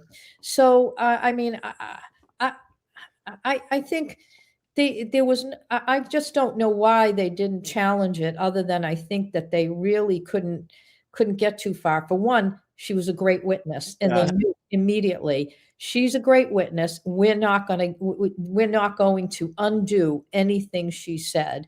And then the one thing that they could challenge was her statements to medical people, which came in totally uncontested, which means he has to give it credibility. He can't then say, well, gee, they didn't call a witness. You can't do that as a judge. Right. You know, and just like, you know, a jury, you know, I mean, maybe a jury might say, well, we didn't hear any witnesses. That's not how you decide a case. You have to decide a case on the evidence that came in, not the questions, as you know, but what was said. I don't think he challenged it. I think, you know, without saying, you know, guilty or not guilty, because I just usually don't do that when I do trial analysis. But, and I don't know how he's going to think, you know, I have to say, you know, in my world, you know, just knowing how people respond when children are taken away from them and just how they can escalate. I don't know that Superior Court judges understand that dynamic the way I might understand that dynamic. I mean, I had to take people's kids away a lot of times when there were allegations of severe abuse, you know, when you have, you know, very severe things, you know, like a 3-year-old child being left alone for a day and being found, you know, the next day, things like that. I know what it's like, you know, to take it. And every time I did it, you know, the first thing I would say is, look, you know, we have to make sure the child is safe. You know, this is a real concern. You know, I'm telling you, this is a temporary custody order. But what I want to tell you, and I would say this to every parent, is my goal is to get your child back to you. That's what my goal is. So let's figure out how we're going to do this and what services and things are going to be in place, and then hold people's feet to the fire like DCF. You know, I mean, I come from a different perspective. So a Superior Court judge, does he understand, you know, you know, because when I'm talking to people and taking the children away, I could have a mother there sobbing in court, you know, just sobbing in court. And so, you know, so you have to recognize that that's exactly what's happening, and you want to de-escalate it. But you also understand, you know, that things can escalate, you know, and so And I think what hurt the prosecution is like, you were mad at Justin, right? She didn't know Justin was there, so she wasn't there to kill Justin, and she wasn't there to kill the police officers. None of that. So, I guess what I'll say is, you have to really understand, the impact and how people can, just literally, get out of control. Like the one case I was talking about was early in my career as a judge, totally unexpected, and I had to remove a child from someone who was, the mom was okay, but she was really supportive of the husband. He was dangerous. And I knew he was dangerous. And so I removed the child. And then later in the day, I get a call from the state police. Judge, we want you to know there's been a threat. Someone has threatened to kill your children. So,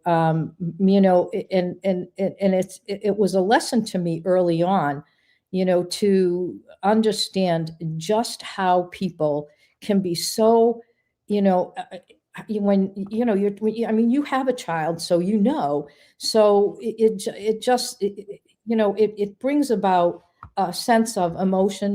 This in this particular case, it was around Thanksgiving. Had a police car sitting in front of my house. I'm waiting for the warrant to be executed so they can arrest this person, and just knowing, like I had a real sense, despite the fact that I said, look, we're going to try to get the child back to you, that kind of thing.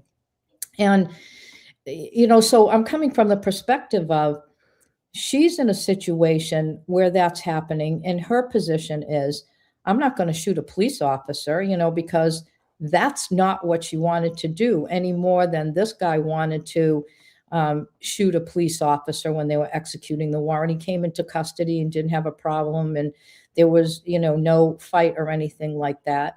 What he wanted to do was, just show how desperate he was that he didn't have his child. And so I think, from my standpoint, this is, the way I see it. This is what Kelsey is trying to tell everybody. I was desperate. But my hope is that the judge sees the pattern here, that they put that into perspective in closing arguments. This just did not happen in a moment's time in that house. Everything led up to it, just these people planning to take everything away from her. To me, it was disgusting, absolutely despicable. As they're planning, she drives by, she knows something's wrong. I'm going to park over here, because I don't want these people coming to my house. Good for her. She didn't know what they were planning. She didn't know that there was going to be a restraining order. She didn't know if they were going to come and as a group and try to take the baby away from her. I mean, she had legitimate concerns. So good for her parking the car a little further away. Then all of a sudden, the police are knocking on the door. There's no DCF, even though they know what's going on. There's no social worker. They're all coming at her, all these people, on top of it, all people she knows and all people she's working with. So it's like, let's just humiliate her even more, by all showing up and not bringing a neutral person in. And by the way, let's make it even more humiliating, because now Justin's going to be there. He's going to be in the house. He's going to take the baby. He's going to take the dog. This case, it's, I'm sorry to sound so upset, but this case is just really, out of control. But how it's all going to relate to how the judge sees it, whether he's going to see, look, this was a pattern. It was evolving over like a 24-hour period of time. There was planning. There were people running to a court. They weren't involving DCF. They weren't bringing in neutral arbiters. And then they all show up and they're surrounding her. She's confused. They've dropped it on her. They're inviting her. She did a good job saying, I've never seen a case where they invite the plaintiff to the house. Good for her, because that's the truth. Right. I mean, so everything that happened to her leads up to, I'm going to take my life. Everything that happened leads up to that. You said it earlier, Bob, she lost everything, and it was right. She had nothing left. That's how I see the case. And then what you have to evaluate is Noonan's case, who called her a whack job, and what he said. And you have to evaluate that next to her plausible explanation. And because you're lawyers, all things being equal, they're going to have to find in favor of her. Whether this Superior Court judge will do that, I was not happy with some of his rulings where he was sustaining objections for the prosecution. But, maybe it's what you said, Ally. It's like, hey, I don't want to give them any, I'll go, okay, they want me to sustain it, I'll sustain it, but. Right, because by now he could have formed his opinion, on the case. And Ain't So Plain Jane had asked, and you just basically touched on it, I would appreciate hearing the judge's thoughts on this whack job culture, aka how women, especially in public service and mass, are seen. Yeah, I mean, I think, it depends on the departments. I'm aware of departments who, treat women with great respect. I know a woman police officer who was a detective and, never had those issues. I think it depends on, I have federal agents and part of my extended family and don't have those kinds of issues. But I will say, it sounds like there was something. Did I read someone in chat saying that she had filed a complaint because that's something I hadn't heard? Did you know anything about that? That she had filed a People are saying that, and we haven't been able to independently verify it, but I think that the people that have said that she has raised that complaint with the police department, something about women, are people who have gotten information from other creators, probably like Melanie Little, who's covered this from the beginning. And we're about to get to you because I know Your Honor wanted to hear the affidavit, and we're going to do that. I want to hear the affidavit. And then, but just before I do, I was mistaken. So this is that other picture I was talking about. And when I saw it all the other times before, that box on top, I thought it wasn't there because I had said I saw a picture where the chair looked a little different, the box looked a little different, but the box actually is there. And then you can see, I'm just going to flip to the other picture, and then I'm trying to understand if the Commonwealth made any points during that cross. The fact that they did not challenge her, this is a case about he said, she said. Yeah. It's where the case lives. And for the Commonwealth not to challenge her version of events at all, this is a 2-minute deliberation by the judge. They didn't challenge her version of events at all. Yeah, I hope so. You can never predict, I think, what a judge is going to do. Just like I used to say, because I did a lot of appeals as a lawyer, and not only that, when I wrote decisions, I always said the same thing. I have no idea what the appeals court or the SJC is going to do. You cannot predict this stuff. Well, but the evidence came in, Judge, through her testimony as to what she said happened, and it wasn't challenged. Yeah, I agree. I don't think that they attacked her credibility at all. You had I'm trying to sit here and go through that 15-minute cross. He brings up the SWAT training. So what? I think that lends to the fact that she respects him. He was an older officer. She went to him for advice. That all of that falls right in line with the fact that she would never have pointed a gun at him, never to kill him. You're right. Yeah, I agree with that analysis very much so. It's like I respected him. He called me about this. There's just no indication that she had any intention of killing him in every single respect. What he was trying to get as, isn't it true? And in the very beginning of it, isn't it true that you never ever leave, and you never ever leave the person that you're serving a restraining order on? You never allow them to leave the room.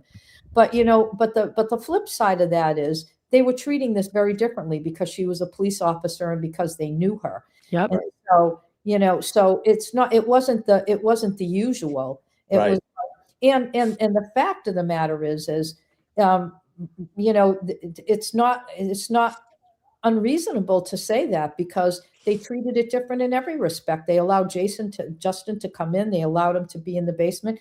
I mean, all along they broke every single rule. But what was concerning to me, and I think I posted about it last night, I think there were lots of people that responded. I said they broke the cardinal rule.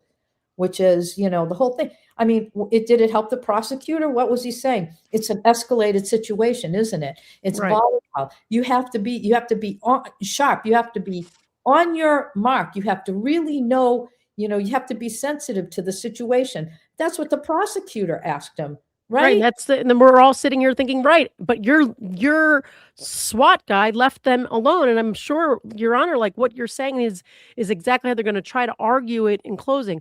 He knows all these things, so he definitely did them.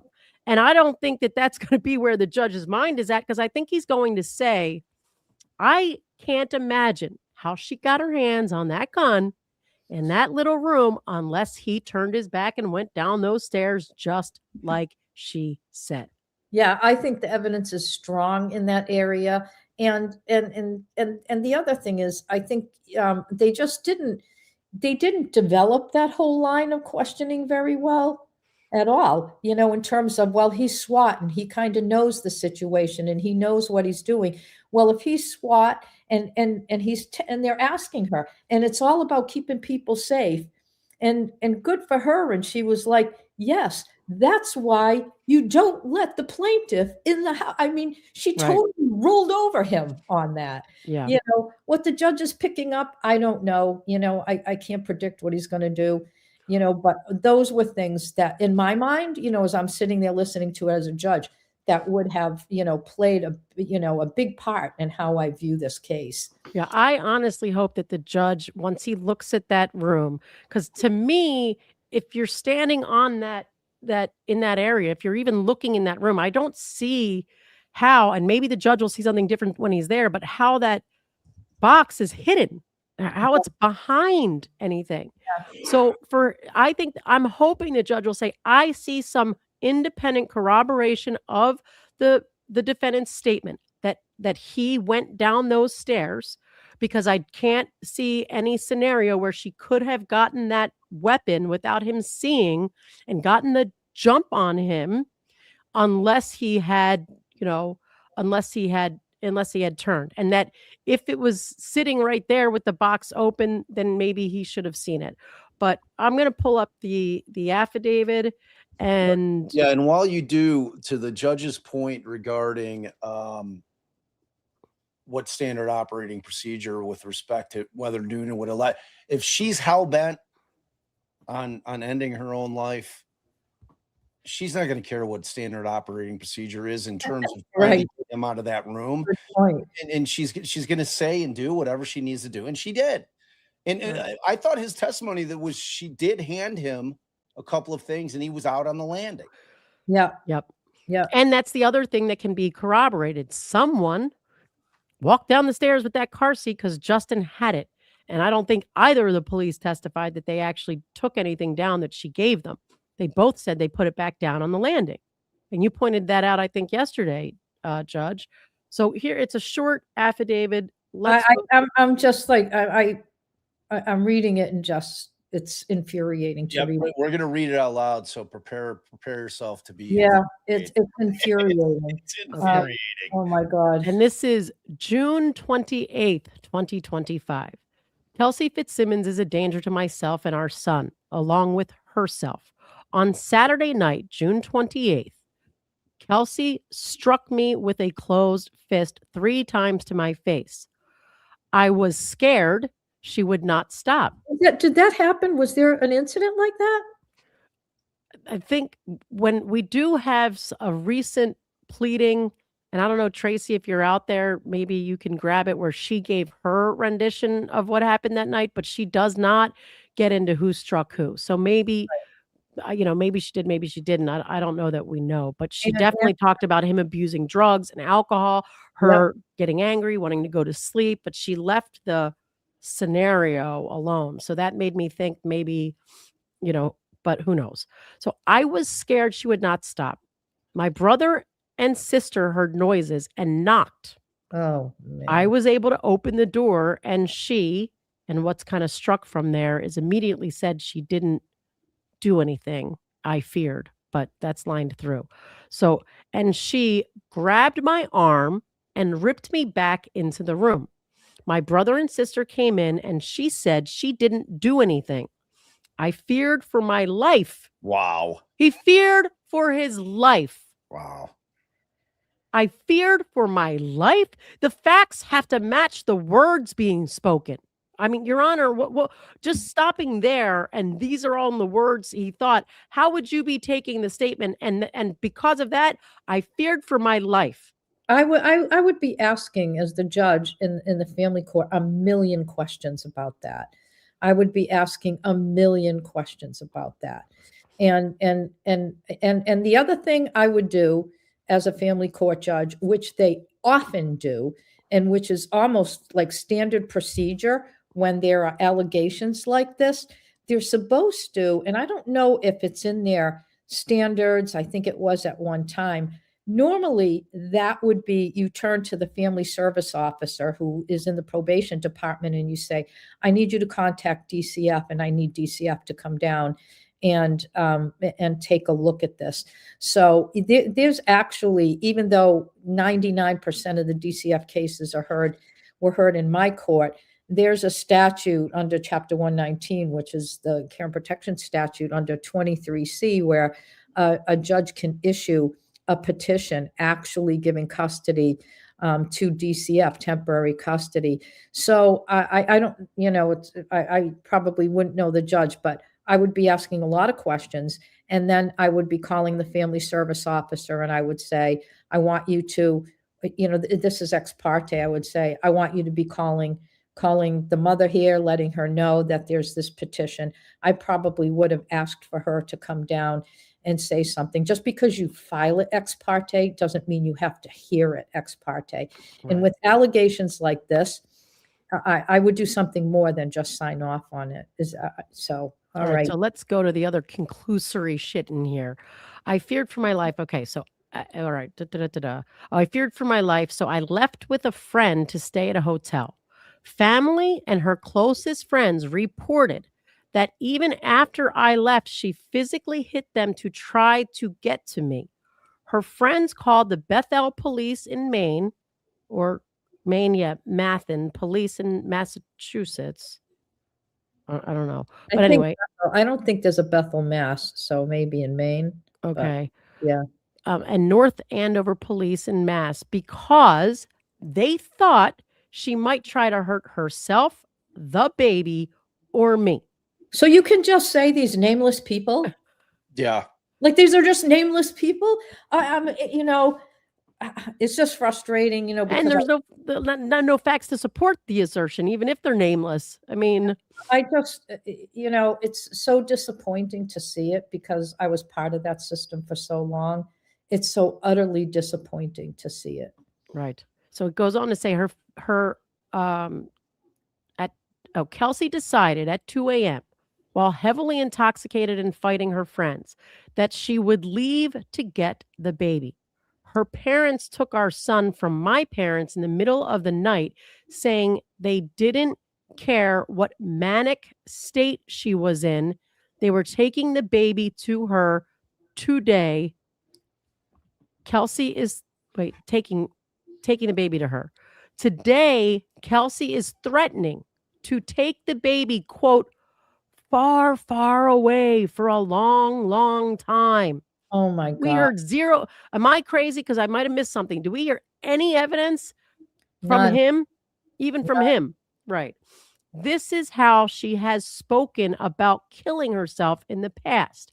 I fear that she will kill the baby at any moment. She punched her stomach repeatedly while pregnant, saying she would kill herself and the baby. She has on several occasions struck me with her hands or feet. I fear if she does not have me, she will kill the baby because she has said nothing besides me is worth living for. In March of 2025, she was sectioned by Lawrence General Hospital. This is an ongoing safety concern. So first of all, I don't know that she was sectioned by the hospital, but as far as I know, they didn't even hold her for the 72. So of course, it is amazing, aside from the fact that, it sounds like a lot of this is of course not true. At least, people, I don't know how a judge decided that. Did the judge ask, okay, I would have had the family service officer calling these other people. But Your Honor, let me ask you this. Even if every statement in here is true, she physically hit me, she was drunk, she wanted to, is that a reason to take her child away? Is that enough to rise to the level? Well, what the reason that happened is he said she's going to kill the child. Yeah, but don't you need some actual reason to think that? Well, it's ex parte, so basically you have a judge saying, oh my God, there's evidence that, she's, because he's putting it all together in a way that's going to cause the judge to issue the ex parte order. And, basically saying she's been sectioned by Lawrence Hospital. I don't know that she was sectioned by Lawrence Hospital or not. Who did the section 12? And, she's threatened to kill and she's going to take the baby. I mean, when a judge is hearing that and they don't have any other evidence, what bothers me is that it appears that the judge didn't do anything to find any other evidence. I understand that it's an ex parte emergency petition, and I had a lot of those. And if I read that, would I be concerned?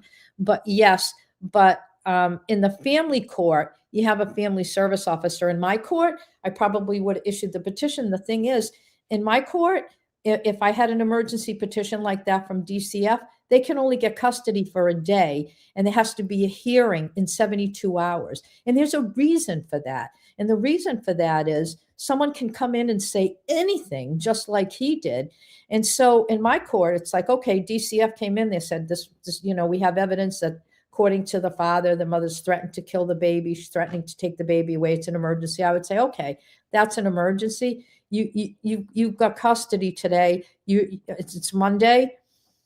I will see you back here on Thursday with your lawyer and put evidence on. And the mother will have a lawyer. She can hire one if she wants to hire one. I will. If the mother can't hire a lawyer, I will provide a lawyer for her, and I will provide a lawyer for the child so someone can represent the best interests of the child.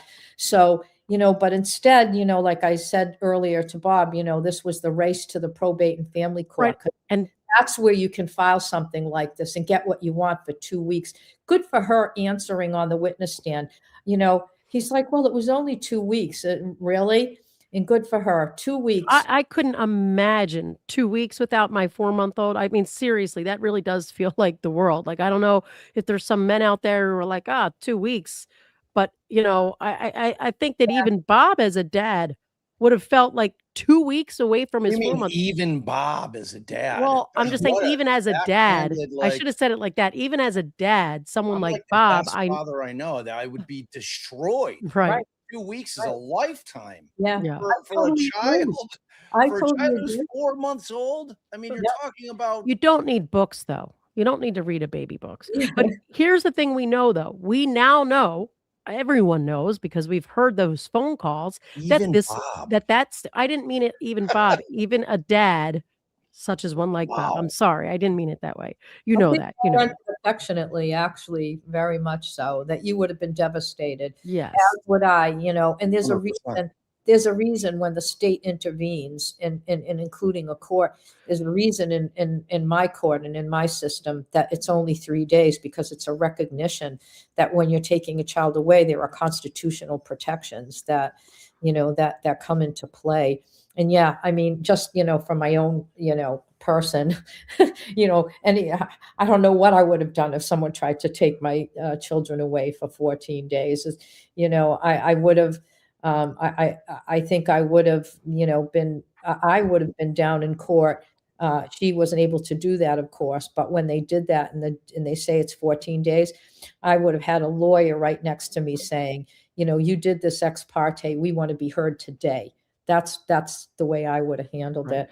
But we know 100% without a doubt, and again, it doesn't necessarily bear on the criminal charges, but just to know. And I wish they would have maybe brought this up when he was testifying, because we know he lied. We heard the recording where him and his sister are like, she's going to take him to go to the family property or whatever. They didn't say anything about this long time. absolute insanity. But I agree. I don't know why they wouldn't have put that in, and actually it would have helped her because he kept saying, she said she's going to commit suicide. So he admits that, she was suicidal. I mean, that would have only helped her because all it would have done was bolster her case. And they could have cross-examined on the other things, which didn't happen. I mean, if I were cross-examining, I'm like, all right, you wrote other people, Justin. Who were those other people? Name them. I want to know who those other people were. I think they, dropped the ball in some of those areas. They knew, if they knew it was in the affidavit, sometimes when you're doing a criminal case, the whole other aspect of the case, because she has different lawyers on that case, and, the temporary custody motion, has filed, and of course, is very clear that they're making clear what actually happened and how things went down. I think I'm somewhat surprised that they didn't, bring in that affidavit, because I think it would have helped her case, not hurt her case. I also say, I think Martha Coakley did a wonderful job. When I think she had the mom. I don't know if you know who Martha Coakley is, but she's the former Attorney General of Massachusetts. She's quite brilliant and lovely. Met her a few times when I was a judge. We were doing diversion programs with the school system. I was on a panel with her. I mean, she's probably, I think, one of the brightest people in the legal community. So, frankly, I would have liked to seen Martha more of Coakley her. do the. I agree. When you've got someone like that a judge has the ultimate respect for, give her a little more responsibility. Right. I was very disappointed that she didn't have a greater role. And because I think you commented on it at the time, that, it was the perfect direct exam. Every question was perfect. She started at the beginning. She went to it bit by bit, piece by piece, never asked an objectionable question. Nope. I mean, she was the Attorney General for Massachusetts. She knows how to try a case. Judge, let me ask you a question. And I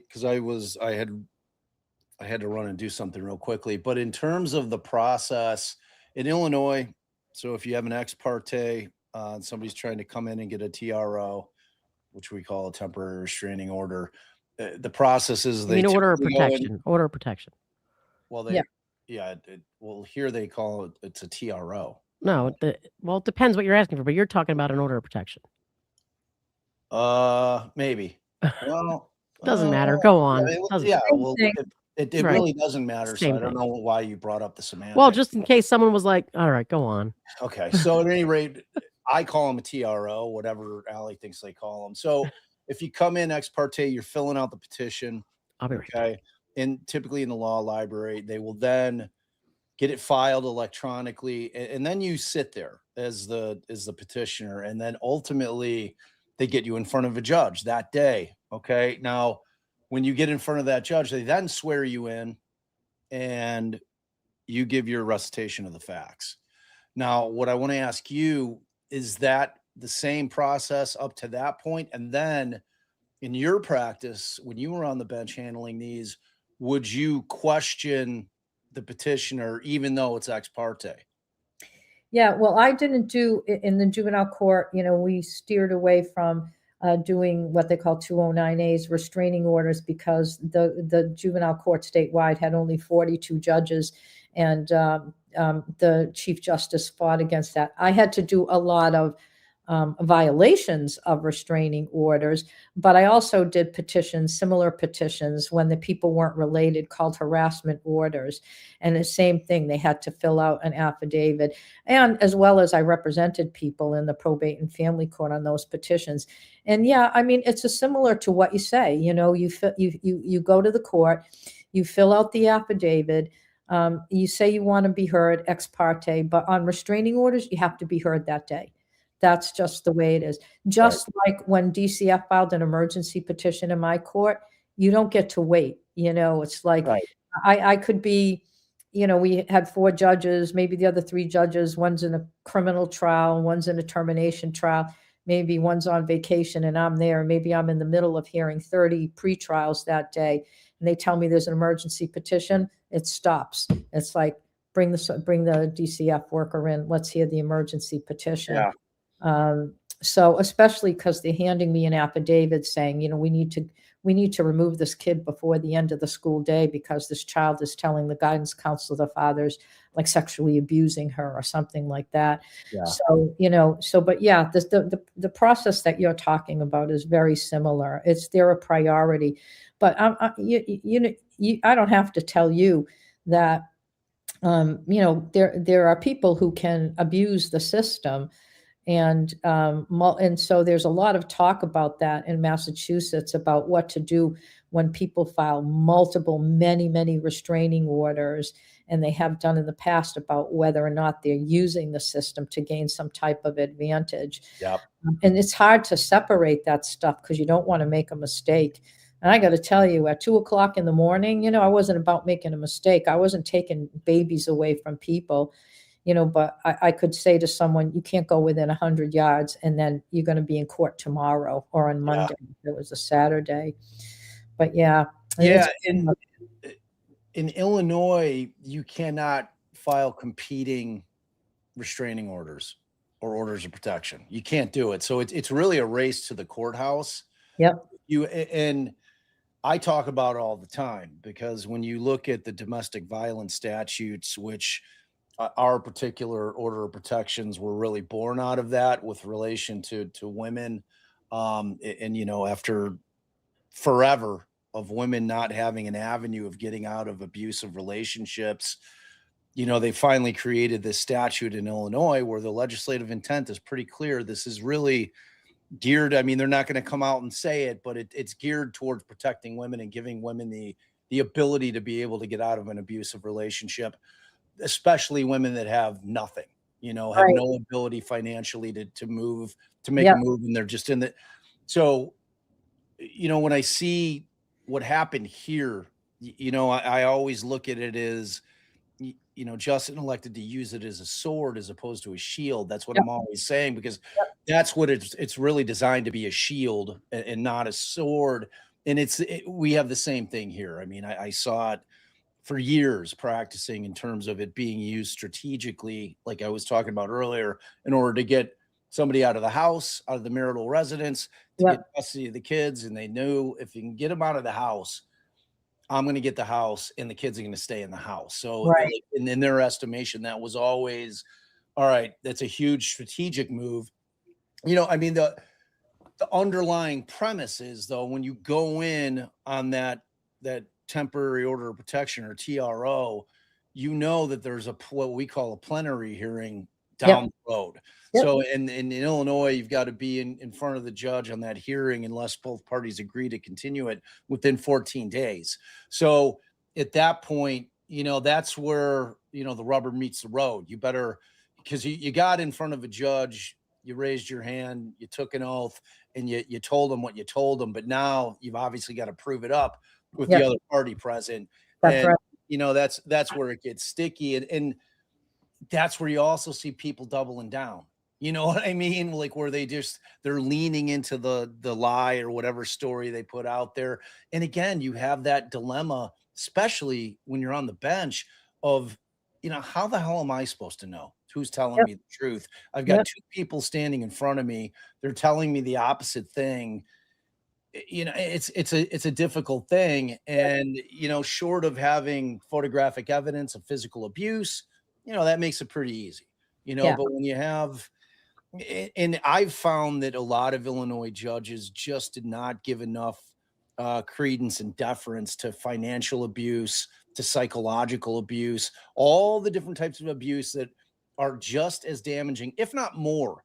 The emotional abuse aspect, to me, is long lasting. Whereas a bruise may heal. Yep. Glad you said that, because in Massachusetts, what I'm teaching right now with a partner who's a former chief of police and a lawyer, and is an author of a lot of books on procedure for police. The law changed in Massachusetts about a year and a half ago to include coercive control as part of a domestic violence case and getting a restraining order. Yeah. Because in the past, what you had to show was that there was imminent fear or fear, or fear of in some type of impending fear, or there was a sexual assault or whatever. So it didn't include things like, it did not include things like harm to pets or harm to children. And now it includes things like financial manipulation. Yes. So where people take credit cards away or they take phones away, that stuff would not prompt a restraining order in the past. Now under coercive control, where you have someone trying to control the person, taking away their financial ability to get out from under the domestic violence, the coercive control law what it did was it opened up the definition of abuse. And Yes. because it opened up the definition of abuse, it now gives police the authority to arrest on more types of charges because of the coercive control change in law. So thank goodness. Yeah. Thank goodness. Because like when you get a change in the law and it is in contravention to what has been the course of action with respect to how men have treated women throughout the history of the world, and you have a bunch of old white guys on the bench who grew up in an environment where mom was subservient to dad, dad was the boss, all that bullshit. And you're trying to get in front of a judge, and if it hasn't been memorialized into law in terms of that coercive control, trying to convince a judge of what is going on in that household, short of physical abuse, was insane. It was so frustrating for me because I'd have my client who was the woman, and she was telling me what the reality of living that household was. And there wasn't one part of me that didn't believe every word that she said. And yet it would just fall on deaf ears when I get in front of that bench. And if it didn't fall within the four corners of the statute, the judge is like, well, so I'm thankful that the law is starting to catch up with reality. But you still get resistance depending on who you get on the bench up there, and it's really frustrating. Well, I will say there's a lot of younger people on the bench now. There are more women, I think, on the bench. When I started in my county, I was one of 4 women on the bench. When I started in my county, there was a probate judge, female probate judge, myself, a district court judge, and a superior court judge, and that was more like in the earlier 2000s. And that changed over time, which I'm happy to see. A lot of younger people on the bench, a lot of good people on the bench. But, as we've seen in some of the trials, you saw people like Judge Frenier, a very seasoned judge, wonderful during the Brian Walsh case. She's wonderful. And so, you've seen some very good people. And then you've seen some concerning people, like Judge McCarthy Naaman, who I had great concerns about in terms of what, what she was doing. I spoke a lot about that actually with Mike Crawford on the Young Jerks, but just the week before this trial, I talked a great deal about how I viewed the recusal motion and what had happened. So we'll see. So what are they going? We don't know if they're doing the view. So and I want to ask you. So Kylie, you're talking about a voluntary acknowledgement of paternity. That's the document in court. Where you got to come in. Because in Illinois you have to establish if they were not married, there's no presumption of fatherhood of parentage. So you got to come in. If I get a client like, we had a baby, we're not married. I'm like, well, we have to go establish you in the eyes of the court as the father. So you go through that process. Really? Because in Massachusetts, if you sign the birth certificate, you're the father. Yeah, like Illinois requires that VAP thing. It used to be. And then they said, we don't want people everybody coming into court, to be declared a father if there's no issue. So once you're on the birth certificate, you're the father. Yeah, that's interesting because it's like we had a lot of situations where dad might not have been at the hospital at the time of the birth, and then for whatever reason they give them, I think, a period of time to come in and sign the birth certificate. And then there are cases where the mother's living with someone who signed the birth certificate, but they know that he's not the father. And then the father steps forward, and it's a nightmare because you have to get the other person off the birth certificate, which is tough. But anyway, I hope it's okay with you. I'm going to just take a brief break if you're good with that. Yeah, of course. No, you may not take a break, Your Honor. You have to bear with me, of course. And next time I'm on, if it's tomorrow, I think I'm going to wear my Patriots sweatshirt. Hey, let's go. No, I think it might be the matchup. It might be the matchup next year in the Super Bowl. Maybe We'll so. see. We'll see. I'm hoping. Yeah. Well, thanks, Judge. Thanks, I'll be Judge. back 'Cause shortly. from what I'm getting, it sounds like they're coming back to just figure out whether or not Bradle's going to insist on the View. on the view or not. And I saw a couple questions about it's not the judge that's determining whether or not, even though Bradle said, Your Honor, as the fact finder, if you're not feeling that it's necessary, like I'm not going to be insistent on the view. I don't think that the judge would show his hand because he granted the defense's motion. He's going to put the onus on the defense. And he as to whether or should. not- Yeah, totally. He should. If they want it, it's because she has a Sixth Amendment right to have it, and he's going to honor that. And I think he made the right decision. But I agree. I'll be back with you guys shortly. Okay. Thank you. Judge. See you soon. See you in a bit. So Allie. So I was wondering if you thought, babe. Sorry, go ahead.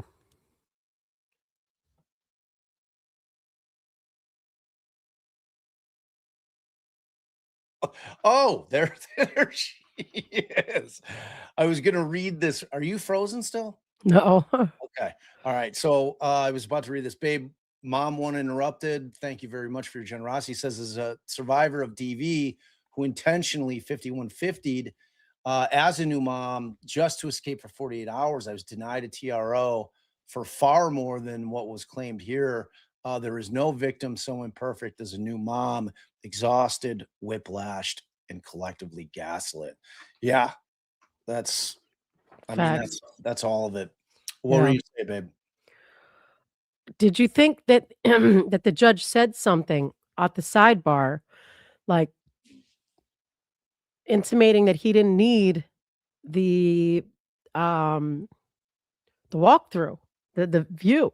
Because he was like, well, and after the break, we're going to see if you still think you need the view. I wondered, could he have said something? And if he did, that's saying a lot.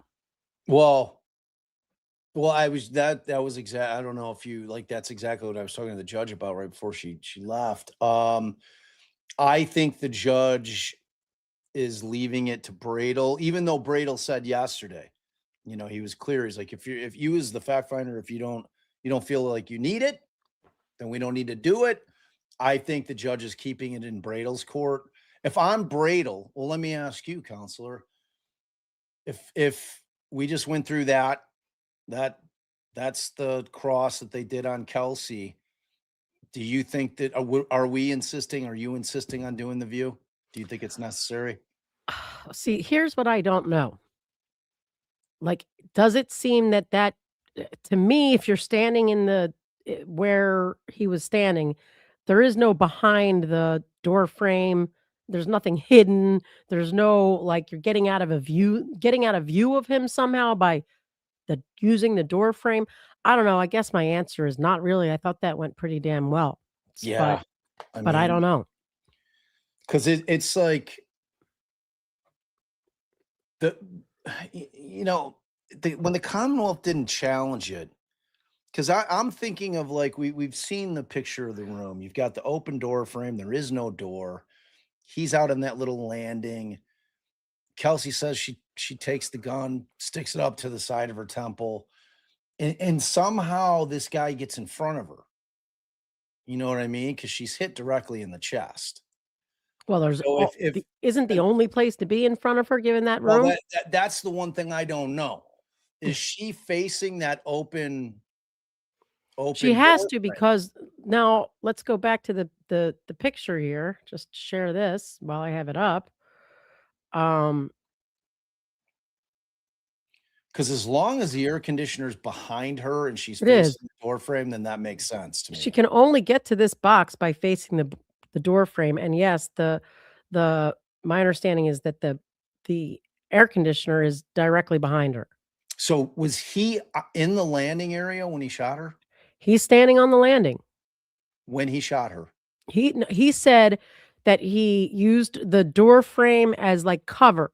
So the only part inside the door was his hands and gun. That's what he said. Wow. Okay. Yeah, I mean, now that I'm clear on that, I don't think we do the view. I don't think you need the view. Right. I mean, you could tell.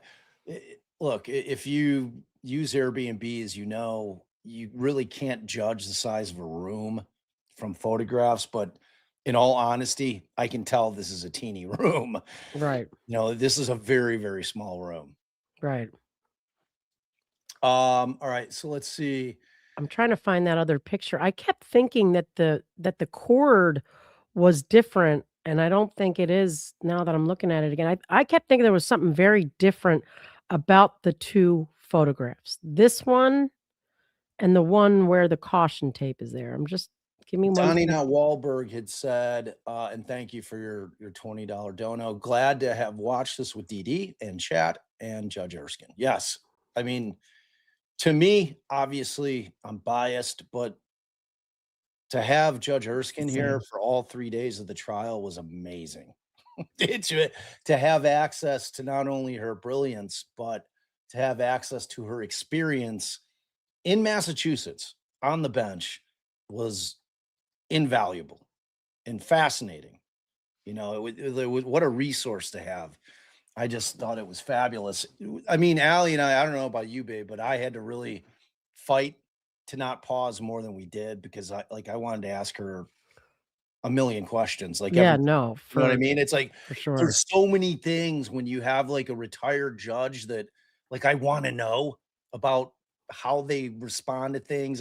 Like that question I asked her yesterday, you know, like you sat on the thing pre-trial, you know, it turns out to be a bench. You ruled on certain things. You kept certain things out. Yes, you're not going to take them into account in terms of your deliberation, but does the reality of it being in your subconscious, you think, affect you in any way? Like where you can't necessarily control it. I'm not considering it, but are you? You know what I mean? It's like it's that thing that just. I mean, there's only one answer though, but I mean, there's only one answer on paper, right, and out loud, right. I'm talking about reality, right. Well, you know, I'm always talking about reality. The other thing I wanted to ask her was because it's along the same vein, you know, where a judge rehabilitates a juror who has said that they have bias, and then they ask, you know, the magic question. Oh, well, I understand that you're completely biased and you think the defendant's guilty. However, can you put that aside and follow the law? And if the person says yes, the judge is like, well, they're all good. You know, yeah, you can get rid of them, but you got to use one of your challenges. You know, I'm not going to remove them for cause. In that particular situation, I'd like to hear what a judge's honest opinion is, because obviously I think that's complete and utter nonsense. I don't think Yeah, it's ridiculous. everyone does, right? Everyone except for maybe judges. Right. Except for judges and probably prosecutors. Yeah, right, exactly. Although I think in their heart, a secret answer would be, yeah, that doesn't mean shit, you know. Right. So Natalie McPhee, thank you. If Kelsey is found not guilty, will she be able to be a cop again? I don't know with that, with the suicide attempt, and maybe there's someone in here that knows better than us, but it seems that could potentially still be an issue. Yeah. Maybe there's just a whole process. So I don't mean, know. when I'm playing this thing out, you know, I'm concerned, even with the not guilty, when this thing shifts over to family and probate court over there. I mean, she's going to have an uphill battle. in terms of She didn't put her child's life at risk. I don't know understand. why her attempted suicide should keep her from being a mother, personally. Well, it's not a matter. I think she's obviously going to be able to be with the baby. My question is, I want her to have the baby. You know what I mean? It's not. I don't want her not Well, to be the residential parent. it has now become, you know this, in the best interest of the child to not be taken away from the parent who has raised him for the past how many months? 9 months.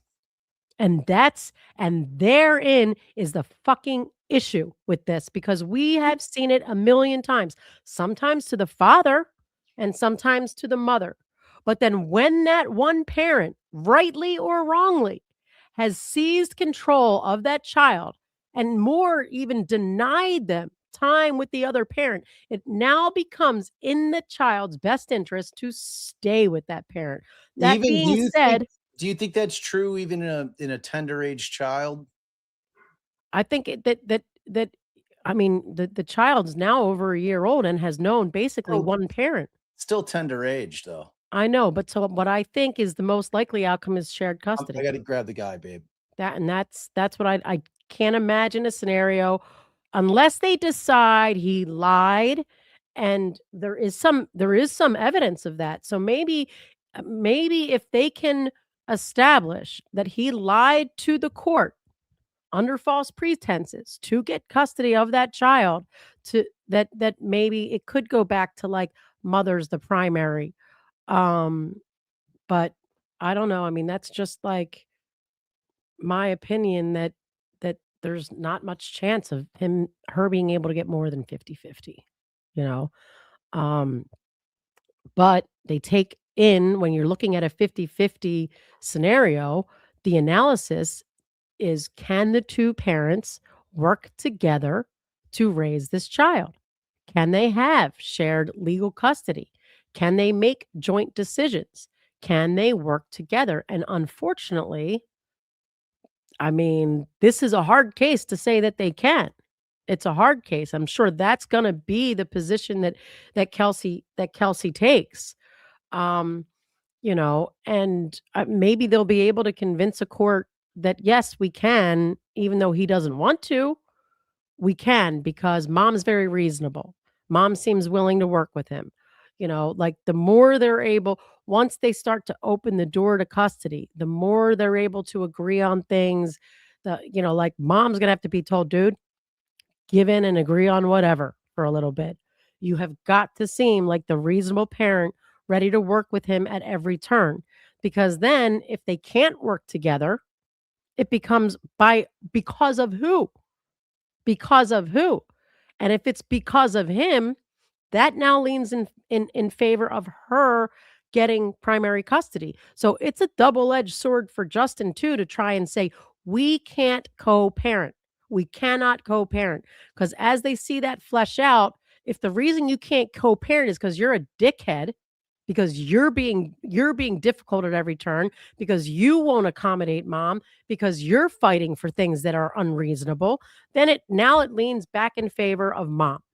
So, you know, if it would probably be in Justin's best interest to say, yes, we can work together and give us 50-50. But hey, this is just me spitballing. I'm not like saying this is for sure like what would happen, or this is how it should work, or Yeah, obviously. Like, yeah. I mean, all we can do is, rest on our experience in doing it. And to your point, which is gospel, you get that thing. Like, I always told my clients, you have to be the bigger parent, because if all things are being equal, if you're the parent that is sitting there who is going to be talking shit about the other parent, if you're the one that's the impediment to co-parenting, they're going to go to the other side. So like, you have no choice but to be the bigger parent, so that's just absolute truth. Absolute truth. And, I think the other part of this, because the mental health issues will be an issue in family and probate court. They just will. But so will his drug use and his alcohol use. 100%. So there's some Absolutely. But here's my point. My point is, in a weird way, the entire nightmare of this entire situation, I think, has made Kelsey stronger emotionally and stronger mentally than she's ever been. Right. You know, like I think that you could see it on the bench, or Yep. I'm sorry, on the witness stand. Yep. That was a woman who was resolute. That was a woman who was not going to be bullied, and she was confident. She was I tweeted it, I said it in chat. She was brimming with confidence. And I feel confident, Bob, that one of her many doctors or their expert would mirror exactly what you just said. Yep. That she has grown through this experience. She has become a stronger person through this experience. And I think she is armed, capable. They're not a concern in the world. Now they're going to have to ease mom back into a relationship. There is some level of reconciliation that has to Reunification shit. reunification. You know, but the baby was so young. It's not going to be the same as if you have an 8-year-old that who you've hasn't seen- been, right. you know, estranged from for a year. And Correct. It that should be kid- relatively quick. yeah. And you know, the other thing that I was going to say was, with respect to kind of that whole issue in terms of Kelsey, I mean, it really is that old axiom that, you know, what doesn't kill you only makes you stronger. Right. And I think that's so true with her. I was taken aback by how just in control and how confident and self-assured she was on the stand. It was impressive. I think that alone, her demeanor on the stand, her straightforwardness, I honestly think, and I have had some concerns about, oh my God, what this judge could. There's a world where he could find her guilty. I think that has literally made it impossible for him to say beyond a reasonable doubt that he believes one story over the other. I honestly hope so. I mean, that's my honest, objective opinion, you know, is that the way she handled herself in that courtroom, she didn't fight back on things she shouldn't fight back on. She was honest, she was forthcoming, and all the things you said, that makes her a very credible witness. And thank goodness. And I guess that's why, you know, like that worry creeped in my mind, like, oh my Lord, I hope there's a medical record to support what she's saying. But, you know, Brado wouldn't have had her saying it if she could have been contradicted, and she wasn't contradicted. So, you know, the judge has to accept that as true. I don't think he has any choice other than to find reasonable doubt. I honestly don't. I mean, what about you? I agree completely. And I just believe that the fact that they didn't challenge her version of events, I don't know how he can find anything other than reasonable doubt. The state didn't challenge her. They didn't, like, her version stands unchallenged. And, you know, you could take whatever you want to take from Noonan's testimony, but the fact of the matter is to not challenge that person's testimony basically means that you're conceding it as Right. true to me. You know, so I don't know. I don't know. It's literally, this is what we're left with. We are left with, in all objectiveness and all fairness, two people with incentive to lie. If you're taking either side, a defendant who obviously doesn't want to get, you know, convicted of a crime, and a shooter who violated policy, you know, all the things that happened. You both have incentive to lie. So how can the judge say two people are both law enforcement, and she, like all the things you said about the way she just testified, I don't think he's thinking, you know, my concern was, well, when he's weighing these two and he's saying, but only one of them was in the midst of a mental health crisis, there was no evidence she was out of her gourd. There was no evidence that she was like, yeah, obviously she struggled in that moment, but you know, I don't think there was any evidence to say, I'm going to say because of that, I find her so incredible that I find reasonable doubt. I mean, that I can't find reasonable doubt. I just don't think it's possible. I don't know. I'd be very surprised if if the judge could find beyond a reasonable doubt that Noonan was story was beyond a reasonable doubt true. beyond a reasonable doubt true. It doesn't seem possible given how, how her direct and cross went in my opinion. I don't know. I agree. I'm coming back objectively. Objectively, I'm coming back despite how I feel about how this thing went down and what we know about how it went down. I'm objectively coming back is they didn't prove their case. Yeah. They just didn't. I mean, you have to prove each and every. They didn't even come close to proving what her intent was.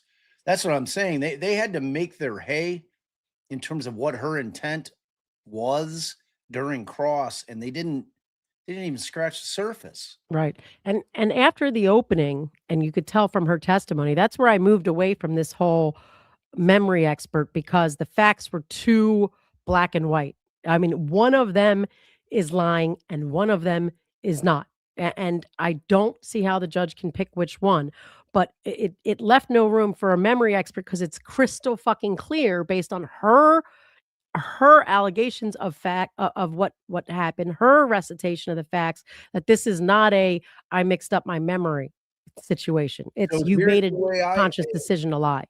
Yeah, exactly. If I'm Bradel, I'm leaning into the one thing, the one aspect of this that exists in this case in terms of who's telling the truth and who's not. Because as far as Noonan goes, all he has is motive to lie. He's got a huge motive to lie here. I didn't see or hear any evidence that would in any way reflect or could be used as evidence to support his truth or what his version is. Whereas we have from the state's own witnesses, the Commonwealth's own witnesses, Yep. we have evidence that what Kelsey's version of the truth is, her version of events, Has been corroborated. Is corroborated by their own witnesses in that's consistent with her trying to get them out of the room, no matter what standard operating procedure may be, in order for her to take her own life. And to me, that's it. Right. And they didn't object. It got into evidence for the truth of the matter asserted that right after the event, she told numerous people, I am such an idiot. I shot someone. I tried to shoot myself with an empty gun or whatever she said. Yeah. It went in as fact. It's got to be not guilty. It's got to be. I don't know because of all what you just said. We've been saying all along, there's some corroboration of her version of events. His version, none of that got in for the truth of the matter asserted. None of it. And the judge has to go on the law. Yeah. So Ashton had asked, what do you think of split custody with kids so young? So this is where I'm at with joint parenting. They don't call it custody in Illinois anymore. They got rid of the word, which it seems kind of like maybe it's petty, but it's not. There was like that word has a connotation with it, custody. So they just call it parenting time now. And one of the parents is the residential parent or not. So my estimation is if you have two parents who are acting like adults, who can truly cooperate with one another, if they can get over whatever their own bullshit is with their relationship and realize the best scenario is that the child get to spend equal time with both parents, but the parents have to live close together in terms of proximity. They have to really be able to truly get along. I mean, in a perfect world, when you get those two parents, they're like, you know what? We just kind of fell out of love, but we have our kids and we want to raise them. And I obviously know my kids love my ex and he's an excellent father and vice versa. And, if she calls me up and she needs help, I'm helping, if I'm available, of course. Yeah. Drop the kids off, where you have real flexibility. I mean, that's the preferable way to do it for the kids, because both kids have both parents' blood coursing through their veins and they're feeling all of it about both their parents. So it's like when you have those situations where there's one of the parents that's just vindictive and hates the other parent because of all the shit that they did in the, during the course of the relationship. And, they're just talking shit about that that parent to the kids, it's like you are crushing your kid's soul right now. I get that you hate him. I get that you hate her, but you don't do that to your kids because you're hurting your children. Like you're like whatever you think you're accomplishing, you're doing the opposite. Right. And No, I and think I'm not talking about somebody who was like physically abusive, or I'm just talking about a relationship that's fallen apart.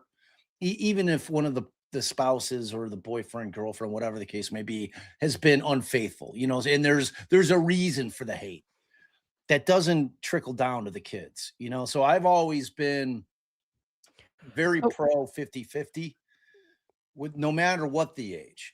so I'm just going to say on the age, when you're talking the first several months and 4 Yeah, months old, and mom, yes, and a mother is breastfeeding, I mom. think Yeah. you've got to give dad, ample time, but you can't do overnight, because in the middle of the night, it's one thing for dad to be able to give breast milk in a bottle.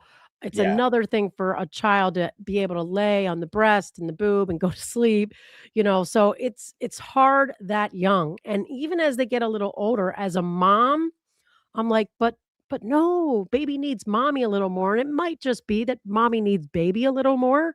Because when I think about a father like you, Bob, I have to admit, all right, well, that baby's gonna get that same level of love from dad. But as the mother who gives birth, and that bond that gets created, it feels. No, and I think it's even beyond that.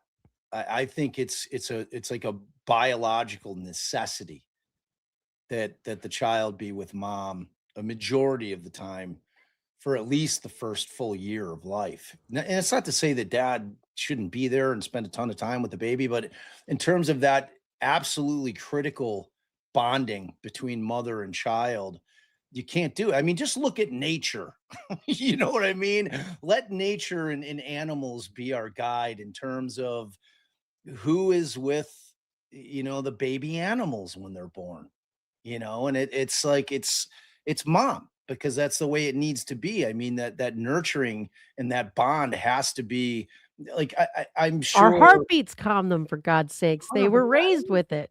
And our Absolutely. voices. Absolutely. And Miku, so I've seen studies on that because What'd she say? I didn't she I had didn't said 60-40-70-30 is better for children developmentally than 50-50.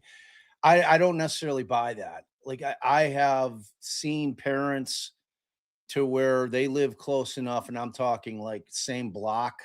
week on, week off when they're old enough works. But beyond that, even week on, week off is fantastic. But the kids kind of have free reign of the houses, both houses. It's basically where the parents have just separated, but the kids still have this kind of quasi nuclear family in terms of proximity, where the kids can run back and forth between the houses, and the parents are cool with it.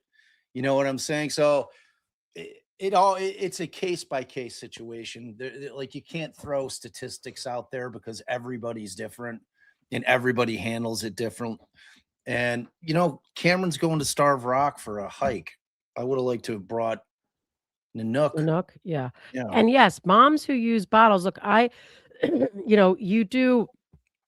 you just, take your shirt off and you hold a bottle the same way. And the baby's getting that same bonding, the skin to skin contact, mom's heartbeat, absolutely, it's the same thing. So I guess I shouldn't say, especially when breastfeeding, because there are ways to bottle feed that when you can't breastfeed or whatever reason don't want to breastfeed, where skin to skin contact is accomplishing the same um, bonding mechanism. The heartbeat's still there, baby's still laying on a soft, warm Yeah. mommy. It's beyond that. It's a deeper thing than that. It's a fundamental thing that I think goes deeper than just breastfeeding and feeling the heartbeat. It's like there's like a bond that cannot be interrupted and shouldn't be interrupted in terms of the developmental health of the baby, and it's just, it's not to say that the kids can't grow up and be, healthy and content and well adjusted if that period of time is, because I mean, obviously, mothers die in birth sometimes, right? Like giving birth. I mean, it happens. So, but I think as a general proposition that biologically speaking, that first year of life, it's critical. This child has been just, I think, damaged from this, Yeah, because it's I don't know who made the comment, and I'm 100% in agreement. That even though the baby can't articulate it, the baby certainly realizes that Kelsey's not in his life. Oh, of It hasn't course. been, right? You know what I mean? Yeah. Even though it can't articulate it and speak it out loud, it understands that there's something missing. The baby understands that. Did you do? Oh yeah. Hospice. Did you give her a family hug? Thank you for becoming a new Welcome. member. Family Yes. hug. Thank you. Absolute best panel discussion and coverage. Thank you. We think it's pretty good. We try to put some decent content out there. Melanie Parker, Bob Alley, did you see the pic of Noonan writing left-handed? He testified that he is right-handed. I did. I didn't. Where is this? I think Aiden posted it. I just, in terms of maybe he's ambidextrous. Right. Because some people write left-handed and throw left-handed. Like I've seen. Yeah, like I mean, I'm a gymnast. I'm right-handed when I write and do things, but I'm a left-handed gymnast. I mean, and the only relevance to that would have been that he's a liar. Right. No, yeah, Would have that's been helpful. obviously what they're getting at, right? Yeah. Because that would have put him in a way different position that he'd have to be standing in to shoot that gun. Yeah. Well, I mean, if he's outside, I don't know if it's that much of a difference. But he said on the stand he was right-handed. Yeah. So that would make him out to be a big fat liar. So thank you. Yes. You saw my text, right? The Pelle's No. brief dropped. I got so much work to do. I've got to not do this for a little bit. Well, I think they're due back any second here. And I don't mean now. I just mean like once I finish this, turning to Delphi, like it could never stop. Oh yeah. Too bad. You're gonna have to do Delphi with me. We're not gonna do it tonight, though. We're definitely not doing it tonight. Do you have the courtroom up? Yep. Okay. But thank you so much, Jessica. Yeah, and if you guys want the brief, I think I posted it on Twitter about 2 hours ago. A link. So yeah, Boris says, why is a judge asking about the viewing if he's leaning towards not guilty? Why waste time? And that's what I'm wondering is like, is it possible he said something up there like, are you sure you need the viewing? Like, even bringing. I think he's leaving it. The defense made the motion. He granted the motion. Any judge worth his salt isn't going to give any kind of indication Right. either way. Yeah, maybe Bradel said something like, we're trying to decide whether we actually need it. Exactly. Which Right. is where it should lie. I mean, it's Right. the The way this judge has handled it, I'm sure he didn't, like you said, give some sort of his like, hand. do you think you need it? I'm thinking you don't need it. Because Allie and I are always looking for context clues like that. Oh, that's why he's asking the judge. Like, if you think it'll be helpful to you, Your Honor, as a trier of fact. So when he says, yes, give me everything you've got, then the defense knows, all right, I got to work. Right. Or at least there's not an indication like, all right, he doesn't need that. I mean, I guess it depends. It actually can like see everything either way, no matter how you slice it. What's next, Bay? We then had Melanie Parker. Kelsey was awesome. Number Yes. 25 months. OG. Ooh, OG. Thank you for continued support. Babe, so is there such a thing as a 2-year badge, a 1-year badge? We gotta create the badges. Oh, well, then we need to do that. Hey, Nick. Because we do need some stinking badges.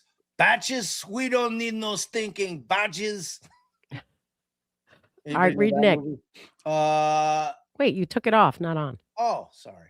Our boy Nick Starro, what's up, my man? Over here, any restraining order involving the taking of a child, a social worker has to be there.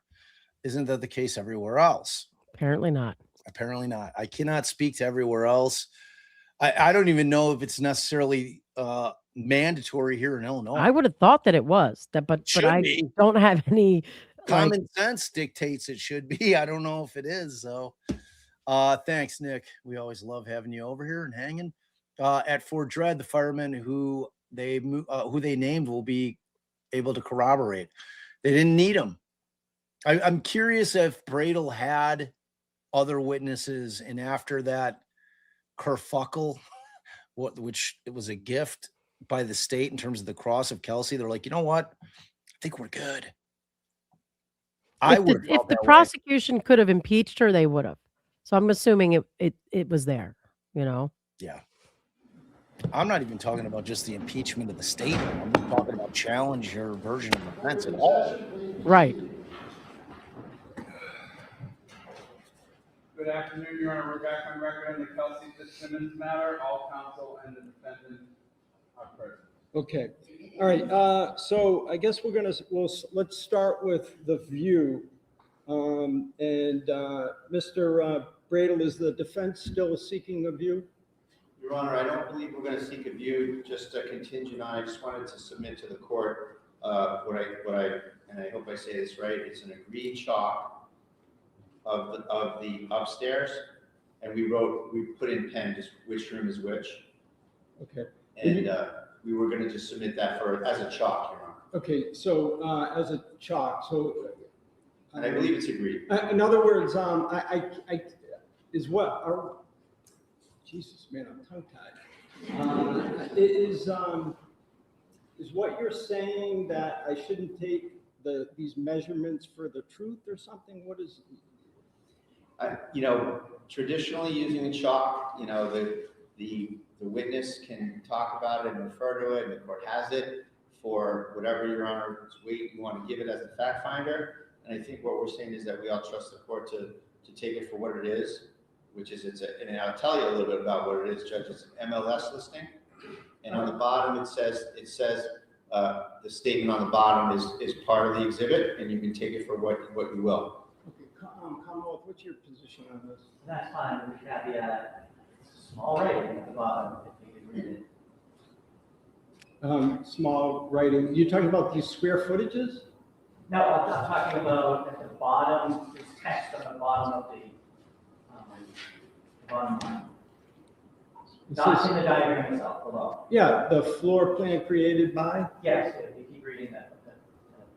Okay, I see. Measurements deemed highly reliable but not guaranteed. All right. So why don't we just strike that? And no, I like that. Oh, you like that? And then it's convenient for each exhibit. I have no problem with it. That's fine. Okay, you like that. And I apologize. I'm losing steam. So I just all right. So you want to keep that in? We'll just mark it as a chalk. So why don't we do this? And you want the version that says baby's room, KF's room? Yes, please. Okay. Why don't we mark it for ID at least, and then I'll use it.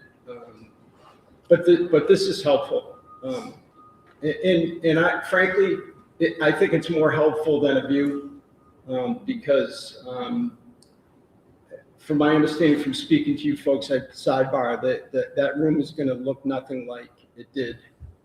The bedroom. So we're gonna waive the view motion, Judge, and I appreciate all your consideration you gave it, and we're gonna rest. Okay. So let Mr. H somewhere. All right. So Mr. Ryan, that's Exhibit H is the floor plan chalk. And I'm gonna deem the motion for view withdrawn. Yes. And the defense rests. Does the Commonwealth seek to present any rebuttal evidence? Okay, so the Commonwealth rests. Let's talk about. Right, so I'll take care of that. Judge, if I may, just for the record, I Sure. reviewed my motion for required finding. Otherwise, if we get into this conference, I'll probably forget later. So I'm Okay. just gonna do the waiving argument. Thank you. And I'm sorry, what was the last part? No argument, just Okay. relying on the paper again. All right, so the oral motion for required finding at the close of all the evidence is denied. Thank you. All right, let's talk about let's conduct a charge conference, I guess. And I disseminated some proposed law related to the elements of assault by means of a dangerous weapon. And it's been marked as Exhibit C. If you folks had an opportunity to take a look at that. All right, so let's start with the Commonwealth. Any additions, subtractions, objections, et cetera, modifications? No, not really. I just want an adjournment that Your Honor is aware, it's just, I don't necessarily see it in writing that an assault can be committed in either of two ways. I just want to be clear that the Commonwealth need only prove one of the other theories of assault. Yeah, so I'm sure Your Honor. I am, but your point is well taken. So what I tried to do is I tried to take my jury instruction and make it more applicable to here. But yes, I think we all agree that under the two different theories, the SJC actually said not to use the term theory. There are two different types of assaults. It can be either or. Surprisingly, I didn't realize that that wouldn't need to be unanimous by the jury. Okay, so other than that, that's duly noted. Defense, your view of the law of the case? We're fine with this, Your Honor, and I do acknowledge that it's two theories and it can be proven either way. Okay, all right. Thank you. All right, that's great. So let's talk about tomorrow. And they're done. And let's talk about closing arguments. So we'll reconvene in the morning and 30 minutes each side for closings. You think that should suffice? That's fine, thank you. Okay. Yes, fine. Your Honor. All right, and I'm not going to have a buzzer or you're not going to, like a trap door, you're not going to fall through and end up in the basement somewhere, but I'll diplomatically and gently warn you when you're getting close, all right? All right, so while we're talking about closings, I want there to be some ground rules. And the main ground rule that I have for this trial is that there should be no gratuitous character assassination, okay? By anyone, either side. It's not helpful. This is a straightforward case. Did the Commonwealth prove beyond a reasonable doubt that the defendant committed an assault with a dangerous weapon? The stuff that happened before and after even, not to be cold, callous, and uncaring, are not before me. And it's just not helpful to have either side throw in gratuitous comments about someone's character. Obviously, you'll argue credibility, believability, and but I expect you to stay within the bounds of what would be expected at any trial. And after the closings, you'll just we'll stay on the record, and you folks will just note your contentment with the exhibits. I think, is there 100 of them? 98. 98, okay. So 98 exhibits will come up along with, you'll send up as well, Mr. Duane, Exhibit C, which is the law, and Exhibit, I've already, H, which is the floor plan. So they'll be just like in a jury trial, after you folks have noted your contentment, our court officer will bring it up to me, them up to me. I will deliberate. I will I have no idea how long or short of a period of time that it will take me. What my plan would be is, so let's say that I begin deliberations at 10:30. What I likely would tell you at that point is, let's plan on reconvening at 2 tomorrow afternoon, and then I will let Mr. Ruane know if that target is going to be successful or not. I obviously am going to take as much time as I need to reach a verdict. So it may be Friday morning or something. So you folks should make yourselves available. As I said, I intend to announce my verdict here in open court and give some explanation as to why I reached the verdict that I reached. Okay. Anything else? He said Friday? Could be. If things could be 2:30, 2 o'clock. Okay. Defense? What time do you want to reconvene in the morning? I'd like to start at 9 and, yeah. Is that doable for everyone? Okay. Oh, and I also meant to, this may be obvious, but, so the sequestration order is done now, is vacated. Okay. So, folks that were subject to the sequestration order, are no longer subject to it, can come in and watch the closings or et cetera. All right. All right. Thank you. We'll stand in recess. All right. All right. Wow. There we go. Well, I think one of the things that he said that bothered me is he said, I'm going to make the decision, he said, and, I don't want to, hear in closing arguments what happened before. I'm going to decide, he's basically deciding what happened in that room, whether there was an assault dangerous weapon. That's a little concerning to me because, frankly, what happened before is what led to her being suicidal. Just all those things that I went through earlier with you, that we ticked off all the boxes. Right. They were having a secret meeting. They were going to the court. Justin was there. All of those things, really ticked off boxes for suicide. So I'm not quite sure what he meant. It'll be interesting to hear those arguments, but you have to consider what her state of mind was, because her position is, my state of mind was, I'm going to commit suicide. But I will say, I don't know what the prosecution's going to say. They did not effectively challenge in any way her version of the story. It was probably one of the worst cross-examinations in a criminal case. That's what I'm saying. It was crazy. It's unbelievable. I was my jaw hit the floor. I'm like, wait, what?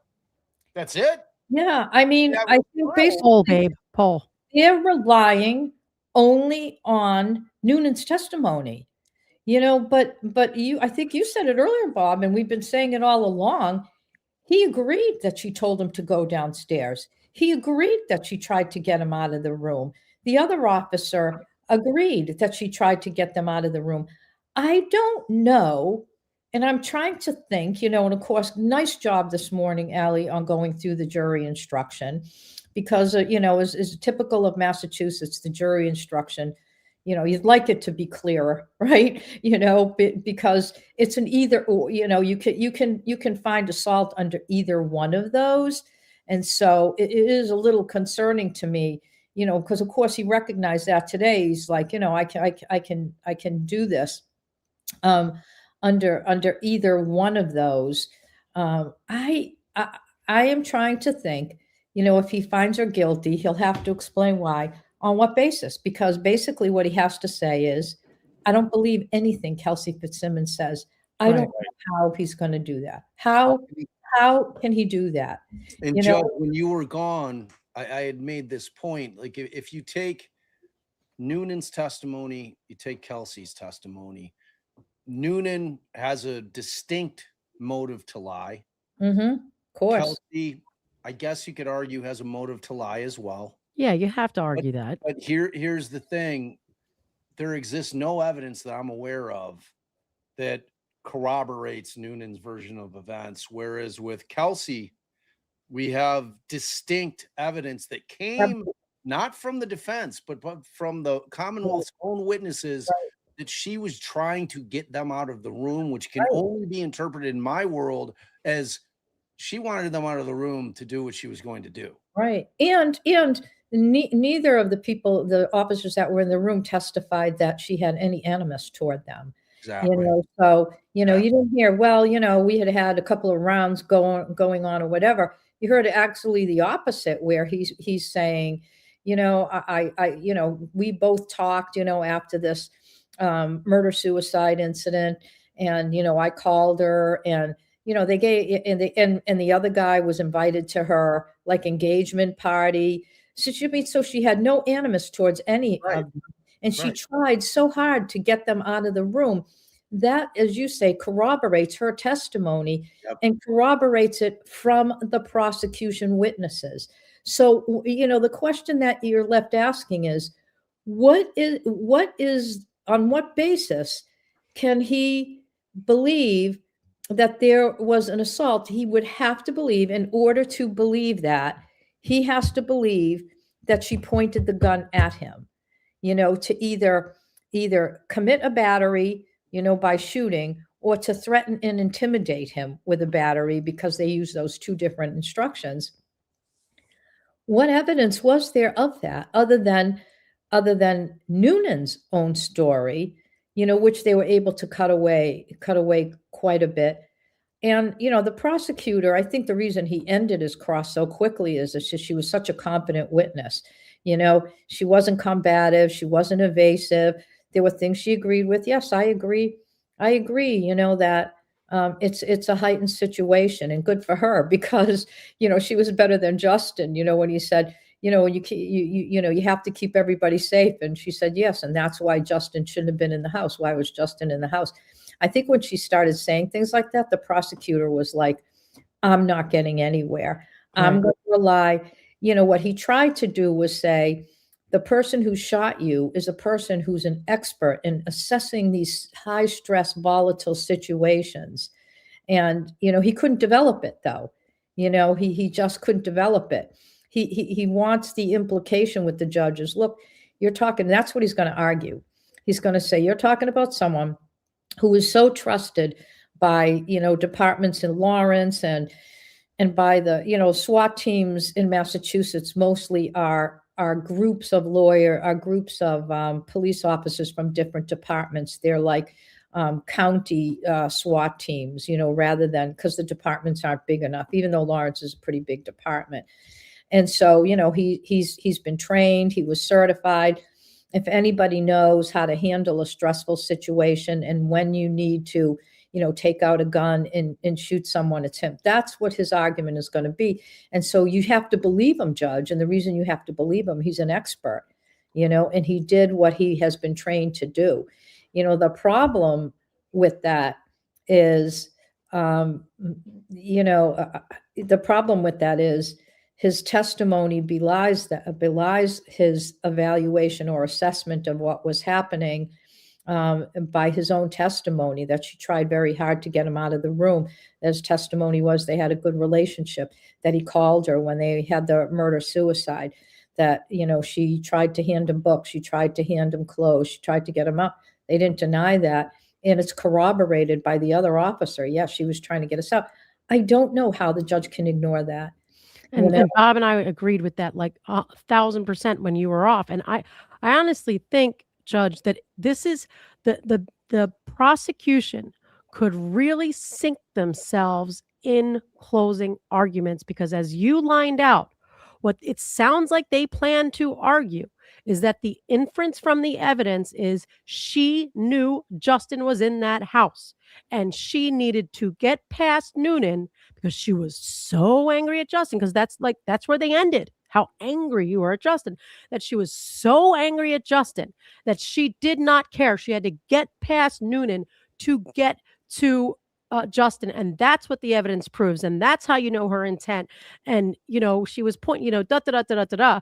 And Your Honor, he's trained, he's this, he's that. So how do we know that he did all the right things? Oh, because that's the way he was trained. How do we know that his version is more credible? Well, look how trained he is, and look how important he is. And then if I'm the defense, I'm saying, Your Honor, the state cannot rely in this day and age to say to a court, to a judge, well, he's a highly respected police officer. Highly respected police officers don't lie.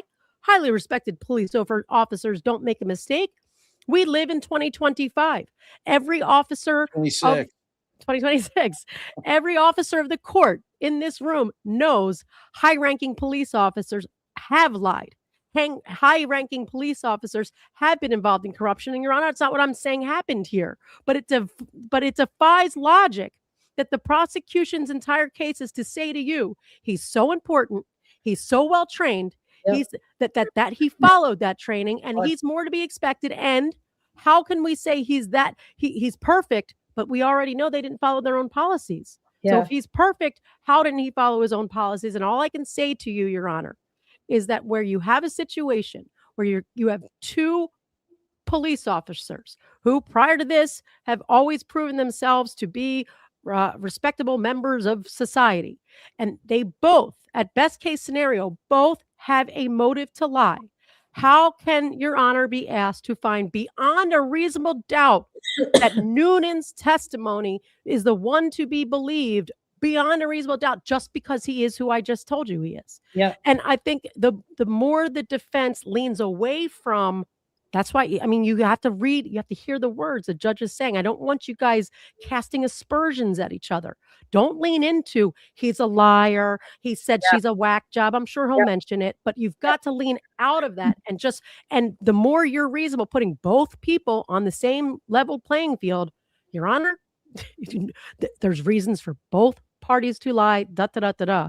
And I think that the judge, if the state leans into, this is what the evidence shows, she knew he was down there and she had to get past him, that he's going to say, no, the evidence did not prove beyond a reasonable doubt. Right. She knew he was down there. Right. She said she didn't know he was down there. That's what I was, when Allie gave me the don't interrupt me finger, which I hope is equally effective for you, because I'm going to. I like listening to Allie.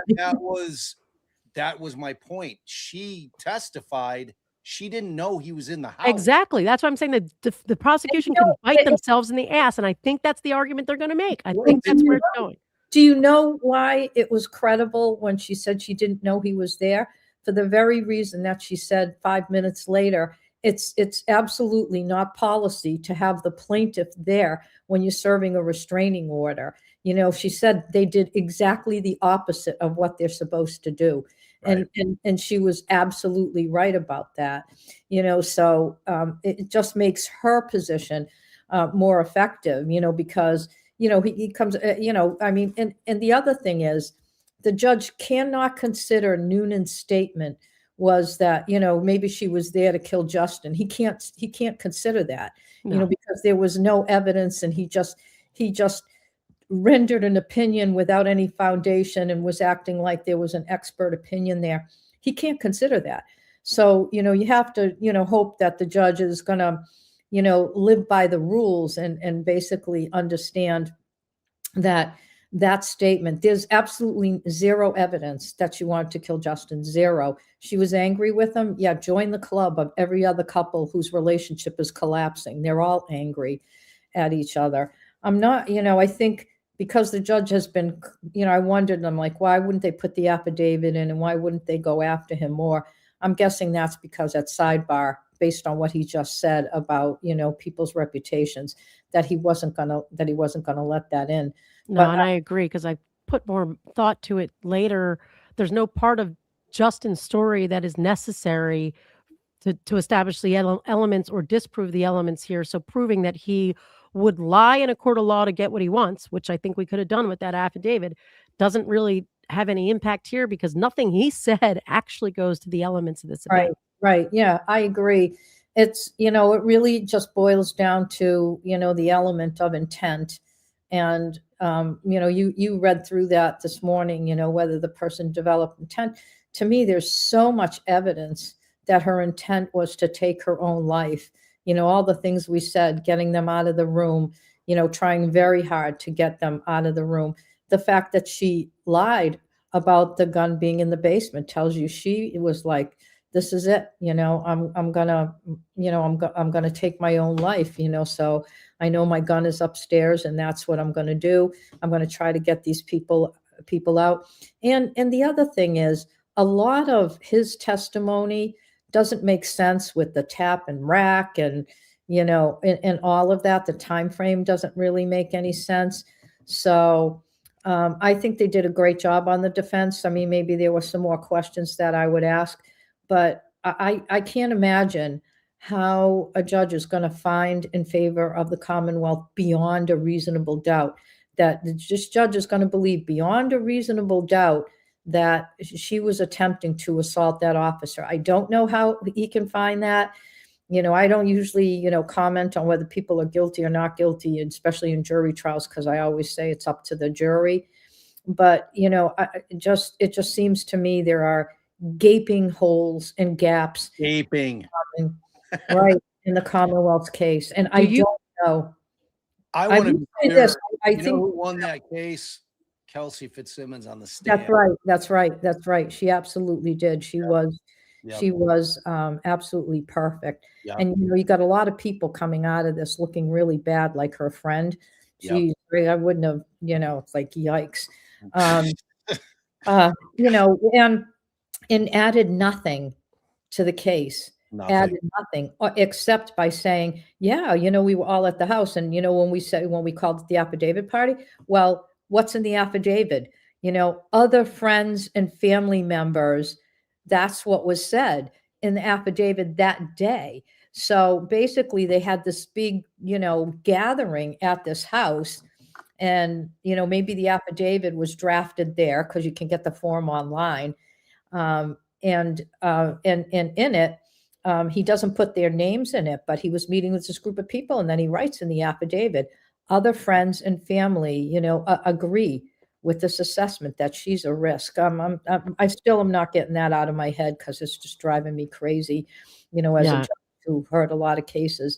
But I just don't know, because I don't even think you can say all things being equal between his version and her version. I don't think it's equal.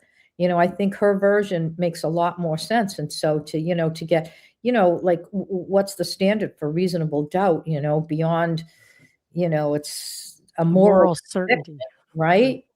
You have to. So do you guys think that the prosecution is going to argue the timing of when the officer said they asked her about the whereabouts of her weapon and the timing on when she testified she formed the intent to unalive herself, because she said it was when I was gathering up items. Now I can't recall off the top of my head, but I thought maybe Daly said he asked right away and asked twice. So if he asks right away, if he testified, and I'm going to have to go back and watch it, that he asked right when he walked in as she was reading the document, then she just said she formed her intent after she said that statement. But I have to assume like her lawyers know when they said it, and they would have made sure that timing matched up. But does that seem like a concern from the testimony? Well, you raise a great point. I'd have to go back and listen to it, because they came in, but, they're telling her to sit down. She already knows something's wrong, and then they're telling her, Justin got a restraining order against you. And then they're sitting down. They explained it first. But she testified it was as I was walking around picking up items. Yeah. I mean, that, of course, that may be so. It's hard to know when she exactly said that. What you do know is they walked in, he put his foot in the door to keep the door open, which I thought, wow, she's a police officer, and you can read that body language loud as day. Don't tell me they didn't know what was in that affidavit, because I'll never believe it. Right. And then, he's got his foot in the door I'm going to keep this door open. And she's like, okay. I mean, just the way this was handled, like the whole perception of it is just really unfamiliar. It's really ugly. It's ugly, right? And then they're telling her it's a restraining order and he's asking for custody, blah, blah, blah, because it's the last line, number 12, which I've asked police a million times in the middle of the night. Check off number 12. Does he have an FID card? Do you know if he has weapons? Okay, I'm checking off number 12. You need to remove any weapons. I've given that order like 1,000 times, and on restraining orders. And so that's the last item on it. So she was saying basically he was reading it. So she already knew what was in the affidavit and that custody was going, because as I said, the last thing on the affidavit is, that the judge has given an order to remove any firearms. And of course they know she had firearms. So by that time, when they're saying it, it's reasonable to think that she was saying, this is it. I've lost everything. They just told me they're taking custody of my son. They're taking the dog. I can't be in touch with them. And then she's hearing all that thinking, I'm losing my job. Right. Like all of it. Everything. I mean, it doesn't take long to then say, that's it. My world is over. I'm done. All right. So let me ask you, let me put you on the spot. Okay. Putting on your judge hat and your conservative judge hat. So you can tell he's going to take a very conservative stance. And I don't know if you want to first opine on whether those the way either party could argue in closing, like the things I kind of just discussed, would shape your ruling, but how you think this judge might rule a conservative ruling on this, if you were this, but being a little more, I don't know if you're always conservative, but it just seems like this judge is going to walk a really fine line. You can tell by him saying, don't disparage each other, that he's not going to be as open as it seems you might be with your rulings, that you're just going to say your mind. He might walk a little bit of a finer line. Yeah. Well, my worry is that he seems to be narrowing it down to just that room, and that's, because obviously, the elements as you explained them this morning, that's really what it boils down to. That's what he's saying. But when the testimony is, I was going to commit suicide, then essentially, he's making a decision about her intent. And so you have to consider all the facts that are related to her intent, not her intent, at the moment, as what brought about her intent at the moment. I think it's fair consideration. I don't know if he'll see it that same way. If you had to recite what his ruling might be, putting on that hat, he might come back and give his explanations. Yeah, I don't know. Like I said, I hate to step into that role. I really want you to, though. Yeah, we want you to. Yeah. I'm jumping off for a few minutes. I gotta see a man about a horse. So okay. Yeah, I hate to do that, because I just, but I do, I will say, that my worry is that we'll know by the closing whether they bring it in. So I'd be in a better situation to say something tomorrow than I am today, because I want to hear what they're going to say in closing. And can you explain to the people why in a case like this, in a bench trial, and when this is so almost, although fact specific, almost not fact specific, because it's a he said, she said, why closings could mean the difference, and the theory they argue in closing could mean the difference, where we're always telling everybody the closings aren't evidence, that's just the lawyers thoughts of the evidence, how here really each side is arguing their legal theory. Yeah, I mean, it puts not that the closings are evidence, but you pointed it out well. That they're looking at this really from the perspective of what's in the instructions and how the judge is going to narrowly interpret the instructions, and that's why I think they decided they weren't going to have the officer describe what happened in that room to a jury, because it's hard for people to get that out of their head.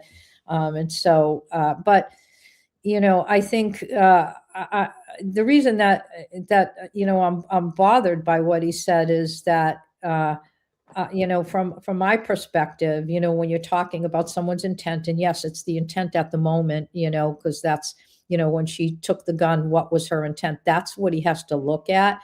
But that doesn't mean that he nor a jury, he allowed it into evidence, so there were no objections. He allowed it into evidence. And so you can't say, I'm not going to consider what happened before when it came into evidence. You have to consider all the evidence.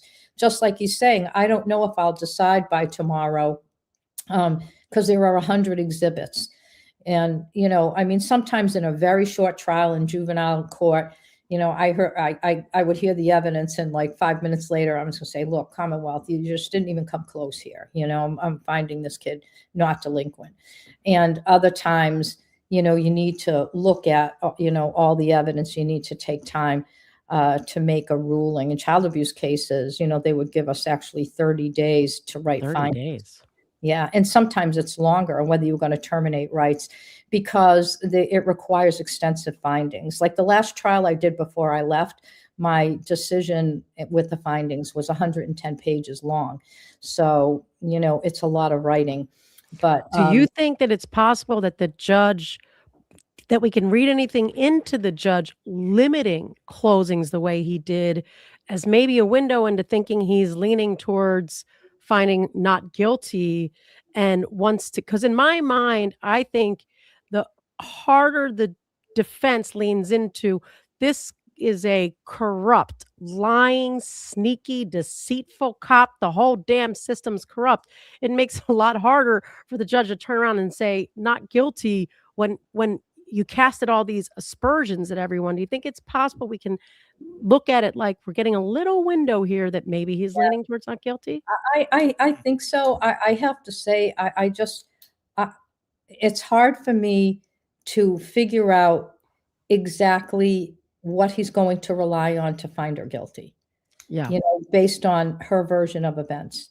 So that's what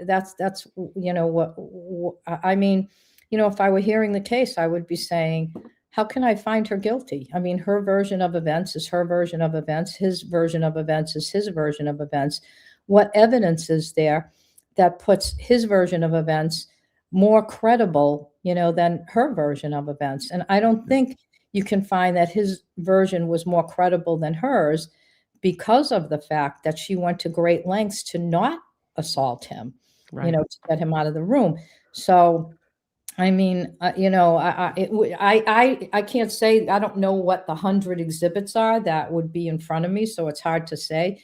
But I'm just trying to fathom how he could find her, how on what basis he can find her guilty, given her very, very clear, unequivocal testimony about her version of events, and the uncontested testimony that she was telling everybody, I tried to kill myself, and the gun didn't go off. It's interesting, right? Because they tried, asking her these questions and bringing in, how much training this guy had, and he's SWAT, and he's taken courses on stressful situations and being able to handle yourself in a stressful situation. But I think his first shot didn't even kill her. Right. He was Right. And that's got to play into the closing, that they keep telling you how perfect he is and how he handles stress, but the first shot. So if you were a judge, that's a factor you'd take into consideration if you were the fact finder in this case, as to how without stress and level-headed he was, based on the prosecution's argument and the fact that he then turned around and missed the first shot. Yeah, I don't know how the judge would do that, but I think they went to great lengths to say, he's highly trained. He's kind of like a firearms expert, and SWAT, and he talked about all the training and everything they have to do. Although, of course, he's saying, that it's one thing when you're like, he didn't enter there, thinking like a SWAT police officer. They knew it might be volatile. They thought they might have to section her. They never entered there thinking that, she was going to take out a gun, even though they had the affidavit and Justin said, hey, she might, try to, she might try to hurt you, or she might try to hurt the baby. But, I just thought it was kind of an interesting thing, that he's, an expert, for like 20 years in the system and had all this additional training. I think his explanation was, he said, I was completely caught off guard. She got the drop on me, is what he said. Right. Because he wasn't expecting it, probably because, his side of the story would be because he was never expecting it, because he knew her, he knew it might be volatile, he knew she might get upset and cry, but I don't think he ever imagined that, she would either put a gun to her head or pull out a gun. And so, his training, I think, didn't kick in because he didn't go in with that mindset. And I think they could also argue, because it's clear that part of what the defense is going to argue, or they should be arguing, is that, like you've pointed out before, they didn't treat this like they did treat every other situation, because she was a cop as well. And that is also clear because they didn't secure the weapons right away. And that shows they were treating it not like your everyday thing. So maybe in the same sense as they didn't secure the firearms, in the same sense that they let Justin go down where the firearms were, in the same sense that they even let Justin in. But even just sticking with failing to secure the firearms before it got to this level shows they treated them differently. And he very well may have also turned his back on her and walked down those stairs, just like she said, because otherwise, how the hell did she get the drop on him? Yeah, exactly. I mean, when you have to put it all together like that, it is interesting to me, and I may have mentioned this, but so the Massachusetts Commission of or Secretary of Public Safety, they put out guidelines. They had put them out in 2017. They're called the Massachusetts Domestic Violence Guidelines. They had them in 2017. They actually finally just republished them about a month ago, and they're not even on the Mass website, but they're mostly the same. But, I've had to read through every single one of those pages because that's what we teach. And there's a section, Chapter 15. In Chapter 15, when a police officer is the plaintiff or defendant in a restraining order, there's a whole section, an entirely separate section in the training manual or in the training guidelines put out by the state of what happens when a police officer is in a domestic violence situation. So I thought that was interesting, as you raised this point where they treating it differently, even though they did not comply at all, with the cardinal rule of you don't have a plaintiff, you don't have civilians there. Why was the sister there? They have civilians there. So yeah, we'll see. I'll be anxious to hear the closing arguments. Yes, for sure. And Ritzy asks, and we know the answer, but she asks, Judge, are you surprised the Commonwealth didn't ask Kelsey why she couldn't wait until they left if she wanted to be alone to unalive herself? And Ritzy, I, for a second, had the same thought the other day, and someone in chat reminded me, well, if they leave, the guns are gone. So she had. That's right. Right. She had to do it before they got their hands on that gun. Yeah, her plan was, the only way. I guess you could say, they could have left and taken the guns, and she could have, taken her life another way. But what you have to put in perspective, just that her life is just literally collapsing at that moment. And so you don't think, well, that's it. I'm going to take my life. And when you have such an easy method, especially easy because she is a cop. I know women tend to do that less, but this is a woman cop who deals with guns, and that's the easiest, fastest, and like, all right, I can do this way and know it's going to be done. Method to do it. Yeah, I mean, I think the Commonwealth didn't ask it, because they were afraid of the answer, which was, 6 police officers walked into my house and collapsed my entire life in a moment, took away my child, took away, for reasons I don't know, took away my dog, essentially, figuratively and functionally ended my life at that moment. She was a good witness. And I think the reason they didn't ask it is because they knew damn well, that they did not want to hear the answer. Right. Right. All right. So do you think that you'll join us for closings tomorrow?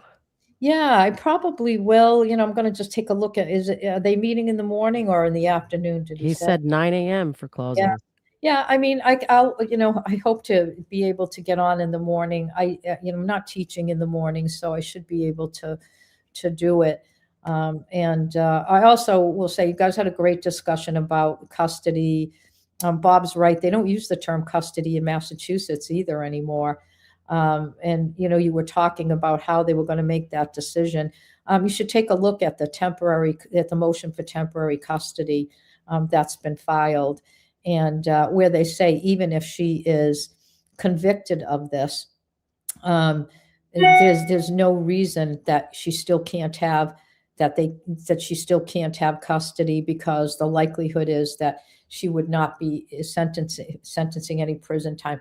I will say this. If, for example, he finds her guilty, I totally believe he will do what he's allowed to do and put her on probation. Time served and probation. Yeah. And I'll tell you why. One, because she served time that she shouldn't have served, because they know damn well that judge should not have been in there, and that, she engaged in, problematic behavior, according to the recusal motion with the probation officer. I mean, I think, I think people should not have in their minds that the Superior Court is not aware of how controversial this case has become and how public it has become, because they do know when things are controversial.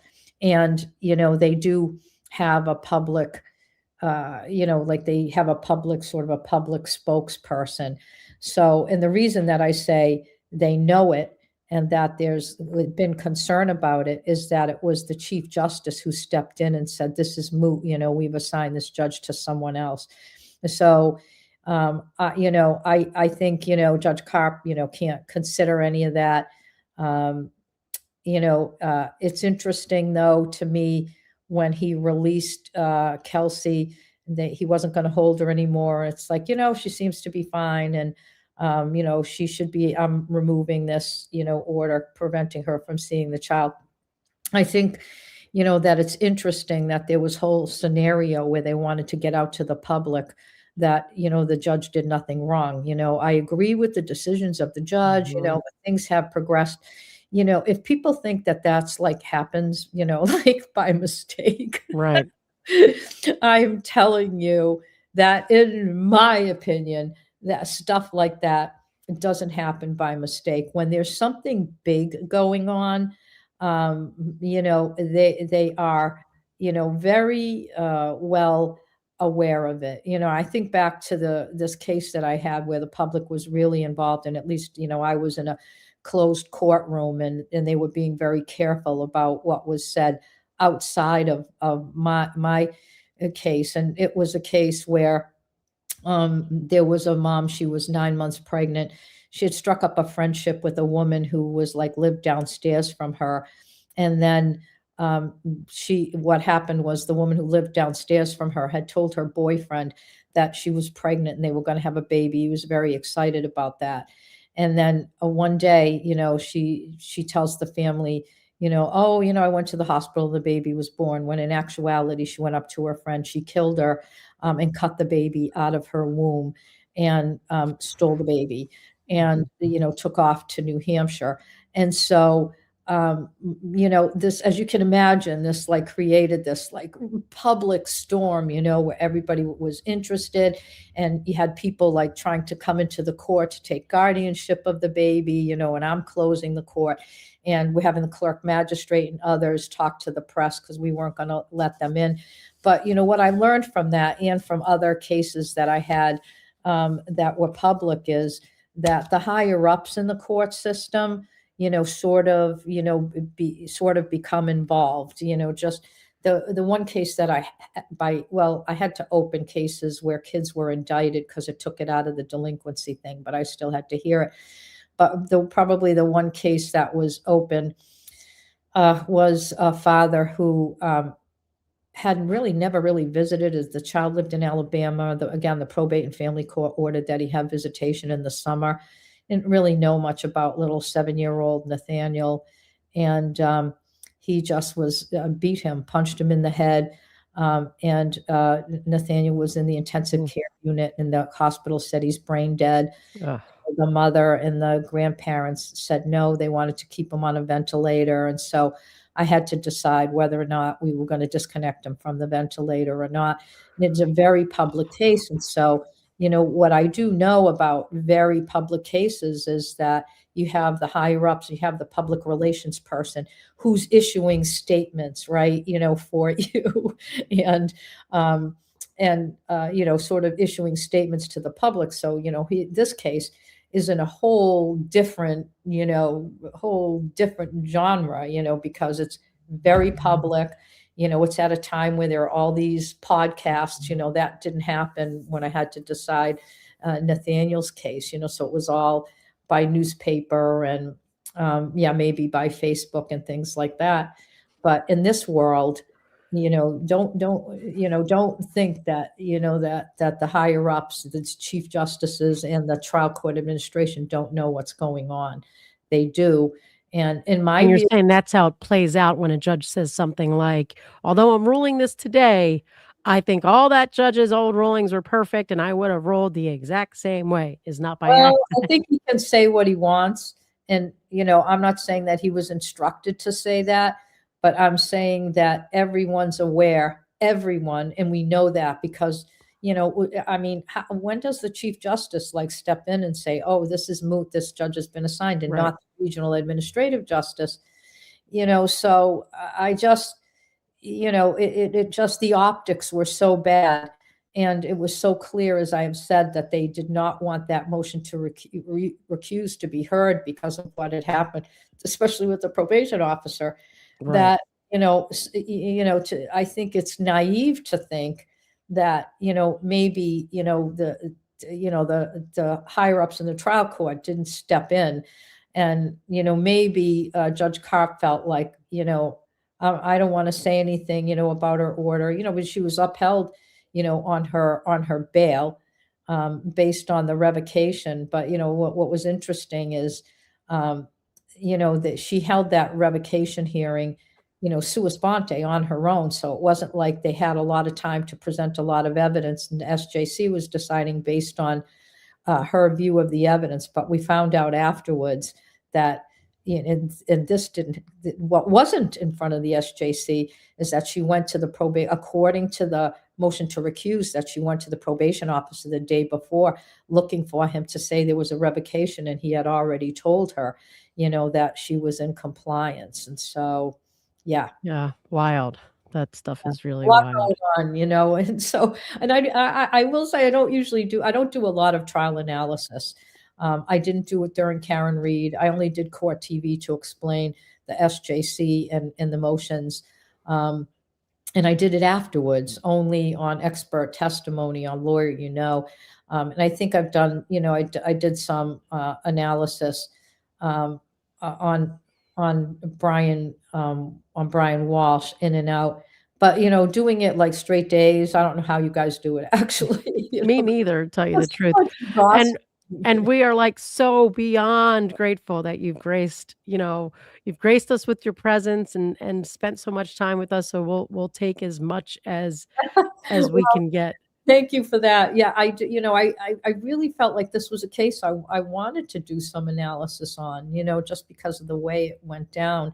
There's a lot of other cases, that people talk about, and some of the national cases and stuff that, I don't, want to, that I don't want to do analysis. And because it's a little out of my, I love this stuff and I love constitutional stuff, but it's like it's out of what my main goal is most days, which is sort of child advocacy. So Right. yeah, I really appreciate the people in the chat were posting my website, which is where I write a lot about child advocacy issues and the stuff that I've recently filed with the DOJ. So I appreciate them doing that, for those people that are kind of interested in it. But this Yeah, our mods keep putting it up there so that people know. And it's important. So I'm glad we're getting it out there. Yeah, I think, I don't know that, I appreciate that you're saying thank you and all, but it actually, when I'm out there like this, there have been loads of people on X, that have been out there, talking about, my involvement, very close involvement with the Harmony Montgomery case, which is the father who murdered his child. The case is very near and dear to my heart because I was the judge who did finalize the adoption of Harmony's brother with her two dads. And, we're very close. And that's why I wrote the book. And, a lot of people have been on X, so if I hadn't done this, people wouldn't be on X talking about it. And so it helps because I donate all the royalties to the Dave Thomas Foundation for Adoption. And so, Wow. I appreciate the people in the chat. And it's interesting how many fans of yours, of Defense Diaries, have been on X over the last 2 nights talking about this. I don't know if you've seen it, but I'm on way less than Bob, but I've seen some. Yeah, you have a huge fan base. It's pretty Which is great. It's great. pretty Yeah, great. which is great, and I appreciate the great job you've done explaining things, like I was listening this morning while you were explaining the jury instruction. I thought you really did a tremendous job of explaining it and telling people what it means. I think that's one of the good things. I think that's one of the good things about, this podcast is that a lot of it isn't just chatty analysis, chatty discussions. It's really like, educating people on the law, Yeah. which I think, it's not true in all podcasts because not all podcasts have lawyers. Right. No, and we Right. appreciate that because that's like what we try to do. And plus, my mind just goes there no matter what. I'm like the analytical delve into the law kind of person in between Bob and I, so I almost can't help it sometimes. Yeah, So it's clear you have a lot of experience and you've done it before, so I mean, that makes a difference, right? When Yeah. you do an analysis. I mean, it's pretty clear. I really was sort of listening while I was doing some other stuff to Bob talking about, family and everybody getting along, and even when you're divorced and all of that. I mean, I have stepkids, they're everyone's older now. My 2 youngest ones are in their 20s, but my stepkids are older than that. But, their mother and I, and their mom and her husband and my husband, we've always gotten along. That's the only way that you can do it. It's Yeah. the only way you can make it work. So it was just, it was nice to hear that, it was just Yeah. really nice to hear that. Yeah. But but thank you. You guys do a great job. I'll try to, get in tomorrow. But All right. Well, we appreciate you. Thank you so much. Say bye, everybody. Thanks, Allie. That's Thank a you. lot of chatter. Yeah. All right. Okay. Bye. Wow, that's so great. I mean, she really is great. She really is great. We're very, very lucky. I'm trying to figure out where we stopped. Alexandria Gonzalez, new member, welcome. Welcome. Same to Indy Cindy, both of you, family hugs. And Max's mommy, thank you for your generosity. I'm not sure if Bob put this up before. Iceman Cometh. I bought a DD sweatshirt from the bonfire store. And can you explain what it means? It won't ship until the campaign ends. Just curious what that was. Okay, so there must be some kind of, oh, good. Bob's back. Oh, Okay. I missed the judge. Well, She's backstage. Judge, I adore you. I'm so grateful. I said it yesterday. I'm going to restate it again. You're the bee's knees. We're so grateful that you spent the past 3 days and dedicated your time to hang with us. And it's grueling, right? I mean, it is. She was commenting that it is. She says she doesn't know how the hell we do it all day long. I'm like, Yeah, well, and this chair, you've got to lower this for me so I can go back into the bouncy chair because the ball chair is so much more comfortable than the regular office chair.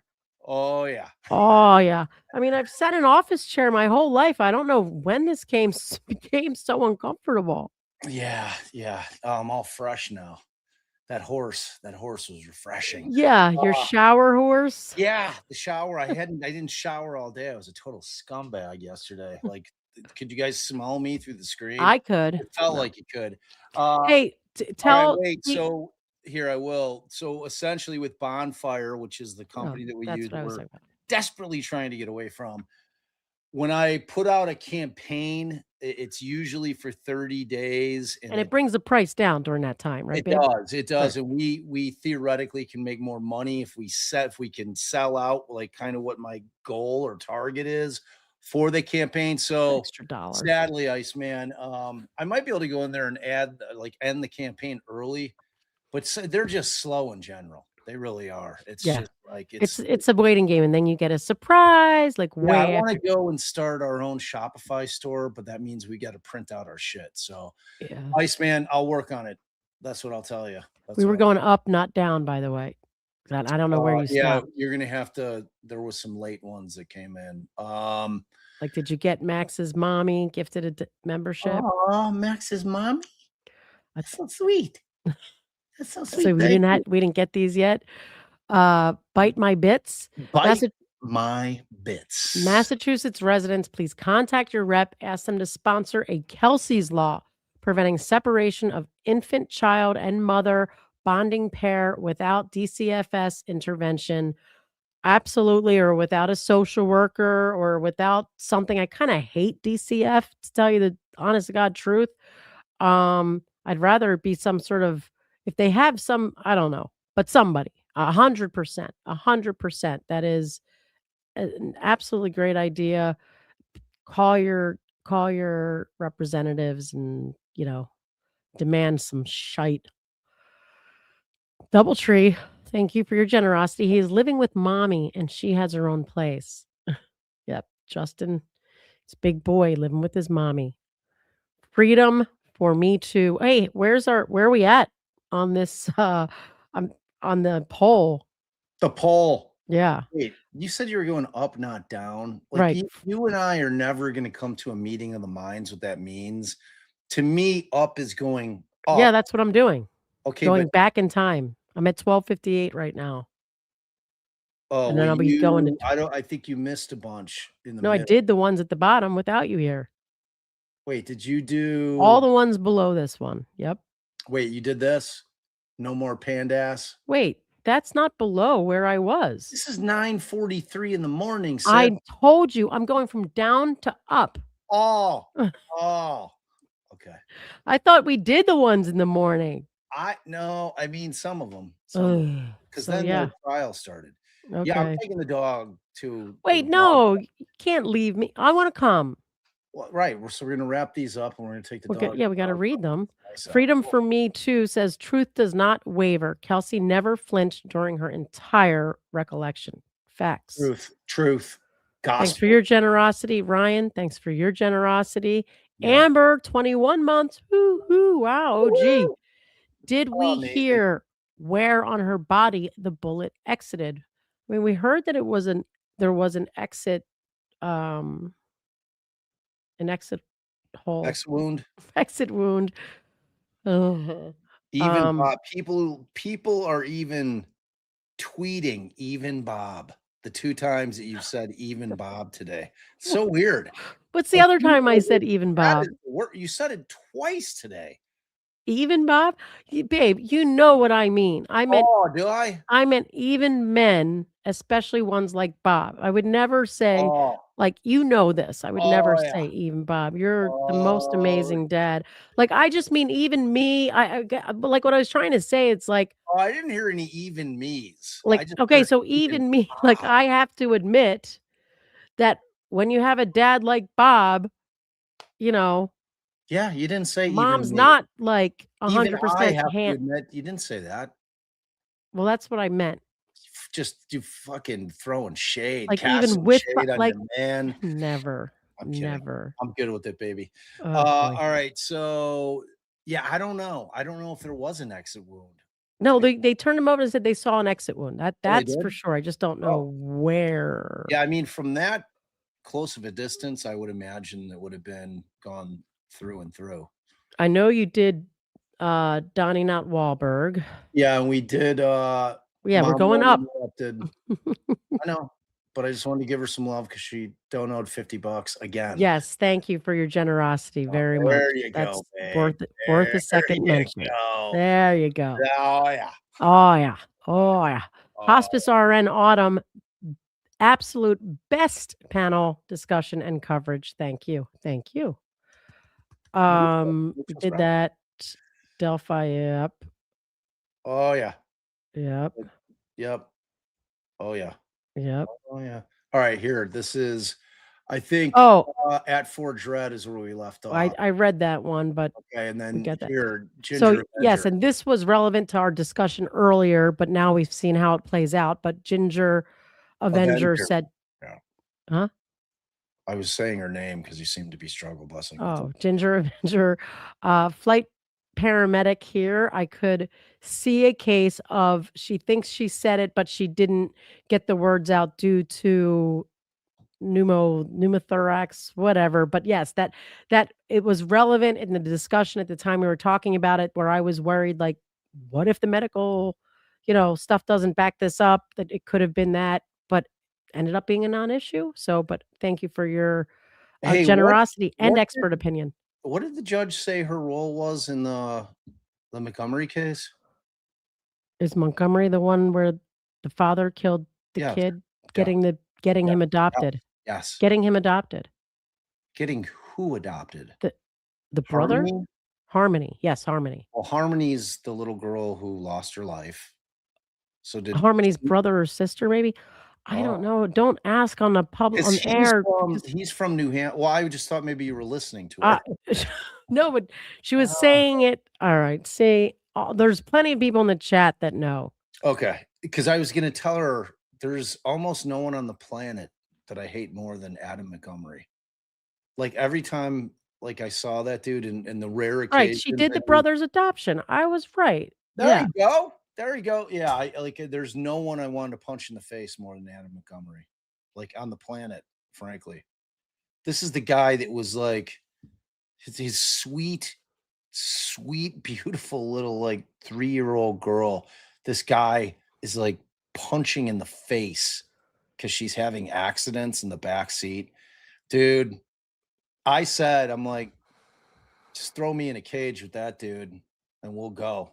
I'll handle shit from there. I'll take it from here. Cause that guy, yeah. So I heard that. I knew she had a passion for that case, and I didn't know why. So now that was nice to hear. I was drying off. For Dread said she's a very well-spoken, not a whack job. You can tell she's been waiting her turn to publicly set the record straight. Yes. Oh yeah. Yes. And Birdman coming in hot. Limpy and Courtney sitting in a tree. PLOTTING. Oh Thanks, yeah. thanks, Birdman. That calls for some limpies in chat. If you become a member, you too can have the fun with all the limpies. We have the limpies and the eggplants. Now Tracy made another limpy that is amazing. I'm afraid it's so graphic that I'm afraid that YouTube would catch our little emojis because it's amazing. And we'd get So flagged. good. Yeah, I don't know. I don't know. No More Pandas says, wouldn't the false memory thing cut both ways and not in favor of Kelsey because she was established a mental crisis causing more likely impaired memory? And although we've decided, like, obviously it's a non-issue, but just as a philosophical or intellectual conversation, Bob and I have said, well, it almost doesn't matter if it cuts both ways because that's reasonable doubt. And you got it on both sides, possible memory issues. But your point is well taken. I do like to talk. I've decided that I'm going to start counting the number of words used on. I probably use more. You do. You talk more. And I interrupt more. We know this. You definitely interrupt. We know this. You are the queen of interrupting. Cannot But it's help myself. always with genius. So I give you grace. You know what I See, mean? sometimes I think he just says these things when we're on air. I'm like, does he really? Yeah. I mean, when we're off air, I'm like, I'd prefer if you waited. But I mean, you're never coming with stupid shit. Right. You know what I mean? It's a you're impetuous, you know. But here's the problem. I've practiced law with you, and I know you can wait your turn. I've seen it in courtrooms. It's so much easier decades. when you have to be on your best behavior. Like And with I'm you, like- it's like, he'll survive. Yeah, he'll live. He'll be live. fine. He'll be rub some I'm dirt just in it. more Shut up. Quit whining. so much more laid back that I'm just not conscious of that. I'm super conscious of it when the judge is on with us. Oh yeah, I know. You're And- excellent. Like no interrupting there. There was probably a couple of times, but it Pretty. wasn't, I don't think offensive or it was bad. more like you were dipping your toe in the water, Mhm. type like, you know, up, you know, and then the judge will give you some. She's like, oh, Oh, shit. okay, bring Okay. it, bring it. Jenny Hicks, member for 6 months. Thanks for your continued support. I tuned in just for the limpy talk. Hey. I mean, listen, we've got to be out there, ladies and men like Bob, not even Bob, men like Bob. You've got to remind your people that there is nothing stronger, more powerful, and bringing in life as well than the female anatomy. Down with And the P word. Down with the functioning P male word. anatomy also contributes to life, yes, but a limpy, there's nothing more not. useless and Does pathetic. not. There is not literally nothing more useless and pathetic than a limp one. Yeah, So- it's true, DB. And so DB made the sagging eggplant, which I've already put it in for. So we have two excellent limpy in the limpy movement, which Allie and I have been doing for what, 3-4 years now. I mean, Way admittedly- longer. Wait, but I'm talking about like Oh, on like publicly. the movement. Yeah. Down I mean, you with have to the remember word, that up our with limpy. daughter in like 3rd grade or 4th grade, I mean, our 19-year-old told some boy he was, and she said it outright. Yeah. And He then I was probably like, didn't get it. And I was like, you didn't explain why? Like, you didn't explain what you meant, and it was a joke, and it was like, because he probably took great offense to that. I think she was like, you know, how they call it talking these days. So it might have been a little older, 6th Wait, did grade. she do 7th. the whole limp dick or just called him limpy? No. She said you know what? No, she said limpy. Okay. Because what's to say about us? Oh, wait, right? this is 3rd grade? No, I think it was 7th grade. Wait, you're talking about Cameron. Yeah. All right. I'll have to find out what. She's 19 now, dude. I Right. don't So know that's if what I'm saying. It was a long time ago. Oh yeah. Yeah. Because Oh, she was talking to a boy. So it had to be, I think it was like 7th grade. Oh yeah. But in any event, so that's how long that shit's been going on in our house. Yep, limpy war. So what are we doing? Or is there supposed to be some sign? Wait, where are we on the poll? I don't know. Did I you was tell me excited already? about the dog walk. Let's see. No more pandas. Wait, no, where are we on the poll? Well, let's see. Looks the like poll. 95%. Huge. Not Huge. guilty. Wow. The 5% guilters. Show yourselves. Come forward. And that's 1,619 votes and counting. stand before the Queen and explain yourself, sir. We would never demand that. We appreciate Never, everyone's never. opinion, We and do. you've I got a would right. never talk shit Right. outwardly. And we do not, and we don't want our chat to either. We think you have every right, as long as you're using your own like intellect and thinking about it and saying, even with all that, this is what I think. And because I mean, this is a close, if you're depending on how you view things, can be a close, Oh, at least 2 people said they accidentally voted guilty. okay. Hmm. Good. That brings our numbers up. I don't know about that bullshit. I think we're all caught up now. Oh, girl. Yeah. No, we are. We did it all. Dog park walk. Dog park walk. This guy's gonna go hang out with some other dogs, get him out of his funk. Yes. Dude's in a funk, bro. Yes, and I got to get out of this sweatshirt. That's why I wish I had my zip up. So All right. So what time are they coming back tomorrow for closing? 9 a.m. 9 We'll a.m. see you at 8:45 Eastern time. 9 tomorrow. a.m. All right. So be here tomorrow. Did the judge say she was dipping and not coming for closings? She thinks she could. She's not 100%. Oh, good. Because it seemed like there was a finality to it, like kind of like the no. send off, the hugs, all the No. warm embraces. We got a warm embrace her every time she goes. I do. I just adore her. So it's generous in my of her to head. spend her time with us. Like when I'm listening to her speak, I always think I'm listening to Ruth Bader. I don't know. She's got a Ginsburg vibe. She's got a Ginsburg vibe. It's true. It's true. I don't know. All right. Yeah. Thank All you, right. mods. Thank you, all of you. Bob, emoji will be made by tomorrow and available to all of our members. No. Oh yeah, even Bob. No. Even Bob. Even Bob. All right. And What so kind of emoji that is? tomorrow, here's the game plan. Closings, obviously. And then if the judge decides to come back in the afternoon, obviously we'll be here for the verdict. We're gonna have to get to the little appellee's reply. It dropped today, right in the middle of Kelsey's testimony. We could go tonight if you hurry up and we did it. No. Oh, no. Oh no.